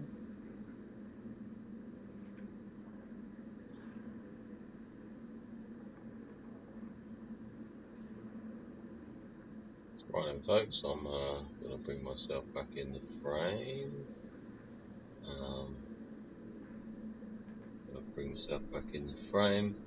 We're going to keep him on.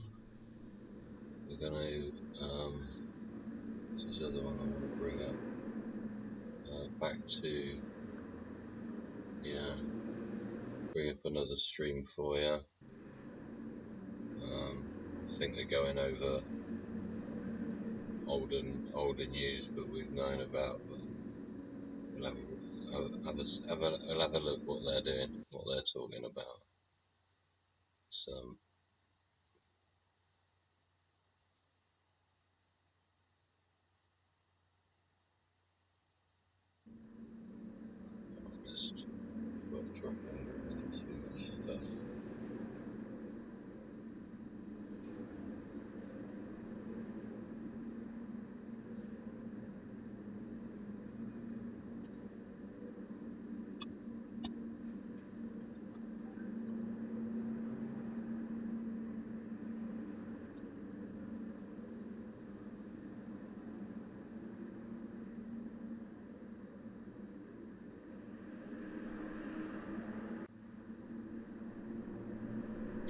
Hopefully this next one will come up for you.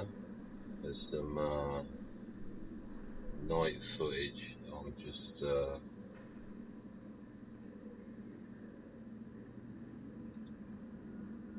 let me shrink myself back out of the way a bit. Let's see what's going on then. There we go. Had some explosions going off down here.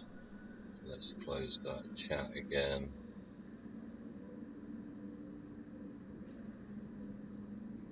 He's on some other YouTube channel, any?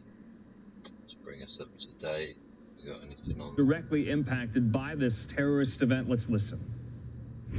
Usually a mass casualty event, a major mass casualty event in our hospital is 50 injured. We have never dealt with such numbers. Many of them that came in were in critical situation. Dr. Ron Lobel says his hospital, Barzilai Medical, has treated more than 400 people since Saturday's attack, many of whom were unable to be saved. People were injured by the rocket attacks, by shrapnels, or by direct hit of the rockets. Houses collapsed in Ashkelon city and in the cities around, and many others were shot directly by the Hamas people that entered the settlements. Barzilai Medical Center is in Ashkelon, just miles away from Gaza. It is the front-line hospital of the present war zone. And despite treating wounded civilians and IDF soldiers, the hospital itself has also come under attack. Some of our infrastructures were destroyed by rockets that hit directly parts of the hospital. Rockets that did not spare his own village, his neighbor. Well, Shane, let me explain it to you, since that's not an answer. That actually is the answer. You see, Palestinians train their children from birth to kill Israelis. That's a fact. Yeah. Palestinians, by birthright, are terrorists. Yeah. Palestinians don't get along with anybody. Palestinians have fought with almost everybody. So the Palestinians attacked the Israelis because they are Christians. They are Israelis. They are infidels. Palestinians are the only civilization that I know of. There may be others, but they are the only civilization that I know of on earth that trains their children from birth to kill Israelis. See what I said? Bandanas So and guns when and I cops. say that they attacked them because the Palestinians are terrorists, What'd you say? that is a 100% accurate response and answer. That is a fact. Yeah. Friday study Now, I've been day. a part Oh yeah. Just of the before Joint 9 Terrorism o'clock's Task fucking open, Force right? since 1995. So I'm quite familiar with what Palestinians do. In fact, before I had my strokes, I could name every attack, terrorist attack. I could tell you where they were from, what weapons they used. I could even calculate the average number of people killed per terrorist. In fact, the attack in France on the nightclub was the most effective terrorist attack in history using a firearm. And I knew that as soon as they announced the number of terrorists and the number of dead. It's making a cup of chai.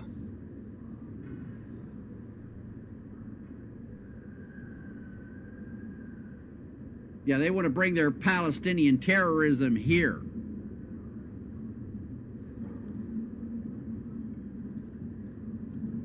In Palestine, you can go to school and learn how to make bombs. You can't do that in the United States. You lived there too? And so they didn't teach you that you are supposed to kill Israelis?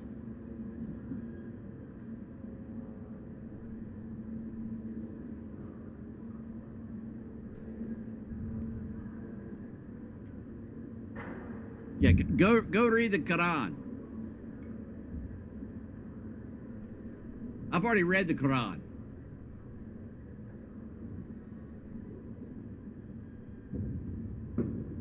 That was one of the first things we did was read the Quran.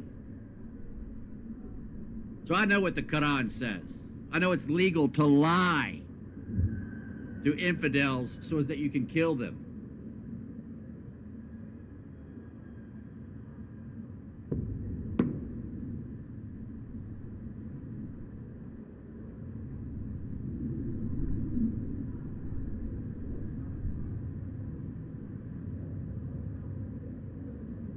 Yeah, so you saw in the Quran where you're supposed to kill the infidels. You saw in the Quran where it's legal to lie to the infidels. You saw in the Quran where it's legal to take a wife as young as 12. That's called rape in the United States.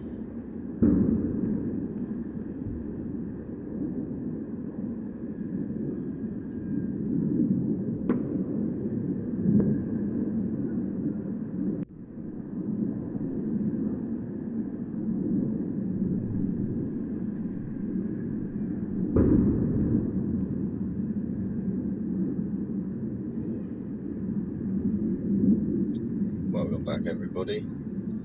I hope you gather all the words you can of wisdom and knowledge and use them as best you can in the world and environment in which you live.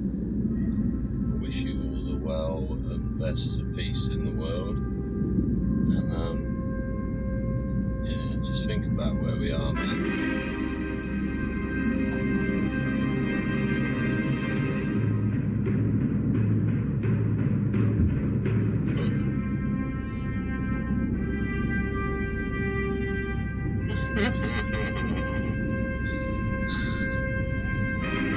You got a giggle in you, KLW World News, cracking me up here. Yeah, you're at some crypto thing going on there. Let's go back to our, yeah, they're only going to be advertising something, so I'll shift across. Are they? Yeah, crypto bollocks, isn't it? How you guys been with the crypto? Yeah, did you get into any of it? Yeah, I wonder what it's doing now. I wonder what it's doing now, they say.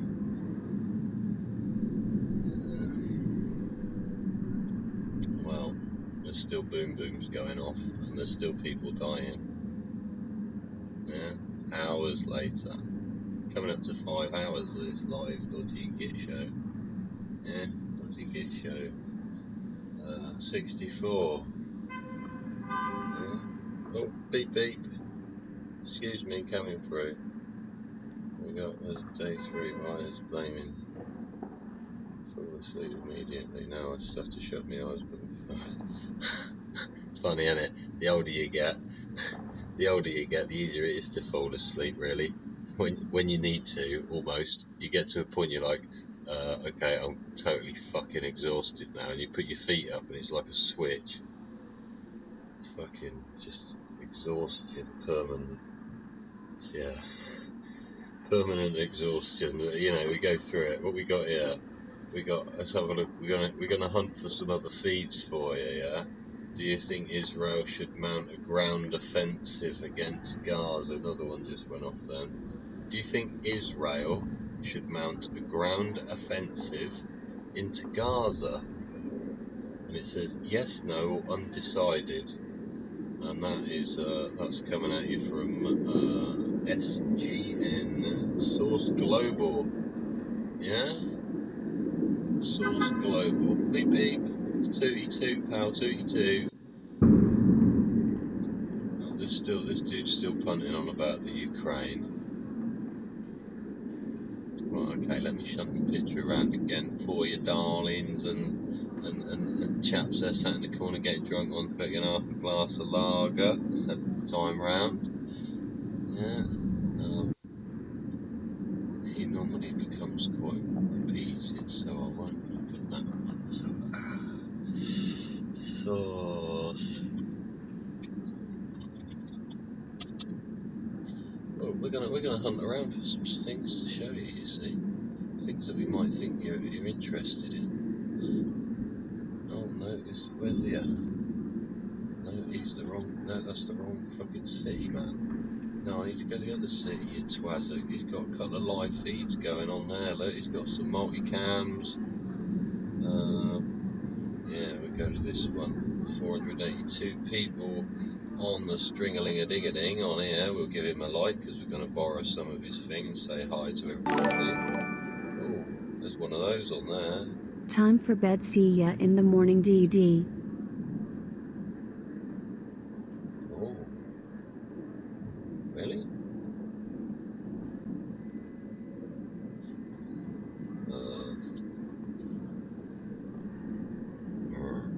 Hang on a sec. Oh no. We're coming through live and clear. Oh, we got that chat thing again. It always slows everything up.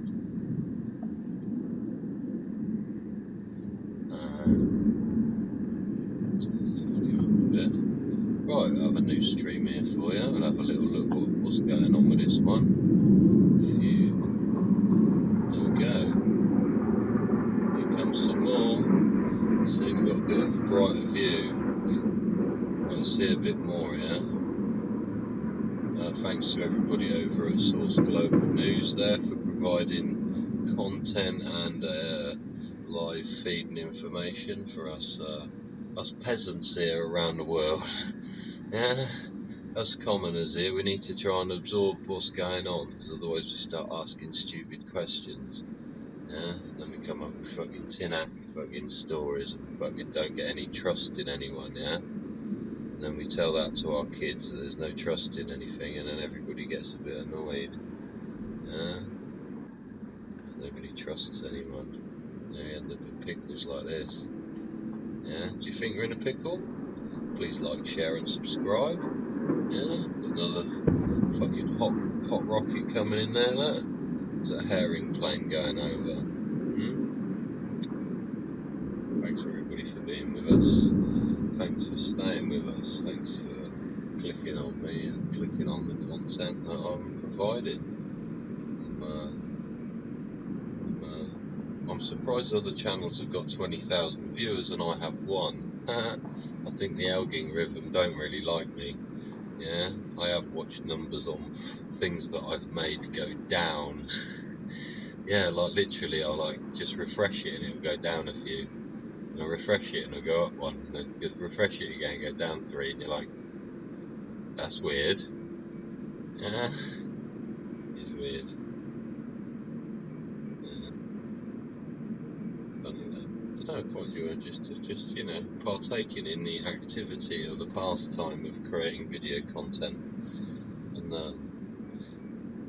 having tried it before with a few other various things, I thought I'd give it a go with this hot topic. You see, this is a fucking hot topic, isn't it? Be affecting everybody around the world soon, probably tomorrow, as soon as you go and put the fucking petrol nozzle into your fucking hole. Yeah, you'll turn around and go, fucking how much? It's gonna cause a lot of shit, man. The Suez Canal ain't far away. You start fucking with that, you got some serious fucking problems.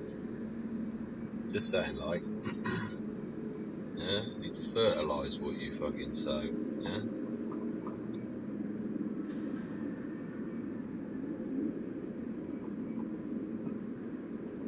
Anyway, as I've said over and over again, all through this evening, yeah?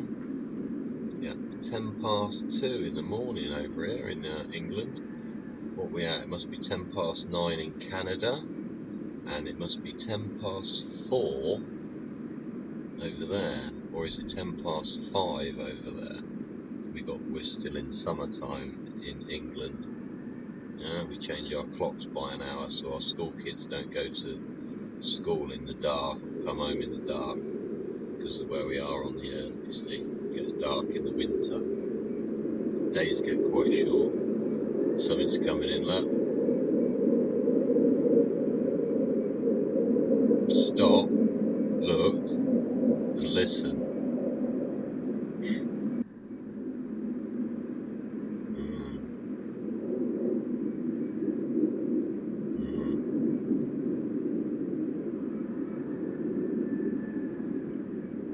Can you hear them dropping?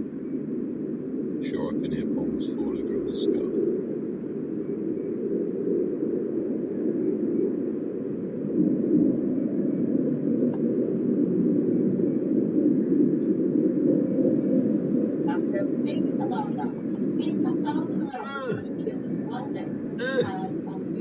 Shush. There we go. Sorry, I put my telly on. It just shouted at me very loudly. I turned it off because I was sick of watching it. Yeah. What we got here? Okay, I'll read out some of the headlines. Yeah. War on Israel. Benjamin Netanyahu says Israel is embarking on a long and difficult war. Israeli Defense Minister has ordered a complete siege of Gaza Strip. At least 560 Palestinians killed in Israeli strikes on Gaza, which is still occurring, so that fucking figure's going to go up, isn't it? More than 10 Britons are feared dead or missing in Israel. Yeah? Israel likens assault by Hamas to 9/11 and Pearl Harbor.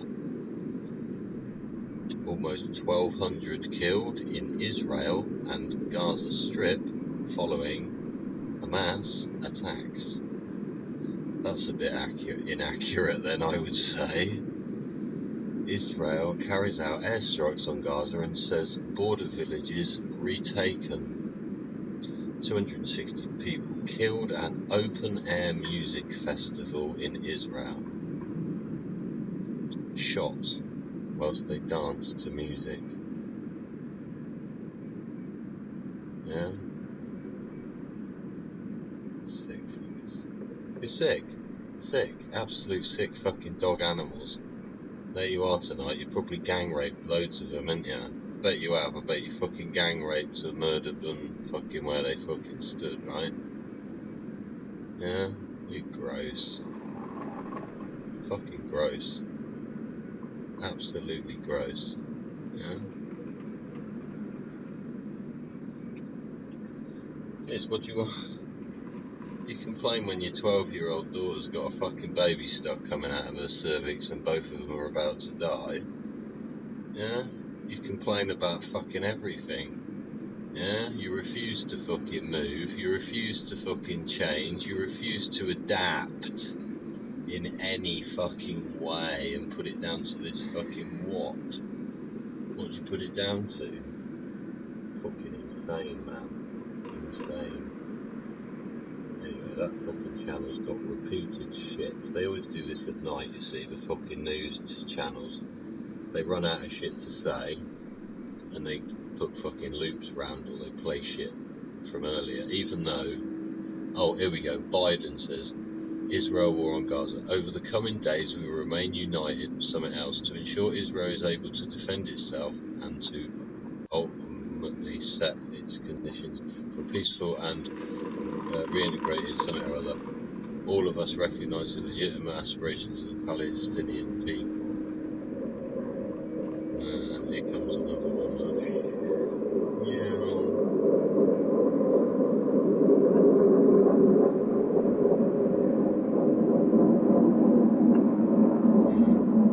Difficult to know what to think, isn't it? Seems to be united statements coming out of certain places, but it is also, we recognise legitimate aspirations of the Palestinian people. It's like, really? What aspirations are they? To fucking kill? Yeah, is that what they mean by that? Yeah, they think that they do have a legitimate right to fucking have a moan. At the same time, they're still going to fucking go and kick their ass for moaning. There's another one, look, coming up my every bloody screen in the house. More people just died. Don't forget that. It just bangs and fucking pretty lights. People are dying. Every time. Every time. I hope you're comfortable. Led on your sofa or in your bed. Sat on the bog. There it goes, another one. Which one's behind which, I don't know. There we go. Right, my telly's coming up first, so the internet ones have got delays, I suppose, because they're coming through tellies and then bouncing around space a bit by the speed of light.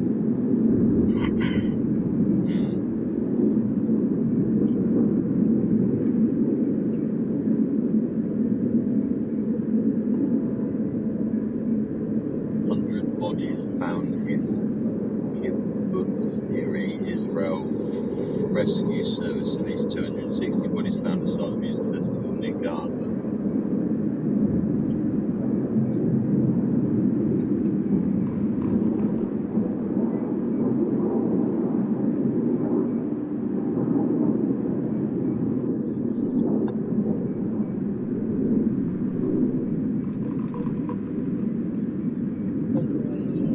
Back in a tick.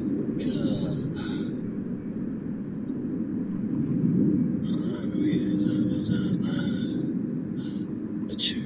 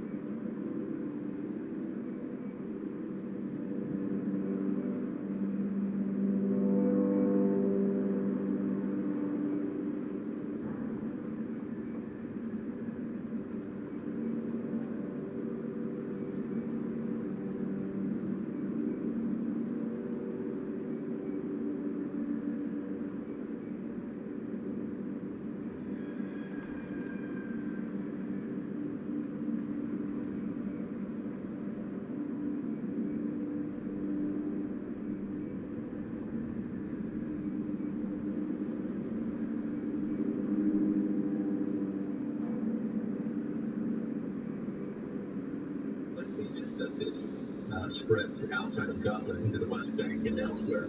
And we're already seeing reasons that could happen. I mean, there are protests, as we just heard, in which Israel is reacting to them with live fire, killing people. I think 7 Palestinians were killed in a recent protest. There's also, lynchings happening in Jerusalem, mobs pulling people, passing on Jerusalem in big cities, much like we saw. Only God's kingdom can bring peace in the world. Part. Blimey, Riley, what's all that business going on? Jerusalem and then Gaza, and then the whole country went up in flames. And so I think that's a highlight evidence of that. There's also obviously the potential for this to go regional, as we're seeing that the border of Lebanon be done. Indeed. I do want to ask you, Rahman, because Hamas has said that it will execute Israeli hostages, one for every unannounced attack on civilians in Gaza. That's obviously being seen as hugely provocative by the international community. But what's Hamas's strategy here? And that's not exactly galvanizing the international support. Well, I mean, we have to look also at these.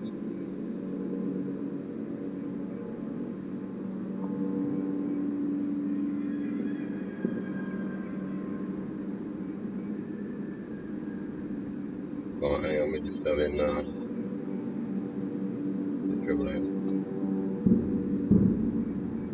Here and go bang bang. From the Israeli Defense Forces. So I want to show some more of that. A quick thank you to John Barnard. John says the IDF will try everything. Tunnel by apartment block. There will be hostages killed regardless, however, but the IDF will try. Thanks, John Bernard, for your support.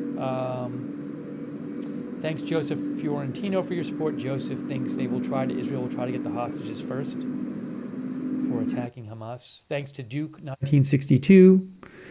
Thanks, Hebrew Jerusalem Prince. Hebrew Jerusalem Prince thinks the Israeli forces might assume that the hostages are no longer alive.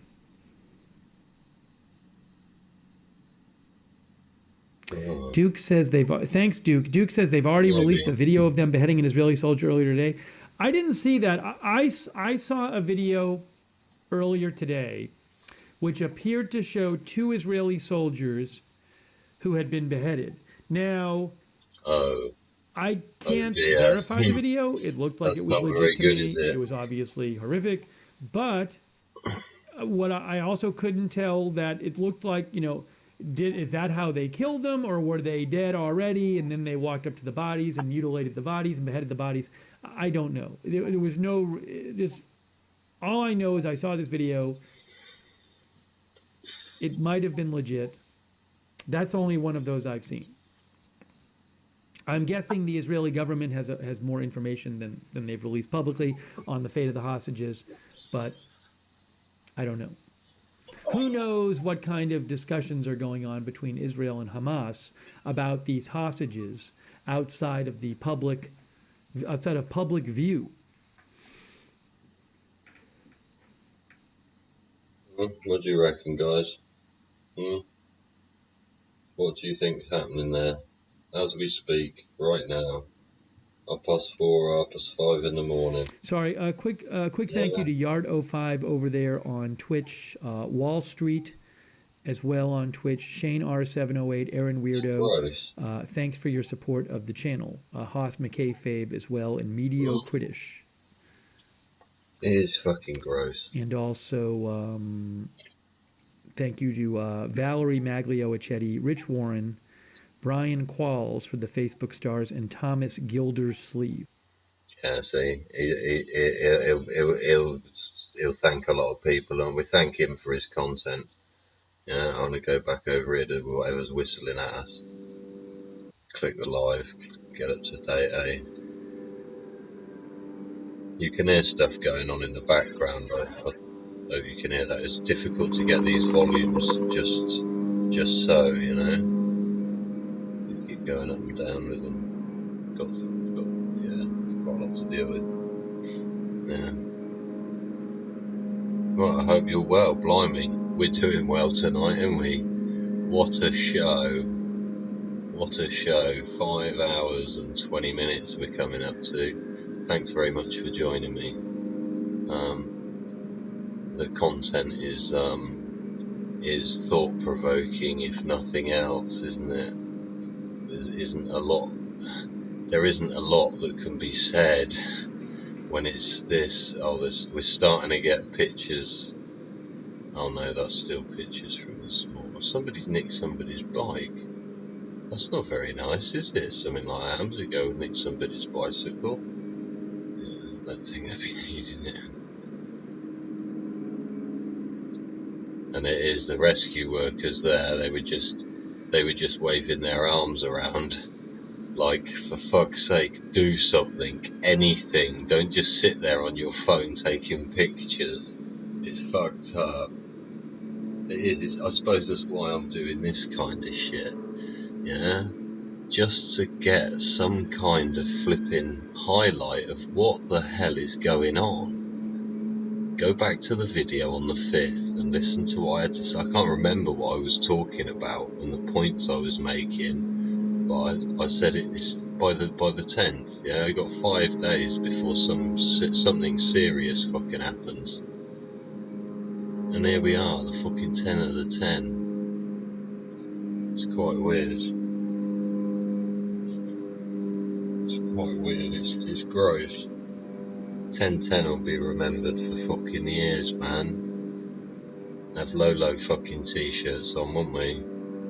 These fucking rockets are coming out of here. Let's have a little listen to Al Jazeera again.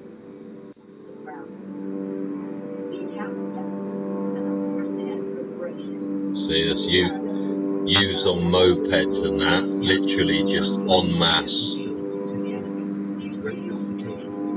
Hang on. Once they realise the severity and outcome of it, they'll regret it. To our brave fighters across the occupied territories, you've proven that you have the resolve. This is your day to march forward.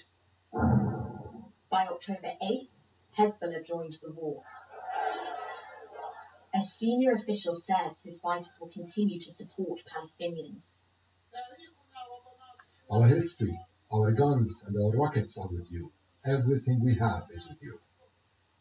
Israeli Prime Minister Benjamin Netanyahu has vowed to win the war, warning Gazan residents to leave their homes. All of the places which Hamas is deployed, hiding and operating in that wicked city, we will turn it into an island of ruins. I'm telling Gaza's people to leave those places now, because we will take action everywhere. As October 8th came to a close, the people of Gaza had suffered their deadliest day in 15 years.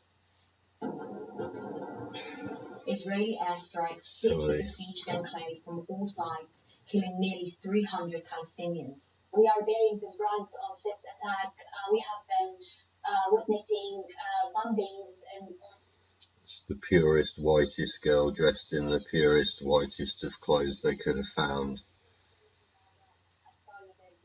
No place is safe. I wish I could be a normal child living with no war, no rockets, so that we can return home safely. There's a little girl at school said that. Why don't you go and ask Daddy to stop being a cunt then? Excuse my French. Gaza. As the coming October days unfold, it's unclear how and when this war might end. But the loss of innocent civilian life. Somebody else stole someone else's bike now. Sarah Gill, the Inside Story. Someone don't know how to use a fire extinguisher properly. Oh dear, yeah, so that was quite worrying. What else we got coming up, see?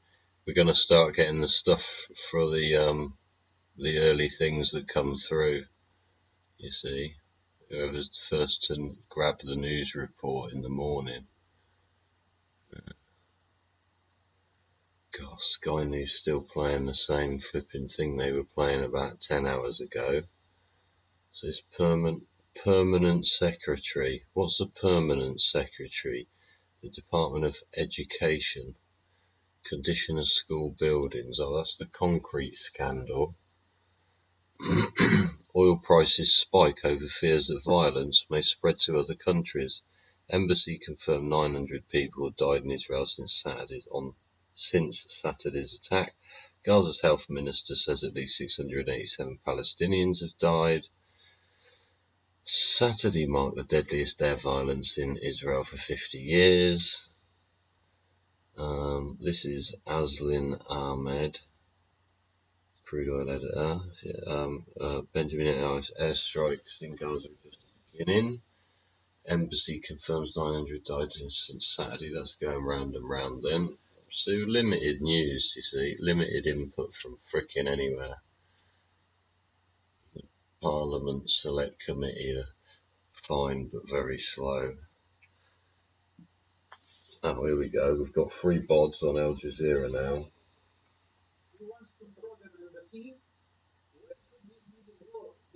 Al Jazeera are an hour out with their time. No less than 570 Palestinians. That's because that's weird. Are they repeating it every hour? Will continue. Netanyahu promises that he will bombard every house in Gaza. How could the world accept Every house in Gaza. 70% of the people of Gaza today, the 2.2 Oh million dear. people, are refugees who were ethnically cleansed from their land in 1948 by the Israeli troops. And now they want to ethnically cleanse them one more time? The basic question here, why we are in this? Mainly because Israel refuses to end its occupation, mainly because Israeli establishment refuses to end its enslavement of the Palestinian people in a system of apartheid that is much worse, according to all human rights organizations, than the apartheid system that prevailed in South Africa at one point of time. This is a situation that nobody can tolerate and nobody should tolerate. And instead of the United States forcing Israel to stop these massacres, they are encouraging them to attack more and more the Palestinian people. We'll come back to the U.S. role in all this in just a moment, but I want to bring in Daniel Ely into the conversation. Daniel, the Israelis are saying right now that this is a response to Hamas's brazen attack on Israel a few days ago, which saw hundreds of Israelis killed as well. But how is a siege of Gaza, a complete siege of Gaza, with no food or water to Palestinians, which Mr. Barghouti rightly described as collective punishment? How is that going to ensure the security of Israel? Very simply, it isn't. Very sadly, it is a heartbreaking picture.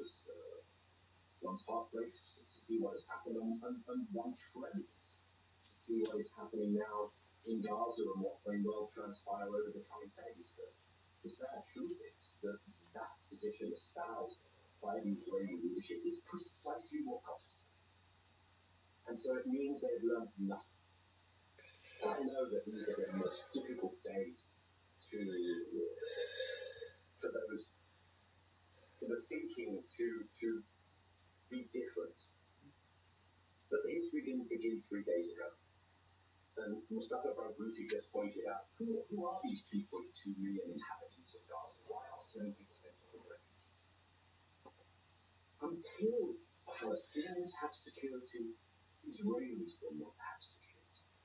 That is the equation, that is the intertwined fate of these two peoples. And if Israel thinks that there is a military solution, then we are condemned to relive this kind of conversation again and again and again.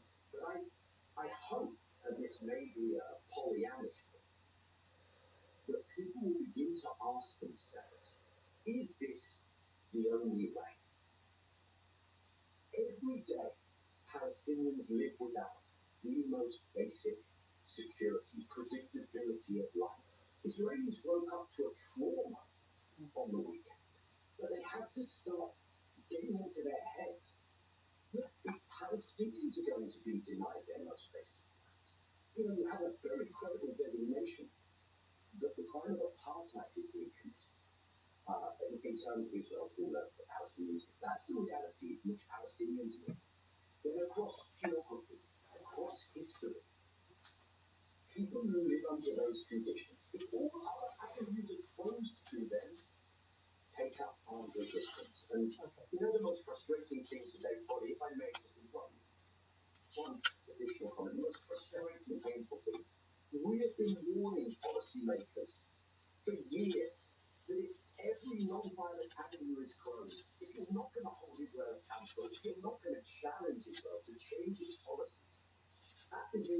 the ICC to sanctions with how you sell your weapons. Then you are leaving only one outlet for change. And war is the right thing. Rami, Corey, your thoughts about what Daniel and Sakababuti have said. What is your reaction to this evolving situation, and what do you think led us to this point today? Well, I totally agree with Mustafa and Daniel, as usual. I'll add one more dimension. I'm a bit the favorite in the bottom in the United States is going back and forth to Beirut to the Middle East. But watching the events from here for the last couple of years has clarified certain issues that I think are really important. The span of time that the Palestinians have suffered in the way that Mustafa and Daniel have described is 50, 70 years since 1948, but it really goes back further than that.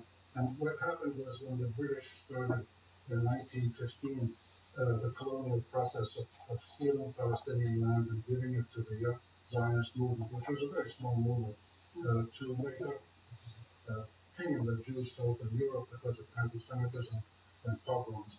And this started a process in which Zionism, Jewish people, Israel, whatever, have primacy in this land. And it continues today. And here from the West, we see the United States sending a naval task force now prepared to involve in the fighting if need be or to help Israel. So the fundamental dilemma, Oh dear. which is that The images from southern Israel look rather shocking. acknowledge that Palestinians and Israelis have equal rights. That is the fundamental point. We've acknowledged that. Palestinians have recognized it in documents and agreements and their actions, but the Israelis have not. So the exile of the Palestinians now is about 10 years longer than the ancient exile of the Hebrews, and the exile people fight back. Before I come back to Mustafa, I just wanted to pick up on something you said, Rami, about the Americans, and the Americans are deploying in the Mediterranean. It's not just sending arms to Israel as they usually do, but a deployment, in their words, to contain the situation. But is it going to contain the situation, or is it inflaming it? Well, from the American perspective, is that for me? Yes. From the American perspective, this is designed to send a signal to Israel that we're with you if you need assistance. We're there, mostly in terms of supplies and logistics and stuff. But it's also, from the American view, a signal to Iran. The American media and political establishment is totally obsessed with Iran. Iran and China are now the threats in the world, and they will do anything to play out that threat. And it's really a demonstration of almost mass hysteria. And we see it play out in the media and politics. And by the way, the media coverage in the United States also reflects something really, really terrible. I went to a time journalism school in the United States on altitude, especially off journalism school. The way the mainstream media is covering this situation, if that was judged against the standards that are taught in American journalism schools, they would get an F. They would be thrown out of school. Okay. Okay.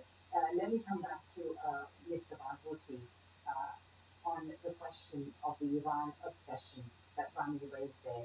Some news reports have suggested that Hamas couldn't have pulled this on its own, couldn't have done this on its own, and that it had outside help. What are your thoughts about this? And why shouldn't Hamas get help?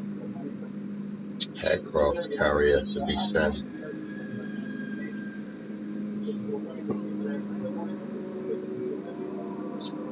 Eastern Mediterranean says, yeah, aircraft carrier on the way.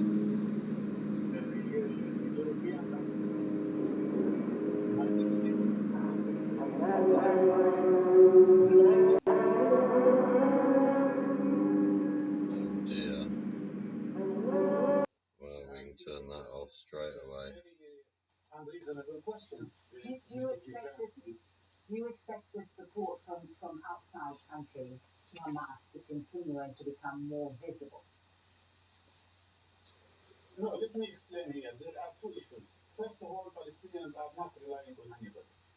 The big lesson that we learned, especially after the Saudi Crown Prince Mohammed bin Salman says the Palestinian Authority President Mahmoud Abbas, the kingdom continues to support the Palestinian people. The Saudi coming out with that. Israeli army launching repeated air and artillery strikes across the Gaza Strip. Palestinian Health Minister, at least 687 Palestinians killed, and more than 3,726 injured in Israeli attacks on Gaza.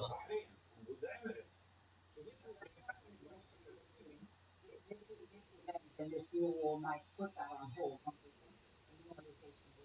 Absolutely, of course. Now, one of the reasons of what's happening today is that Palestinians felt that their cause is being marginalized. And Netanyahu went as far as going to the United Nations and carrying the map of Israel, including annexed West Bank, annexed Gaza, and annexed the Golan Heights, as well as East Jerusalem. So the message was clear. And Netanyahu and Smotrich said it. No place for Palestinian state. So what do we live in? A state, a situation of enslavement. Hello everybody, me Dodgy get back here again. Just gonna swap the screens around a bit and see what we got again. It's amazing that this is allowed to happen. It's all gone a bit quiet, isn't it? In my opinion, is a criminal. All gone a bit quiet. Anything to save himself. He's ready to kill Palestinians and Israelis. I know that he's taking now the risk of killing Israeli prisoners who are in Gaza. Right. Why is he doing that?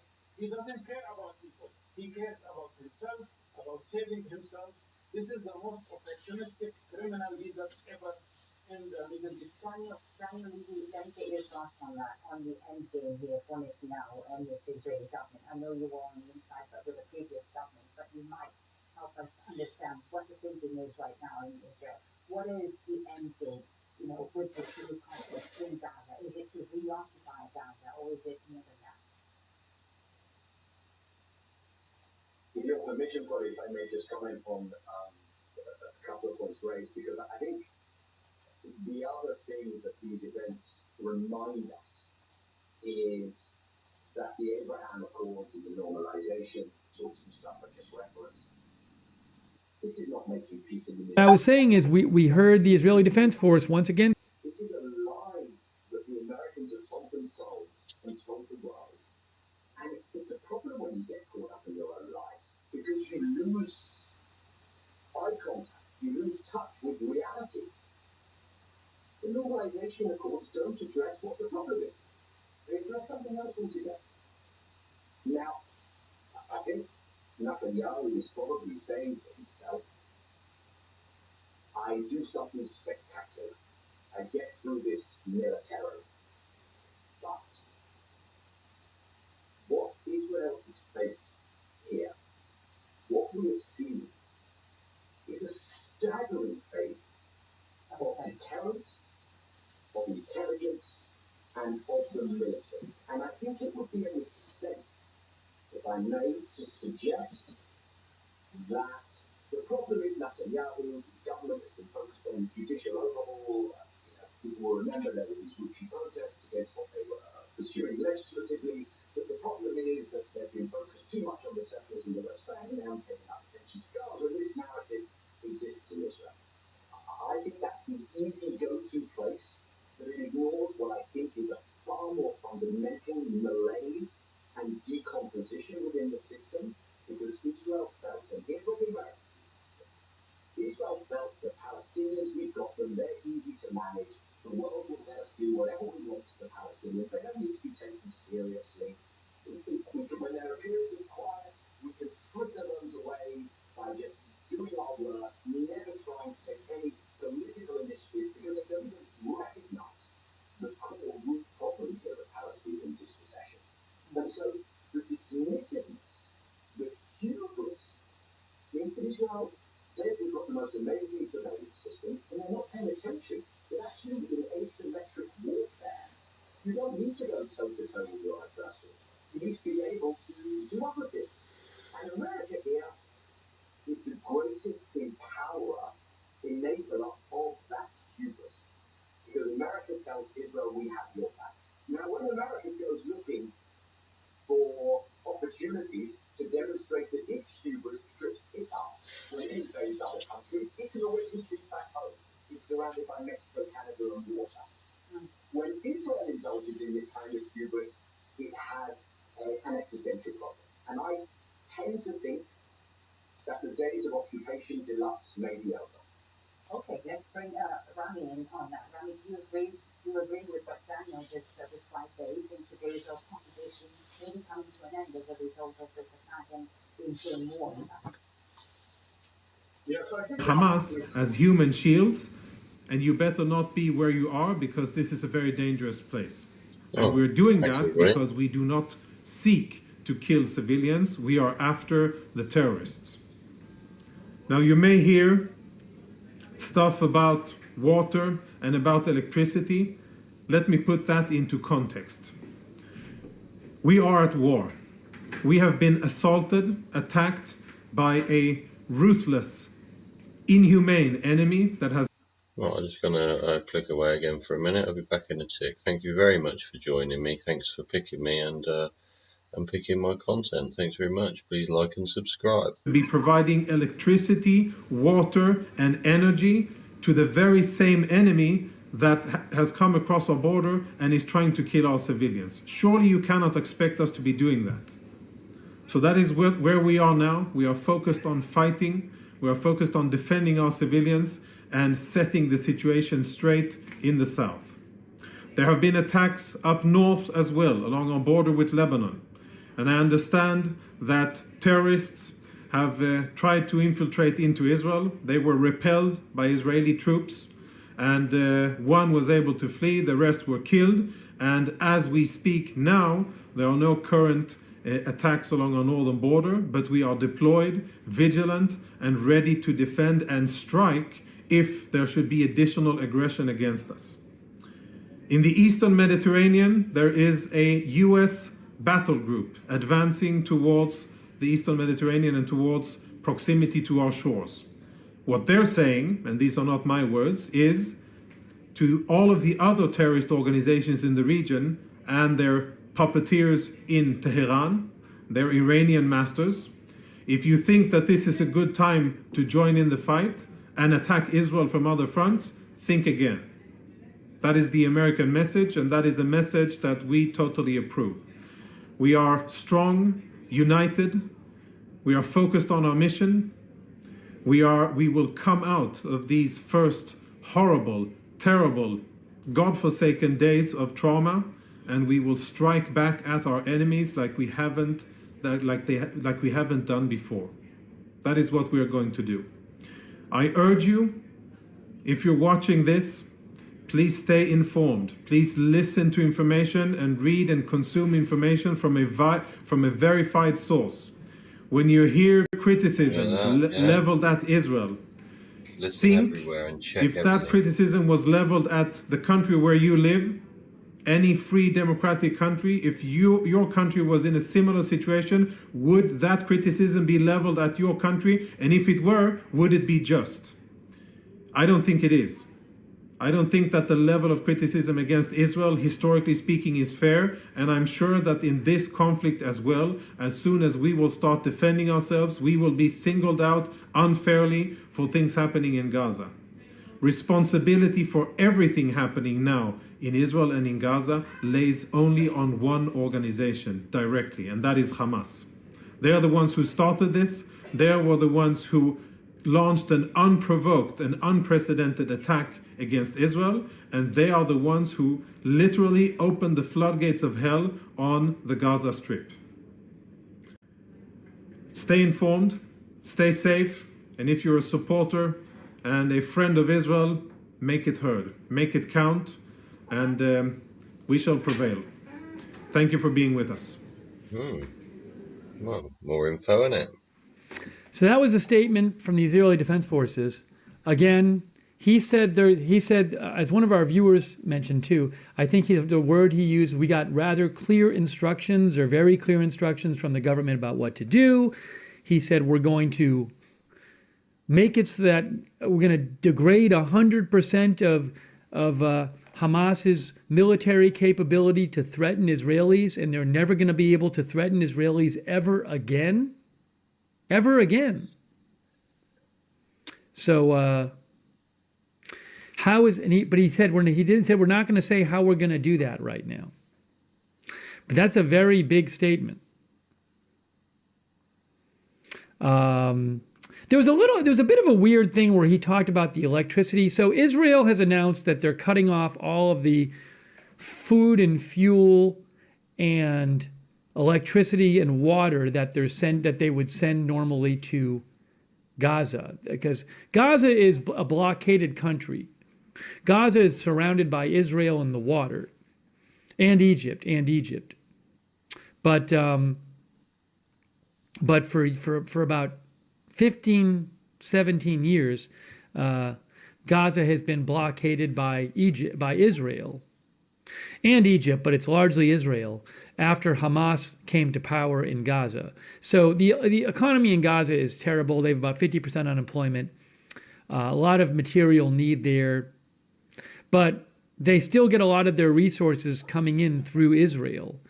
And Israel has announced this past day that they're not going to they're cutting off all shipments of food and electricity and water and fuel.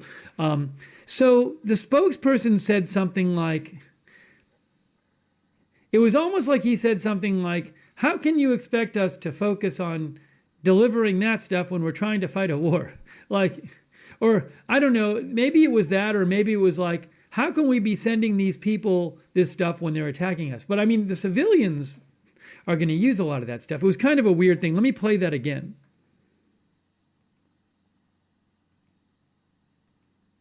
If I can find it here. To them so that they do not seek to kill civilians. The main enemy that has butchered our civilians by a ruthless. Hang on, let me just find it here. I gotta find it. Yeah, here it is. Think about it. Inhumane enemy. We are at war. And about electricity. Here it is. To kill civilians. We are after the terrorists. Now you may hear stuff about water and about electricity. Let me put that into context. We are at war. We have been assaulted, attacked by a ruthless, inhumane enemy that has butchered our civilians. I am sure that if you, for a moment, think about it, I am sure that you'll agree with me that you cannot expect us to be providing electricity, water, and energy to the very same enemy that has come across our border and is trying to kill our civilians. Surely you cannot expect us to be doing that. So that is where we are now. We are focused on fighting. Yeah, so it was like, again, the argument is, well, you can't expect us to let that stuff go in there because it's just going to help Hamas. But, I mean, obviously he leaves out that that many people in Gaza who rely on that stuff are not going to be people in Hamas. So, anyways, it's he addressed it. I mean, obviously, I would think you'd like him to say something about, well, what about the people who aren't in Hamas who rely on that stuff? Anyways, so that's what they had to say about it, though.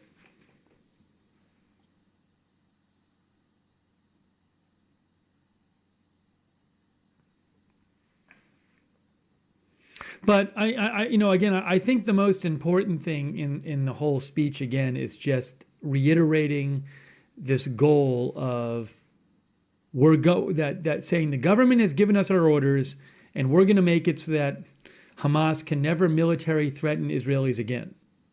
I mean, how's that going to happen?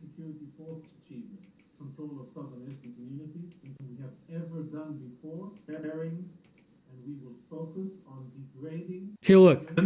What it is to achieve, and we will focus on degrading until 100% completion of all of Hamas's military capabilities.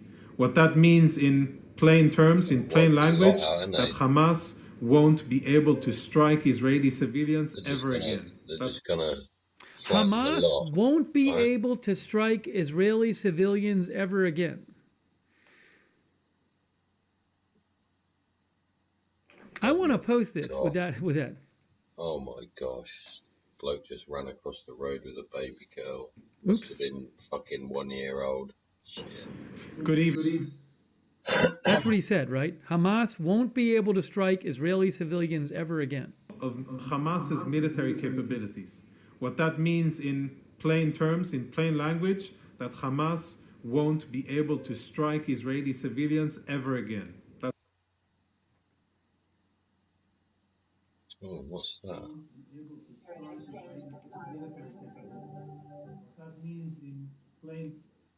Oh, there's fires everywhere in the mountains because of the rockets. I want to post that.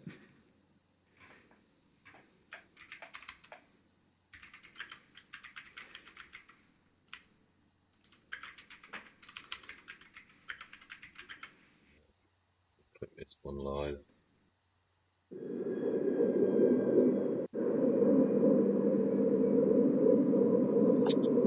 If you've just joined me, thank you very much for joining me. My name is Dodgy Git. This is the Dodgy Git Show. And boy, is it dodgy. It's all a bit dodgy, isn't it? Yeah, another one. Oh no, that's on the tally. Is that live? I don't know. In their statement today, IDF says after Israel's shocking imagery upcoming military operation, Hamas, I gotta get the exact language. See that on the 2 days Agenda Free TV. They're still accomplished is won't be able to strike Israeli civilians ever again. Hamas won't be able to strike Israeli civilians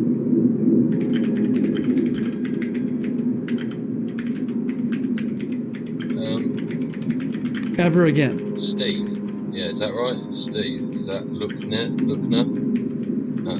Steve Lookner. Yeah, big up. Oh no, I didn't want to do that. I want to do that. Oh no, I've lost that one. I'll go back to there for you and then wait till that one gets back on itself. Yeah, Steve Lookner there on Agenda Free TV. Hello, sir. Thank you very much for your work, your content, and your efforts in getting the word out there in the literal Agenda Free TV. Who have we got this dude? Is this an old interview? I've lost what I'm doing, to be honest. Oh no. There we go. We're gonna start getting. Oh my god, jeez. Oh, blimey, O'Reilly. Just saw one there. Just saw one video of Sky News of a building, one single building, and it took one missile and it flattens the absolute whole entire building and everything in it in a split second. Oh, hang on, we got Netanyahu. Oh no. This is Sky, I'll play the sound for you. This is the aftermath of one airstrike. Children being carried out through smouldering rubble. We'll wait for Steve Lochner to come back on Agenda Free TV. Get that spinning round again. Waiting on that one. We were just sitting down at home, and they struck us so quickly all at once. They didn't warn us. Well, they warned us a few times, yeah. They've been warned a few times. Oh no, I don't want that. Alright, mute that. So mute that one. Get rid of that. Put that over there. Put that back there. So you don't want to see it anyway. You might be interested in products like that. Gaza is a second front opening on its northern border. what would become a widening regional conflict. Oh, see, widening regional conflict if you open up the northern. Andrew B. thinks his statements are made in an attempt to reassure Israeli civilians.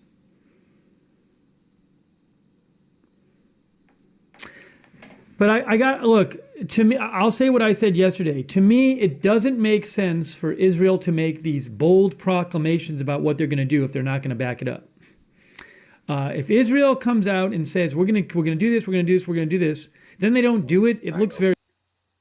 Made a mistake of historic proportions.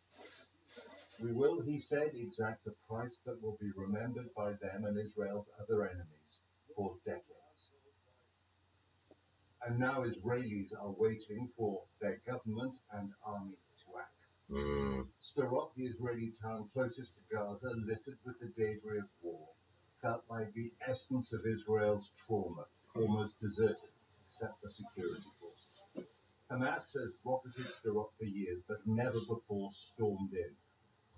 At the center of the Hamas killing ground was the police station. They broke in and used it as a firebase to shoot civilians as well as soldiers. Blood from Israel's dead and wounded smears the walls. Even here in what is always a frontline town for Israelis, this was not supposed to happen. They expected their military, backed up by the intelligence services, to protect them. And the fact that that didn't happen means that recriminations about who might be responsible have already started. But at the It's still dark there in Gaza City. It's 6 minutes past 3 here in the United Kingdom, in England. We're coming up to, we've done 5 hours and 55 minutes of this show. Yeah, we should have been sleeping, but they're just not happening. Yeah, it's still dark there. These reports that are still going round and round on the TV's news, the videos have obviously been edited. The morgues are full. The freezers are full. The people are frantic. They are going to wake up in the morning. They're going to wake up in the morning and all hell has broken loose in their fucking town. The light will be coming soon. 7 minutes past 3 here. It's 2 or 3 hours ahead there, so it's 5 or 6, I'd say it's 5 o'clock in the morning, because 6 it'd be lighter. So in an hour or two, people are going to start coming out, and and then the videos are going to start coming out on the little black mirror we carry around with us. Yeah, let's go back to see. I'm not sure how old this video is. He is in the dark, so are not functioning. Internet is down in every corner of this city because many of the buildings that housing the internet providing company, and today they destroyed the headquarters of the Palestinian telecommunication company, causing either the problem to be bigger and the internet to be down in more areas. Talking about the humanitarian situation, Gaza has been suffering for 3 days without electricity.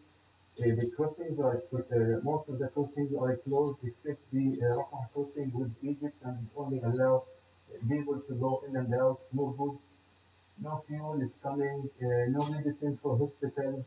Health Ministry issued a statement today warning that within 48 hours the essential medical supplies are running out in the hospital, and they need urgent supplies to be able to provide the services to many people. They said we are struggling to cope with the situation. We are struggling to cope with the number of injuries, people who are arriving to the hospital from different places.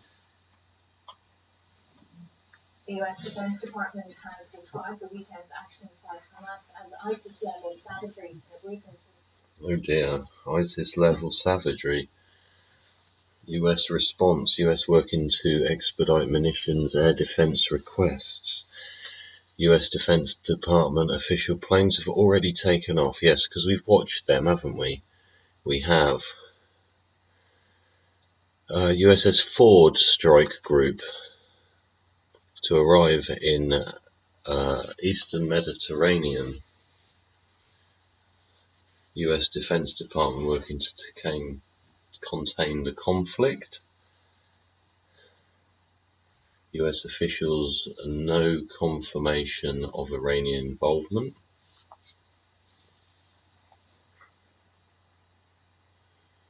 Back to this chap.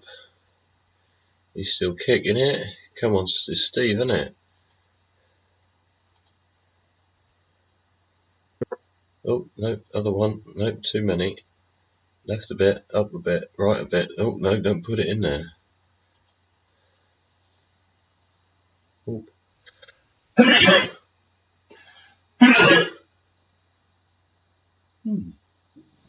Well, that was... We don't know how long this is going to go on for. The economy in Gaza is very bad. It is. They rely on a lot of stuff that does come through Israel. For example, half their electricity comes through Israel normally. They do. Israel says they're cutting off electricity. I believe they get most of their water through Israel. They do. So they're screwed. How long could this go on for? What might the effects on the average Gaza citizen be? I don't know. You know, so we'll just have to see what happens. Look, I take Israel at their word when you just heard the statement from the Israeli military where they say they're focused on Hamas. They don't want to target Gaza citizens. I take them at their word on that. It doesn't really do Israel much good to enrage the 2 million Gaza citizens living right next to them. So, I mean, if Israel is undertaking whatever they do to protect Israel, so them doing something which ends up, they don't want to do something that makes them less safe in the long run. But, you know, it's a difficult thing to pull off. How can they do this thing they say they're going to do? Can they make it so that Hamas can never threaten them militarily ever again without undertaking some sort of operation which, you know, incites anger in Gaza and elsewhere and makes them less safe in the long run? I don't know. But no one knows what this is going to look like. No one knows. There's still some debate about among experts whether there'll be any kind of ground incursion or invasion. That's not clear that there will be. So no one really knows what's going to happen next.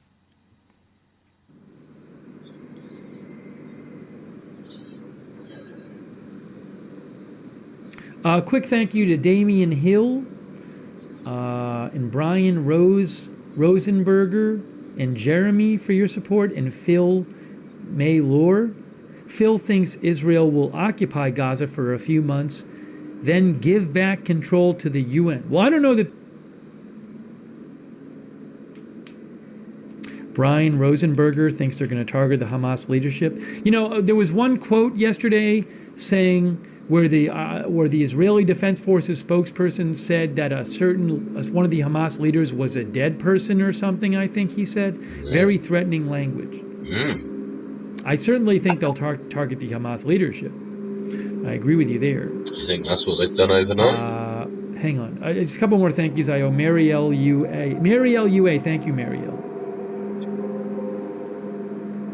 Marielle thinks they have had the capability to annihilate Hamas for years, but it would take something like this to put it into action. Let me just emphasize again. It doesn't do Israel any good to carry out some military operation which is just going to make the 2 million plus people in Hamas even more in Gaza even more hostile towards Israel, and say other Arab countries more hostile towards Israel, and the Palestinians who live in the West Bank more hostile towards Israel to a great degree. So, and I'm sure Israel knows this. So they need to balance whatever actions they take in Gaza to deal with Hamas, with effects it might have on Palestinians and those sympathetic to Palestinians around the world. I think. Thanks so much, Marielle. And thank you, Rita, for the gift memberships. Thank you, Resistor and Damian Hill, our new members. Sorry, I want to say a quick shout out to our mods because they are awesome. We have modding right now. Beezy, Lexa Fomer, Chandra, Cynthia Moon, Patty Wack. They're all moderating on YouTube. 7, I really appreciate it. Margaret Riley, K. Lowry Body moderating on Facebook. Paul Anderson, I know Christina Neal was there. Thank you so much, Facebook mods and our Twitch moderators. Huge shout out to you. Bastion Girl, Idaho Star, I Got That Fire, Mick Britches, Papa Bear, Sharon C54, Skip Fu and Tariak. Big thanks to our mods. Thank you to Dog Bees and Wall Street for your support on Twitch. Melissa Terry, our viewer, says, everyone's in shock and angry. Gotta think logically.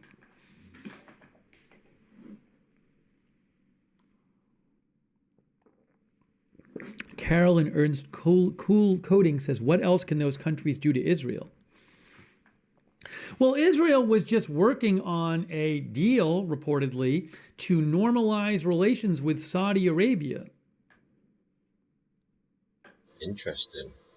I think Israel would prefer to have better relations with more countries than hostile relations. Also, for example, Lebanon is north of Israel, and Lebanon has this huge, powerful military organization there supported by Iran, Hezbollah.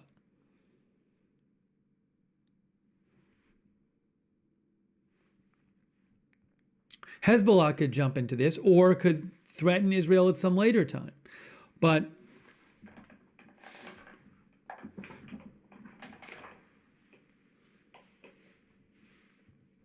I'm sure Israel is concerned, as much as they want to strike at Hamas, they also have to be concerned about their relations with other countries.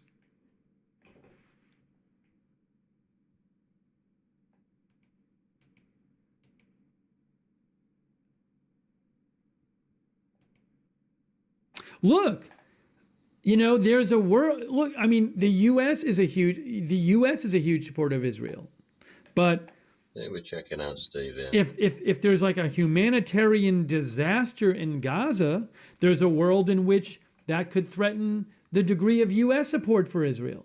If it's a humanitarian disaster, I think we can all imagine scenarios that might take place in Gaza where even America would be like, whoa, that's crazy.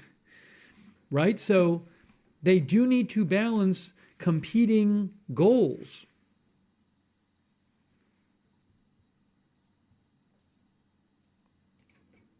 Oh, where have I gone? I've disappeared.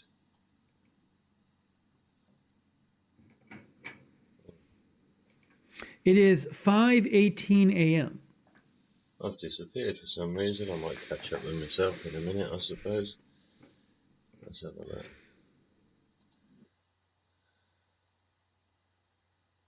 Let's have a look.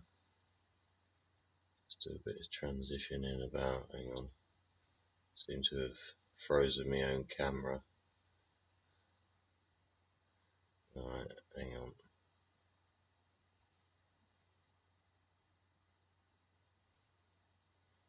Yeah, looks like someone's frozen the camera. I'll be back in a second, everybody. Hope you can all hear me loud and clear. Something's definitely going on. I hope you can stay with me until I sort my error out. I have an error occurring by the looks of things. Let's No, I don't want to. No, I don't want to do that one. I want to add. I want to add one. There we go. Create. There we go. Create. Hopefully, it'll catch up with ourselves in a minute. Oh, there we are. See? Yeah. The hamster needed to put some more coal on the steam engine. Yeah. Come back to it. We'll line our man Steve back up for you, because we like watching Steve. Yeah? Steve's got some nice things to say. He's over there on Agenda Free TV. His content's very good. We enjoy listening in to what he's got to say, and how it's presented. I suppose that's why we go to such people for I don't know, guidance with whatever subject matter curiosity we may have. Yeah, just bringing up a few new windows for you. There's obviously a lot going on out there. Got all kinds of bods here on the TV, but I think most of them are still in bed.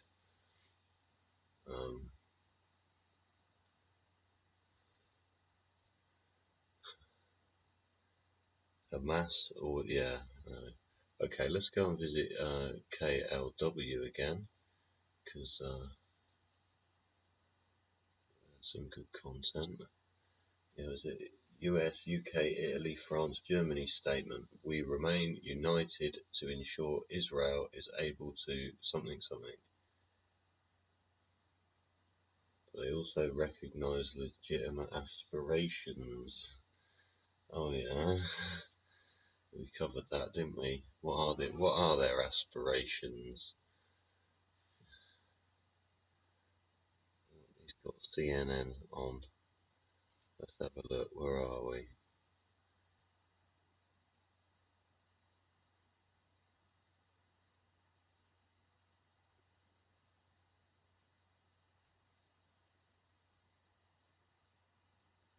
So we got this one, and then we got this one again.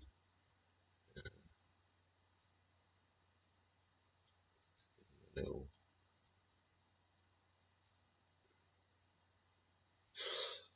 Excuse me, everybody. Thanks for joining me on Dodgy Git. Dodgy Git Show 64. We're on now. We have been live streaming for 6 hours 11 minutes. Because we're concerned about what on earth is going on. Yeah, and we're trying to gather information from varying sources.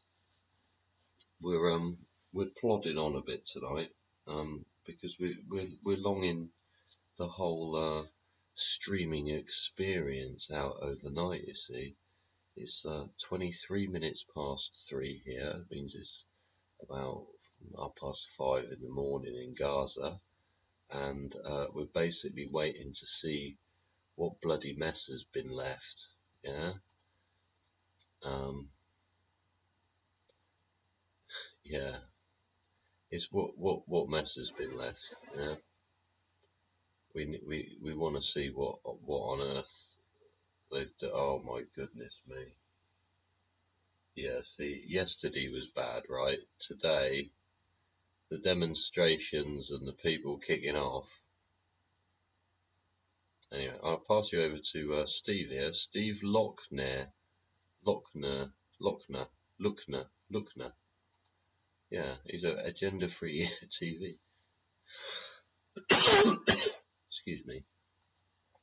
Yeah, he's kicking it over here. Look, hang on. No, I need to press something else.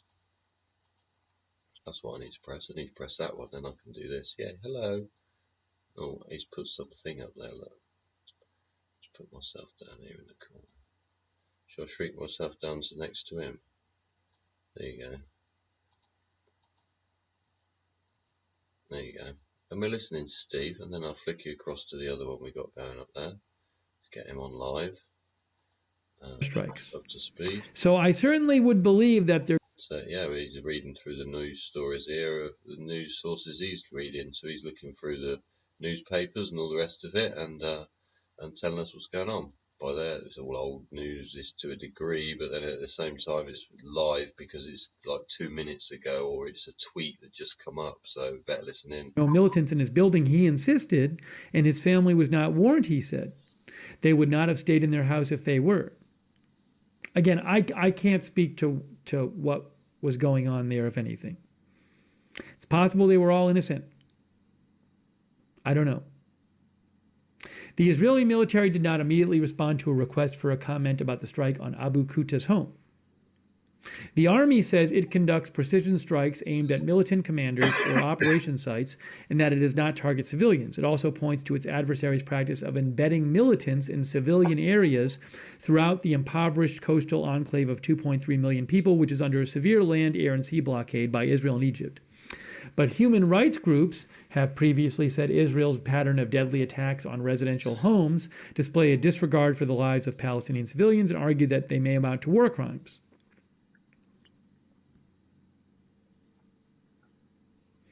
In past wars and rounds of fighting between Israel and Hamas militants, individual Israeli airstrikes have killed great numbers of civilians, for example, 22 members of the same family in a single strike in the bloody 2021 war. Look, stuff like this kind of thing is going to happen. There's going to be civilian casualties if there's military activity going on in Gaza. It is a very densely settled area.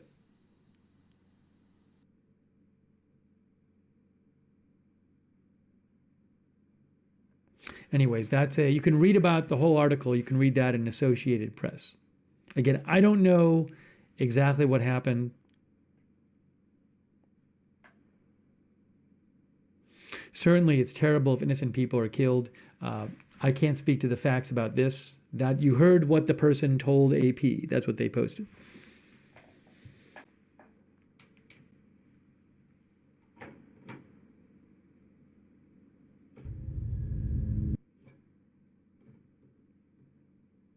Yeah, everybody remembers Six Pack America. Well, see, we're not going to be on YouTube forever. Our content is too full of truth. We're too truthful in our content.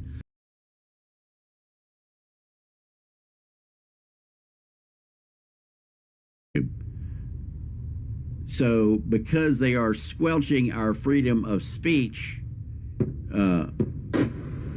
oh yeah. Oh.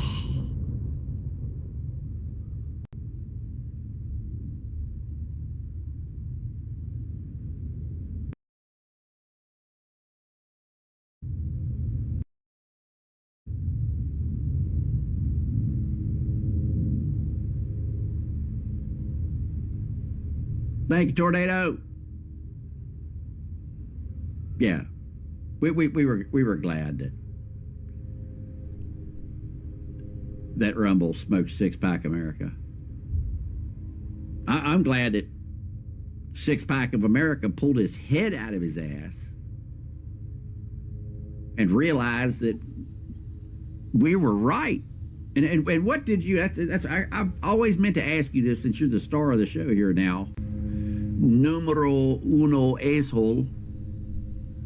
Some geezer he's chatting about on his. So Six Pack of America, why was it that you hated us so bad anyway? That you were such an asshole? I want to know that. Can you write that out there in a few lines? I mean, if you wrote just half as much as you did talking shit about me, we would never be able to finish reading it in tonight's podcast. I mean, this guy talked shit about me for weeks, every fucking night, story after story after story after story. He could write for the New York Times.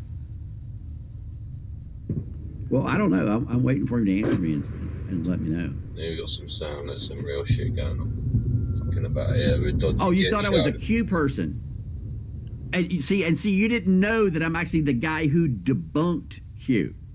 I was actually the first guy who came out and said Q is total fucking bullshit, and this is who they are, and that's when Q started fucking collapsing. Yeah, you know now. Oh, damn, I wish you were on my side back then. Fuck. A Q person is somebody who believed in the QAnon conspiracy theories and all that shit.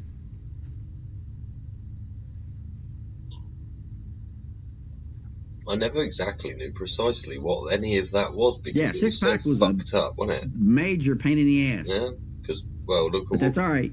Look where we come in 3 He ain't years. as stupid Everybody. as we once thought he was. Welcome to the Dodgy Git Show. We're chatting dodgy to get. Yeah.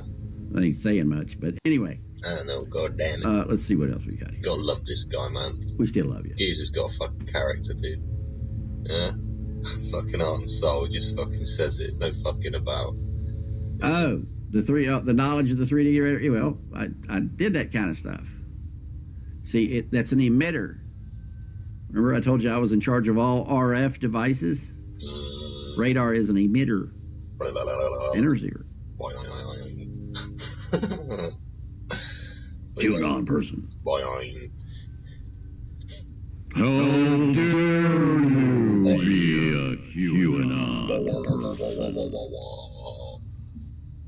The fuck was that? Funny shit, innit? Fucking is. I love it. I love it. What's he saying over there again? All right, Let's have a little he's pulling the funny. Everybody is bashing Dickhead or Foreskin. Some of you may not know who Foreskin is. Foreskin? Who's Foreskin? I don't know who Foreskin is. Do you know who Foreskin is? Ta-da! Foreskin.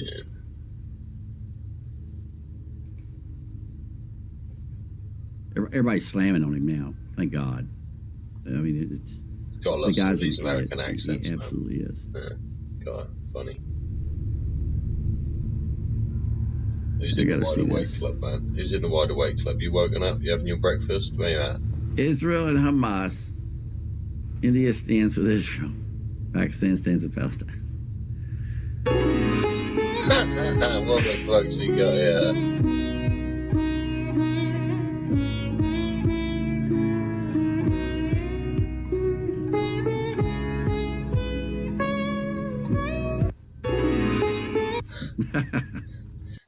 There should be a bit in there where the dude on the right here distracts this dude with the tash here and ends up running away with a bike that the kid was trying to pinch in the first place. Fucking, oh look, we got to look out for Pakistan robbing bikes. Funny shit. In here. Then you're going to have a Muslim in here. Then you're going to have a Hindu in here. And then the next thing you know, you've got a debate about all kinds of shit that's got nothing to do with the news. I've been doing this for a decade, and the moment that you let that happen, this is the thing. Thing with politics. Some people think I'm a Trumpster. I never voted for Trump in my fucking life. I know. Where does he live? I ain't got a clue where this dude lives. Sounds funny though. It's cool. I despise politicians. God damn it. There's only been a couple politicians I've ever met in my life that I actually like. God damn it. Congressman McCall is one of them. They're all a fucking pain in the ass, man. They're all dishonest when they get to the top, aren't they? I thought that was part of the job. It's like manufacturing dishonesty, innit? I don't know. And as far as religion is concerned, we will cover religion when God shows up to do something, or Jesus Christ walks again, or Jesus walks for the first time for the Jews, or Allah shows up, whatever, whoever, whenever, when they make There's the West Bank here. I think he's getting carried away. Gaza was part of the Ottoman Empire before being occupied by the United Kingdom from 1918 to 1948, and Egypt from 1948 to 1967. Oh, now we're learning shit, though. Israel captured the Gaza Strip from Egypt in 1967 and the West Bank from Jordan in the 1967 war. Palestinians claim both of those territories and see them as a part of a future state. So it's all about losing. Israel controlled Gaza for 38 years, building up 21 Jewish settlements in that period. Tension and violence sustained for years. Then eventually Israel gave the Palestinians control of Gaza. In 2005, Israel gave up control of the Gaza Strip under domestic and international pressure, withdrawing 9,000 Israeli settlers and military forces from Gaza. Who governs Gaza Strip? Hamas, one of two major political parties in the Palestinian territories, the other being the Palestinian Authority, the PA, I believe. Is that it, or is it Fatah? I might be getting them confused. Is Fatah the other one? Fatah? Anyways. Hamas, one of the two major political parties in the Palestinian territories, clashed with Palestinian leaders as the Oslo Accords were being broken in the 90s. Hamas came into power in Gaza after winning the 2006 election. No elections have been held since then. Even though Israel gave up control of the Gaza Strip, it has kept a land, air, and sea blockade on Gaza since 2007. This has been damaging for Palestinians. Very bad economy in Gaza. Israel has argued their blockade has been done to keep control of Gaza's border, obstruct Hamas from getting stronger, and protect Israelis from Palestinian rocket attacks. The blockade has faced criticism by human rights groups and the UN, which consider Gaza to be under Israeli military occupation. The UN estimates the blockade has cost Gaza's economy nearly $17 billion over roughly a decade. More than 2 million people live in Gaza, making it one of the world's most densely populated territories. It is just over twice the size of Washington, D.C., but has triple the population. Almost 40% of the population is under 15 years old. More than 1.4 million of the residents are refugees, Palestinian refugees. Mm-hmm. That would mean that they or their their ancestors were forced to leave somewhere else they lived in the area. Maybe, for example, when the Israeli state was being established, their ancestors might have been in land that Israel ended up taking. Or, they might have been kicked off their land during the fighting between Israel and other states in the middle of the 20th century. But more than 1.4 million of the residents are Palestinian refugees. It has one of the highest unemployment rates in the world. Around 80% of the population relies on international aid to survive and access basic services. Well, we're going to have to start rebuilding something soon, aren't we? Breaking too much. 95% of the population does not have access to clean water. The Gaza Strip heavily relies on Israel for water, electricity, and food. The primary imports for Gaza are food, consumer goods, and construction materials from Israel and Egypt, its two main trade partners. Gaza gets most of its electricity from Israel. Gaza has groundwater sources, but many wells have become ruined with pollution and salt water. More than 90% of the water in Gaza's sole aquifer is no longer potable. Is it potable? That means what? Drinkable and cookable? Is it potable is safe to drink. And Israel has announced a blockade, a full-scale blockade of Gaza, cutting off all electricity, food, and fuel, and water. So anyways, look, if you want to read the whole article, it's a very brief summary. That's from the Washington Post. Mm-hmm. It's not a very opinionated summary. I think those facts seem generally widely accepted to me.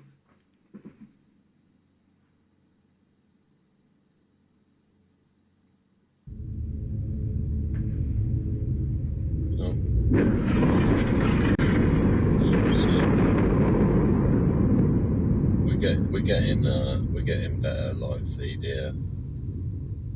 Yeah. We're getting better live feed here.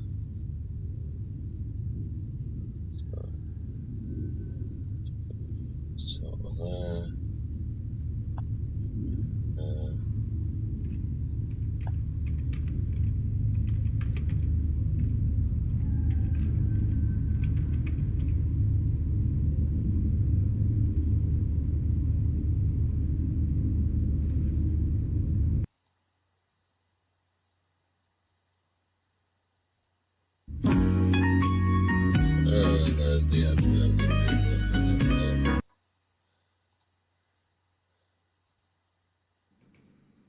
I appreciate it, Francois.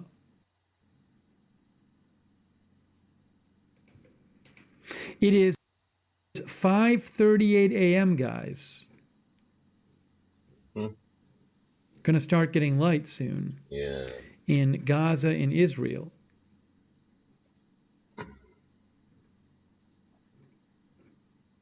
Let me just check for updates. We'll take some more comments for you guys. Who's this dude in the bottom corner then? Eh? From you guys.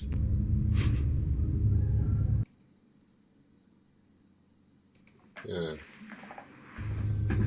Oh, explosion! Another explosion on the. People are saying they heard another explosion on the Gaza, on the Gaza live streams from Reuters.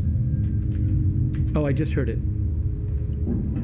Yeah, big explosion. Big explosion about a minute ago on the Reuters Gaza live stream. You couldn't see what happened. I don't think anyone's manning that camera right now. During the day, what happens is they'll pan the camera around. Not frozen again. Multiple explosions? No. Some of our chatters are saying they're hearing multiple explosions. Yeah, there are. I'm trying to get the feeds up, but everything's going a bit manic. Oh, I just saw one. From like 2 minutes ago. Right, here we go. I'm buffering a bit, everybody, so... the side of the screen lit up. The side of the... Right. Of the scene lit up.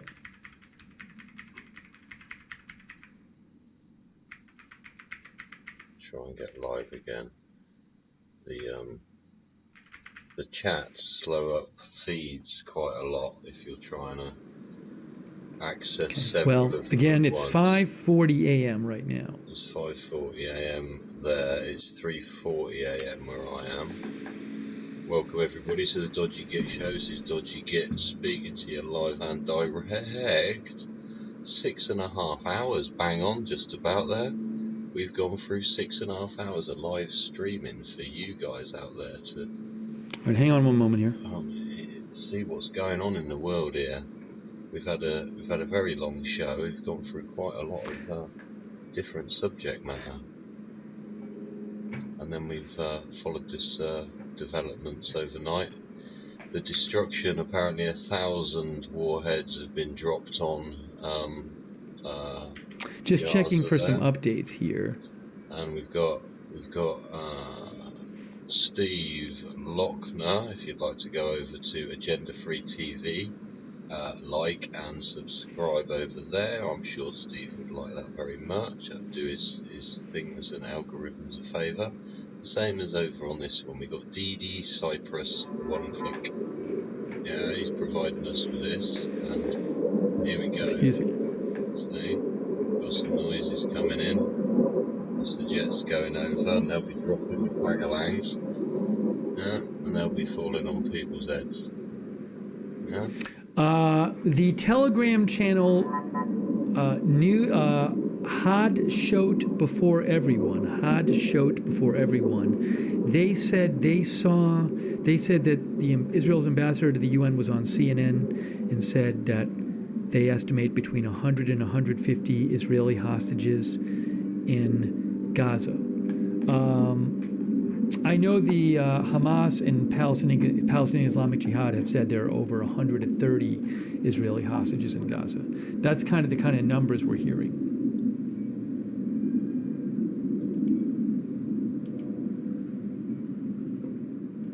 There we go. I've got my camera back again. I lost my camera for a bit. I think people are freaking playing again. I don't know. Just trying to do what I've got, I'm afraid. Yeah. This was posted 2 minutes ago by the Palestinian news feed Pal Post N. They say Israeli aircraft launch a series of new raids on Gaza City. Interesting. New raids on Gaza City. Gaza City is which here. We know because we've been watching all night and been listening and hearing them. So yeah, I'd like to go over to DD Cyprus One Click, like and subscribe over there. You've got a chat room. So new airstrikes on Gaza City.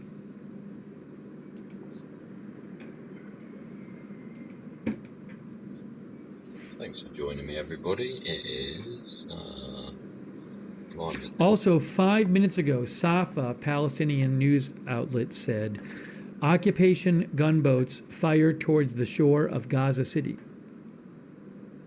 So they're attacking that would be them from Israeli the sea gunboats. as well. So they can't even get out from the sea. They're just, everybody there is just going to be flattened, I think. 8 minutes ago, Quds and BRK, also I believe a Palestinian news feed, Israeli warplanes targeted a house in the Al Zawaida area in the central Gaza Strip. Been a bunch of houses targeted. I don't know, some of them apparently belong to Hamas leaders. You can think of different reasons why Israel would want to target a house if they think it's being used for military activity. One of the videos showed, like I said earlier, straight down from the top, like a drone was hovering above it or something. Dropped this missile through this house. It exploded the entire floor straight out in a split second. And the rest of the house, it obviously exploded up through the floor as well. Second, third, maybe fourth floor, just douche. And the whole lot collapsed in a fucking heap. So whoever or whatever was in it was killed in a fucking flash. Yeah, a few seconds and they just all splat, the whole building. Yeah, one missile. Yeah. They'll drop them straight down on the top here. There's none of this fucking coming in at a funny angle thing. Even from the sea, they'll shoot them up, across, and down, straight in, just blow the whole lot out, not just a corner off. They'll blow the whole fucking building down. So, we are where we are, I suppose. There's a woman who gave an interview on Israeli television who said that her grandmother had been killed by Hamas terrorists, and she found out about it when it was posted she said the terrorists killed the grandmother and then posted it on the grandmother's Facebook page, and that's how they found out. Because oh my goodness, did you just hear that? That's the kind of sick shit we're dealing with.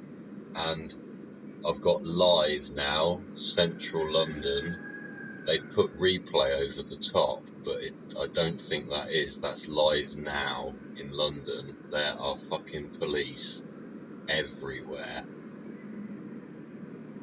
Yeah, London, UK, yeah. Central London, UK. It is gonna fucking, something is gonna kick off now. Because this is fucking, even for, like, British people, right? And this is where I come back in it, I suppose. British people have a history of wanting to discover. Yeah, we're a curious nation. Yeah, we've always been curious. From being curious about bloody what we ate as fucking food, as far as mushrooms and fucking animals. Yeah, we're a bit fussy. Yeah, certain meat and all that. Right, and for reasons. Yeah, we're a nation of reasoners. Yeah, is that a good reason to do that? Is that a good? Yeah, and there are, some things we fail on and some things we do quite well on. Yeah, but we're reasoners, and it's got beyond reason. Yeah, these people are supposed to be controlling the world, and they're literally just fucking slaughtering each other. Just slaughtering each other and doing the most heinously disgusting things to fucking each other's human bodies. How gross. And kill a granny and then put fucking her demise on her own Facebook page. What a fucking...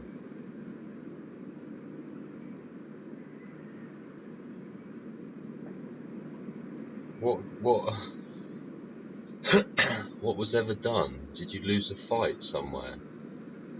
Lost a scrap? Every time you lose a scrap, you're going to come back and start another one. Why can't you just accept you lost a fucking scrap? It's the old fucking, oh, you won't have a fisticuff fight, you want to bring a knife? Oh, I'll bring a gun. Alright, you bring a rocket launcher. Alright, I'll bring a tank. Alright, you bring a fucking nuclear warhead. Oh. Fucking hell. All I wanted to do was go over there. Fucking, do you know what I mean? Talk about fucking drama queens, make something out of nothing and all that kind of shit. Drives me potty. Yeah? Yeah. How much did you get? Been with you for over 6.5 hours. Yeah? I'm waiting for this morning's stuff to come out because it will soon. I'm going to start getting. They're repeating the stories on the UK news round and round and round and round. And basically just there, even a snippet of London, yeah? A snippet of London. And yeah, shit's going down, basically, isn't it? Shit is going down somewhere. Yes. As I said, in their statement today, the Israeli Defense Force said, we're going to make it so that Gaza, that Hamas can never threaten Israeli citizens again. That's literally the quote. Ever again. Hamas won't be able to strike Israeli civilians ever again. And I don't know how they're going to do that. How will they make it so that Hamas will never, ever again strike Israeli civilians? Or won't even be able to strike Israeli civilians? So some of our viewers thought that sounds like they're going to do some sort of occupation thing. I don't know. But that's a really big thing to say you're going to do.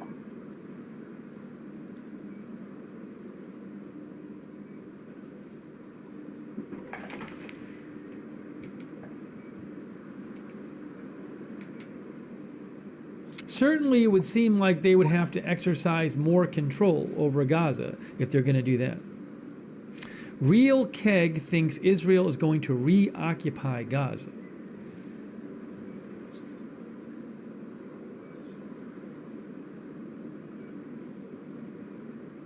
Which there's all kinds of problematic aspects of Israel doing that. There would be the tensions it would create.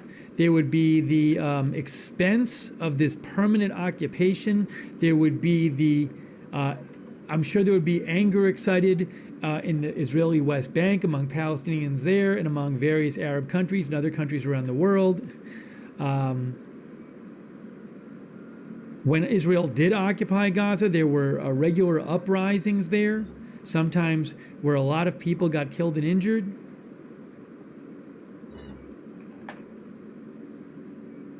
I don't know what's going to happen.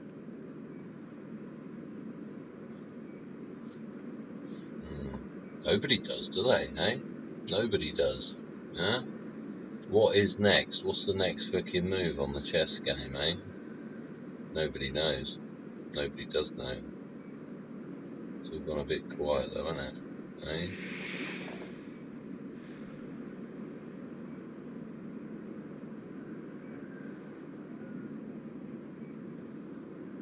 Now, one thing to be clear though is they keep emphasizing Hamas. They keep saying Hamas, Hamas, Hamas. Israel always talking about Hamas. They're not even talking about Palestinian Islamic Jihad is another militant group, a smaller militant group in Gaza. They regularly launch rockets at Israel. They took part in this. They say they have over 30 Israeli hostages, Palestinian Islamic Jihad.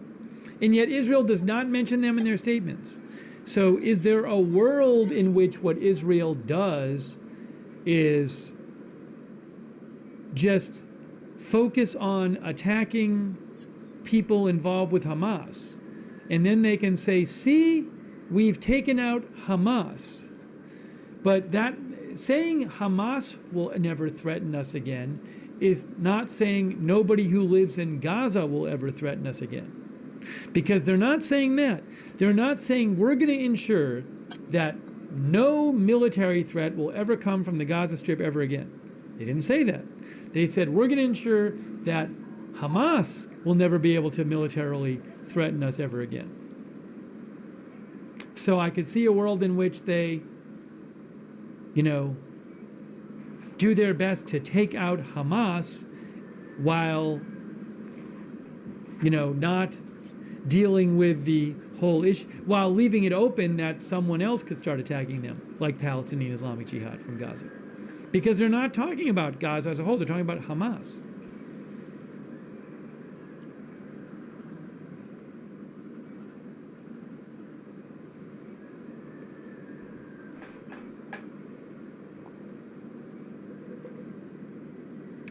Lou Green says, I was wondering why no one is talking about jihad groups. I mean, Palestinian Islamic Jihad is a well-known, smaller militant group that they often act with Hamas. They operate out of Gaza.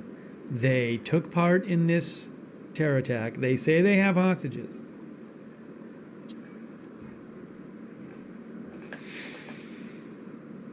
But you don't hear them mentioned in the Israeli Defense Forces statements. Hey, update here. A couple of the viewers were talking about this. North Korea state media has said an important announcement is about to be released, but as yet no news. Is announcement delayed due to a possible test that's about to take place and not yet happened? Or are they in process of filming an event taking place in Pyongyang? I don't know. Oh, there's another one going off there. More people. Oh, the chickens are up, look. Waking all the wildlife up in rockets.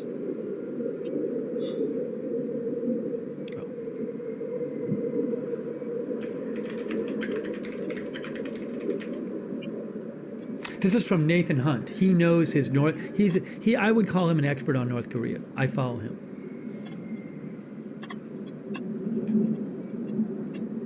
So he's wondering, is there going to be some big test or something they're going to make an announcement about?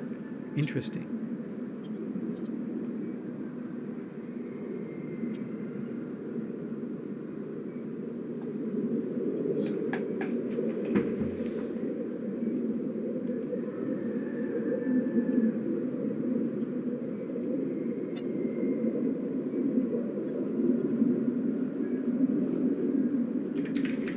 So we'll keep an eye on that as well.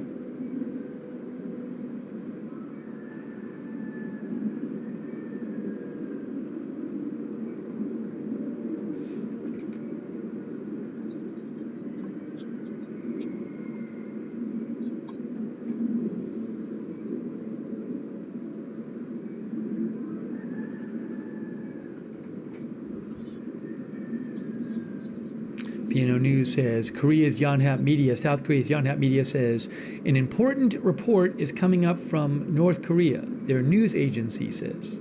No details given. So, I'll let you know if I hear anything. I hear it's a chicken, it's a cockerel going to cluck morning, isn't it? All right, so I was going through some of the things people have sent me. Thanks for joining me, everyone. I'm Dodgy Git. This is Dodgy Git Show. We're here in Gaza waiting for this morning's light to come over the hill. Oh no, that's a bomb. Shit.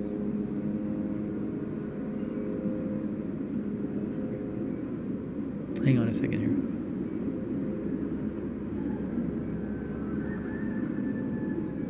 It's cockerels, though. You got all of them got cockerels.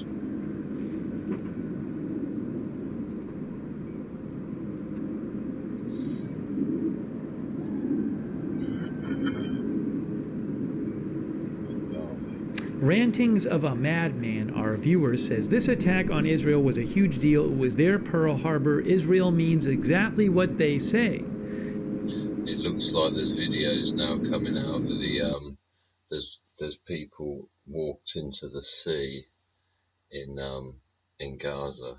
They're literally running into the sea now. So that ain't good, is it? Egypt, this would not be good for Iran. There's a lot of debate over whether to what degree Iran might have been involved in this. Wall Street Journal said Iran was very involved in this and helped plan it and signed off on it. Other experts disagree. Certainly, Iran is a supporter of Hamas, but to what degree Iran was involved in the planning of this, that we don't know.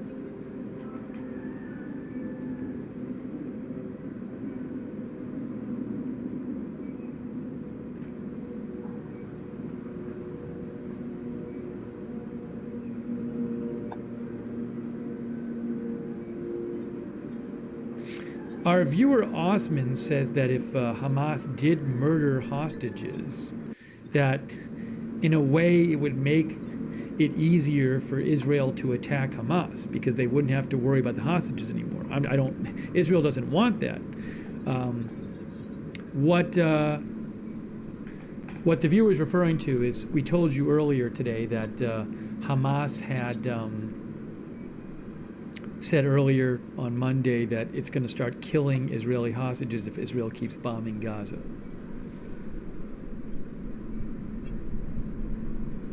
Let me show you that statement one more time. I showed it to you earlier. I'll just show. It's a short part of that statement right here.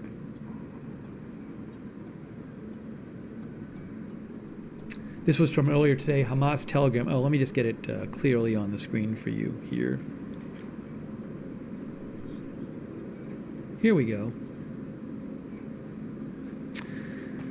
It says, we believe in the instructions of our true religion in preserving the lives of hostages and prisoners, but the Israeli crime against our safe people, the demolition of civilian homes on their heads, and the mass killing of children, women, and the elderly in their homes. And because Israel does not understand the language of morality and humanity, we address Israel in the language we know he knows well, is that in the past few hours, we have experienced pain over what has happened to many families throughout the Gaza Strip from the barbaric, fascist Israeli crime of bombing homes.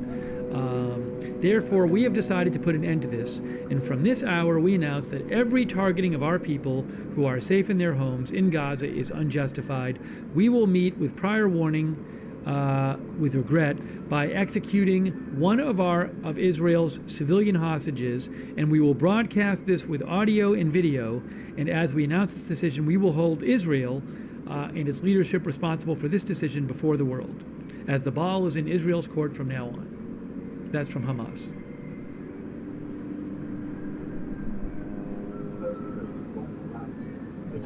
So they had said that. This is an ongoing situation, and of course we will be reviewing our support to Israel and of course British nationals in Israel as the situation progresses. That's the UK Foreign Secretary. That's his words.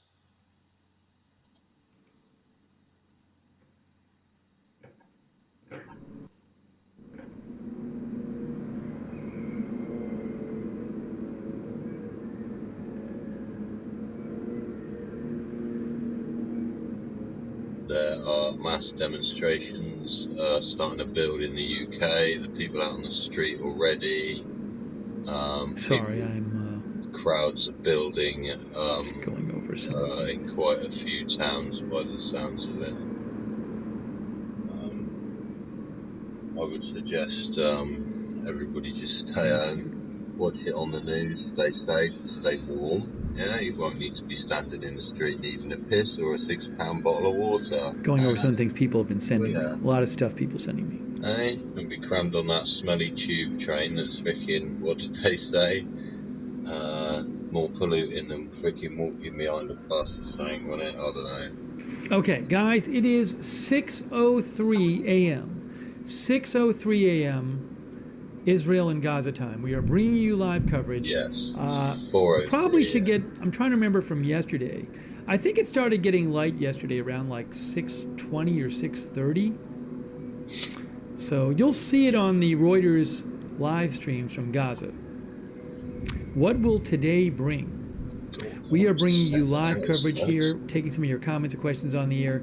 At Lookner on Twitter / X is where you can reach me. Hey, a quick thanks to Eric Siegel. Eric thinks taking hostages to prevent retaliation is cowardly and pathetic. Well, yeah, but, you know, it's these tactics they have left, I suppose, isn't it? How do you deal with any of this? How do we deal with any of it? Eh? What I do, I'm going to bring myself back for a few moments whilst I do a bit of screen transitioning. I need to put myself back on the top thing. Is my camera going to catch up? Camera might catch up. I'm coming back. My camera will catch up. Don't worry, I'm coming along. Yeah, we are going to go to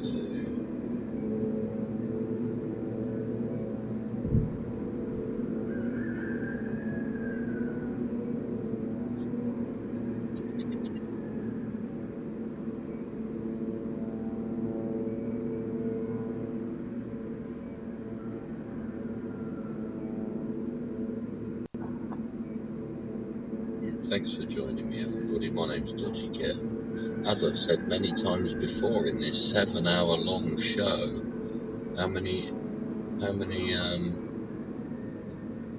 blimey, 6 hours and 53 minutes.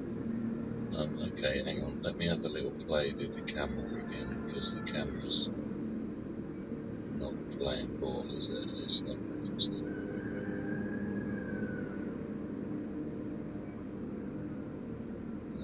Let's flick it that way again.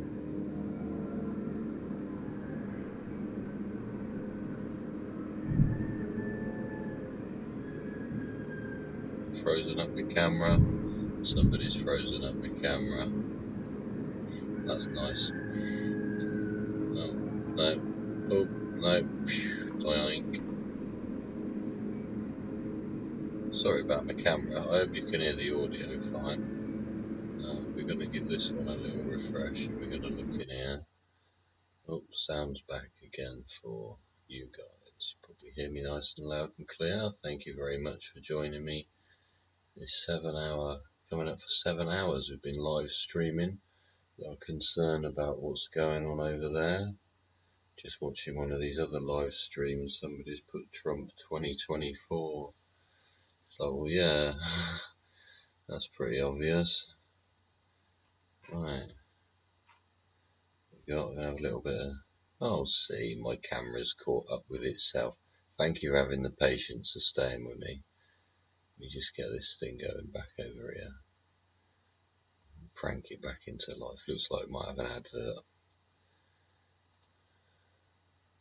Well, there we are, back at Tel Aviv Airport. We got a couple going in here. Look. How many aeroplanes are there? That's weird.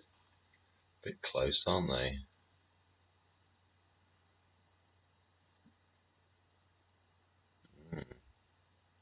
They're being escorted.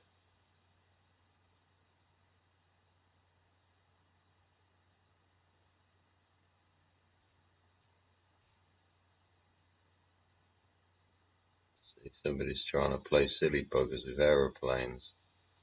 No?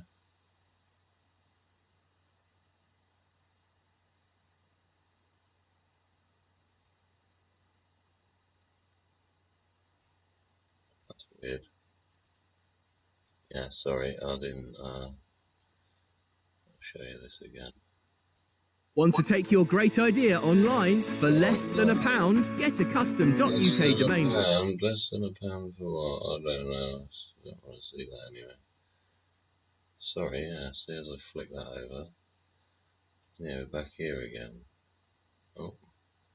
Yeah, okay, we'll do that. There you go, we're back here again.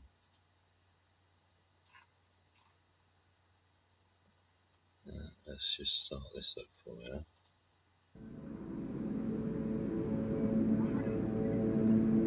Lots of planes coming in, aeroplanes even.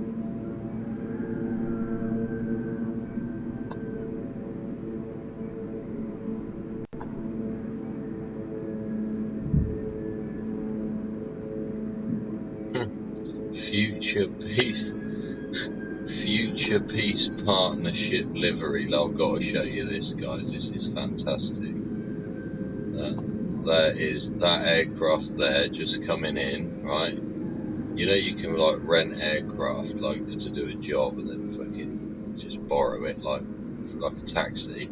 Look at the name on that. Future Peace Partnership livery. What does that mean exactly? Yeah?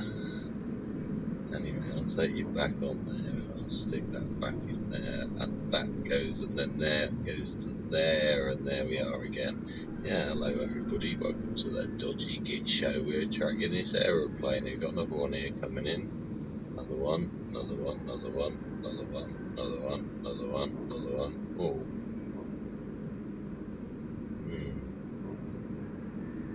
Over here. Wow.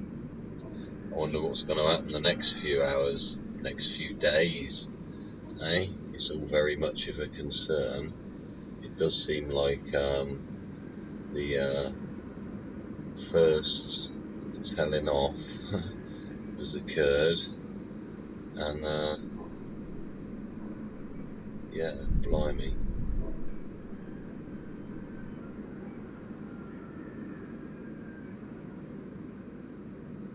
Yeah, what does it say here?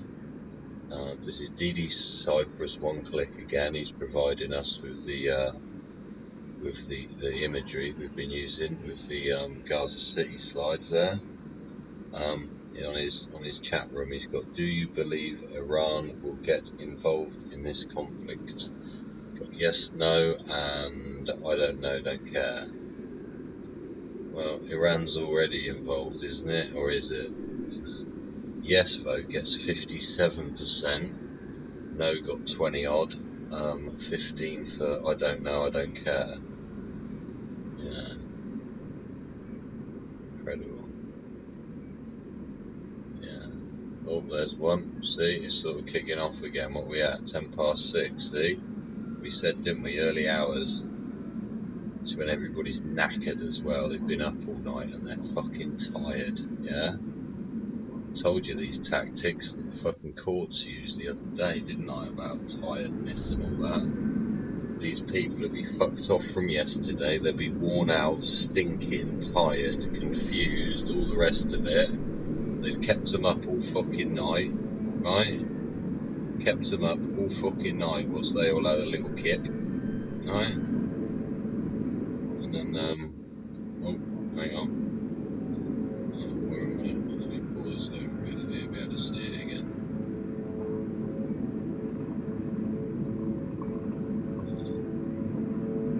There you go. Yeah, there's another little bomb going off on just next to where the map is on the other panel. Yeah. Incredible state of affairs, isn't it? Eh? I've done what I would classify as my stint and my 7 hours of presenting to you other people's content, in fact, and presenting it in a manner that seemed to be a logical way to progress through the evening. See, we had a little bit of think at the beginning, didn't we? And then we had a little bit of reasoning from Dr. John Campbell. If you go right back to the beginning of the video and all that, yeah? Dr. John Campbell.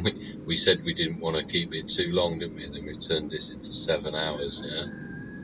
So go back and look at Dr. John Campbell's piece. So that's to do with compounding reassurance, yeah? Ensuring that we do things in a timely manner so that we're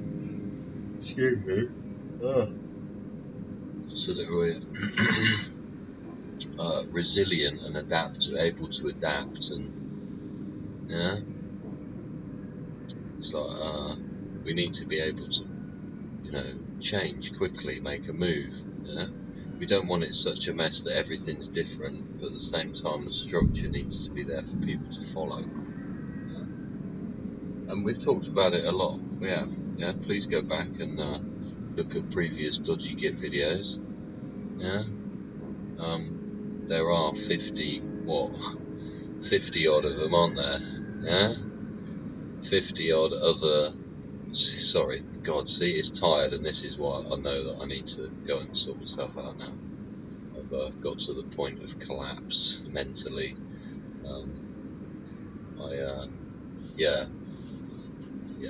I should wrap up the show, but please do like and subscribe. You know what they do when you press the bell there, the bell subscribe button. Don't cost you nothing, just press that and that will give you a notification. If the notifications annoy you, turn them off, but you can still be a member of this family that is the Dodgy Git Show family. Yeah, I hope the numbers grow. Yeah, I hope people get out of it something of benefit, even if it's not an additional thought for the day, yeah, or a stirring of one's emotions in some manner, yeah. Positive, I hope, yeah. Can't really be positive with this particular show for certain reasons, but like I said, it's sort of structured in a manner, yeah. a compounded government authorised, longed out, excuse making obfuscation. Yeah, you sort of got logic and reasoning, and then here we've had displayed what, irrationality. Don't know. I hope you learned something, much as I did. Yeah, partaking in this live stream. Yeah, altering my picture around all over the place. Yeah, getting myself stupidly tired till I'm almost nodding off.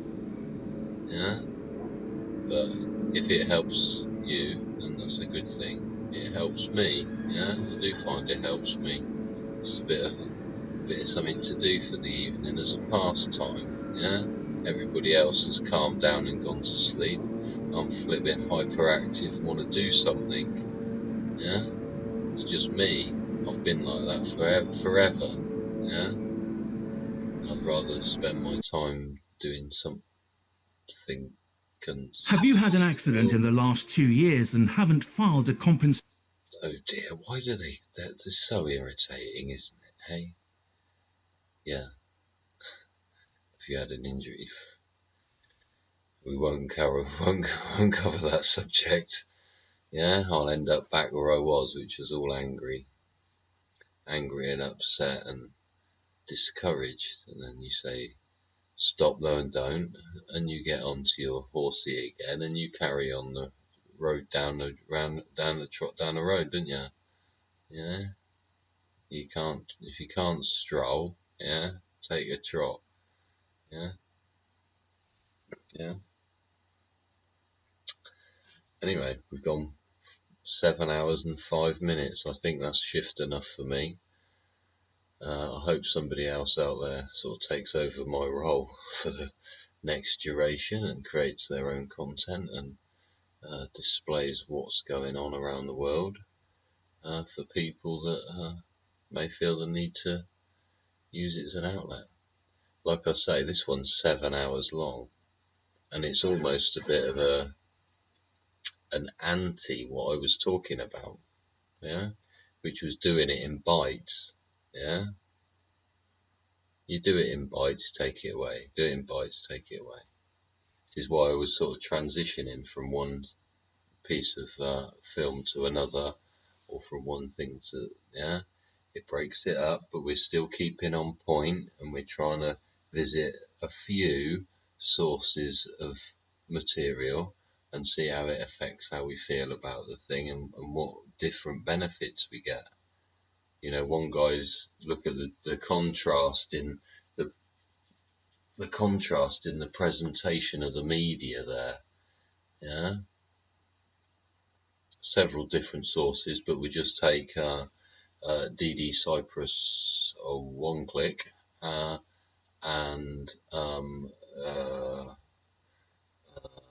what was the other one?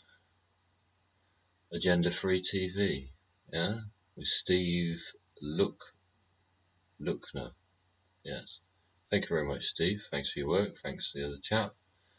And yeah, the contrast in the displayed concern coverage. Yeah, the one side you had the plain webcams, no talking, just pure raw with sound. Yeah, and it's the sounds that are probably the most haunting. Yeah, that's where music, sounds, all comes into stimulating those senses, doesn't it? There wasn't much imagery going on, but it was made up for by the sound that was being produced, creating the atmosphere and the, yeah. And the other guy's all bright colours and streamy things across the screen and this and that, and he's talking about other people being involved, a very social thing. He's going to different places, news reports, yeah, Twitter spaces, things like this. He's gathering his information from elsewhere to display to you in a presenter sort of manner, yeah.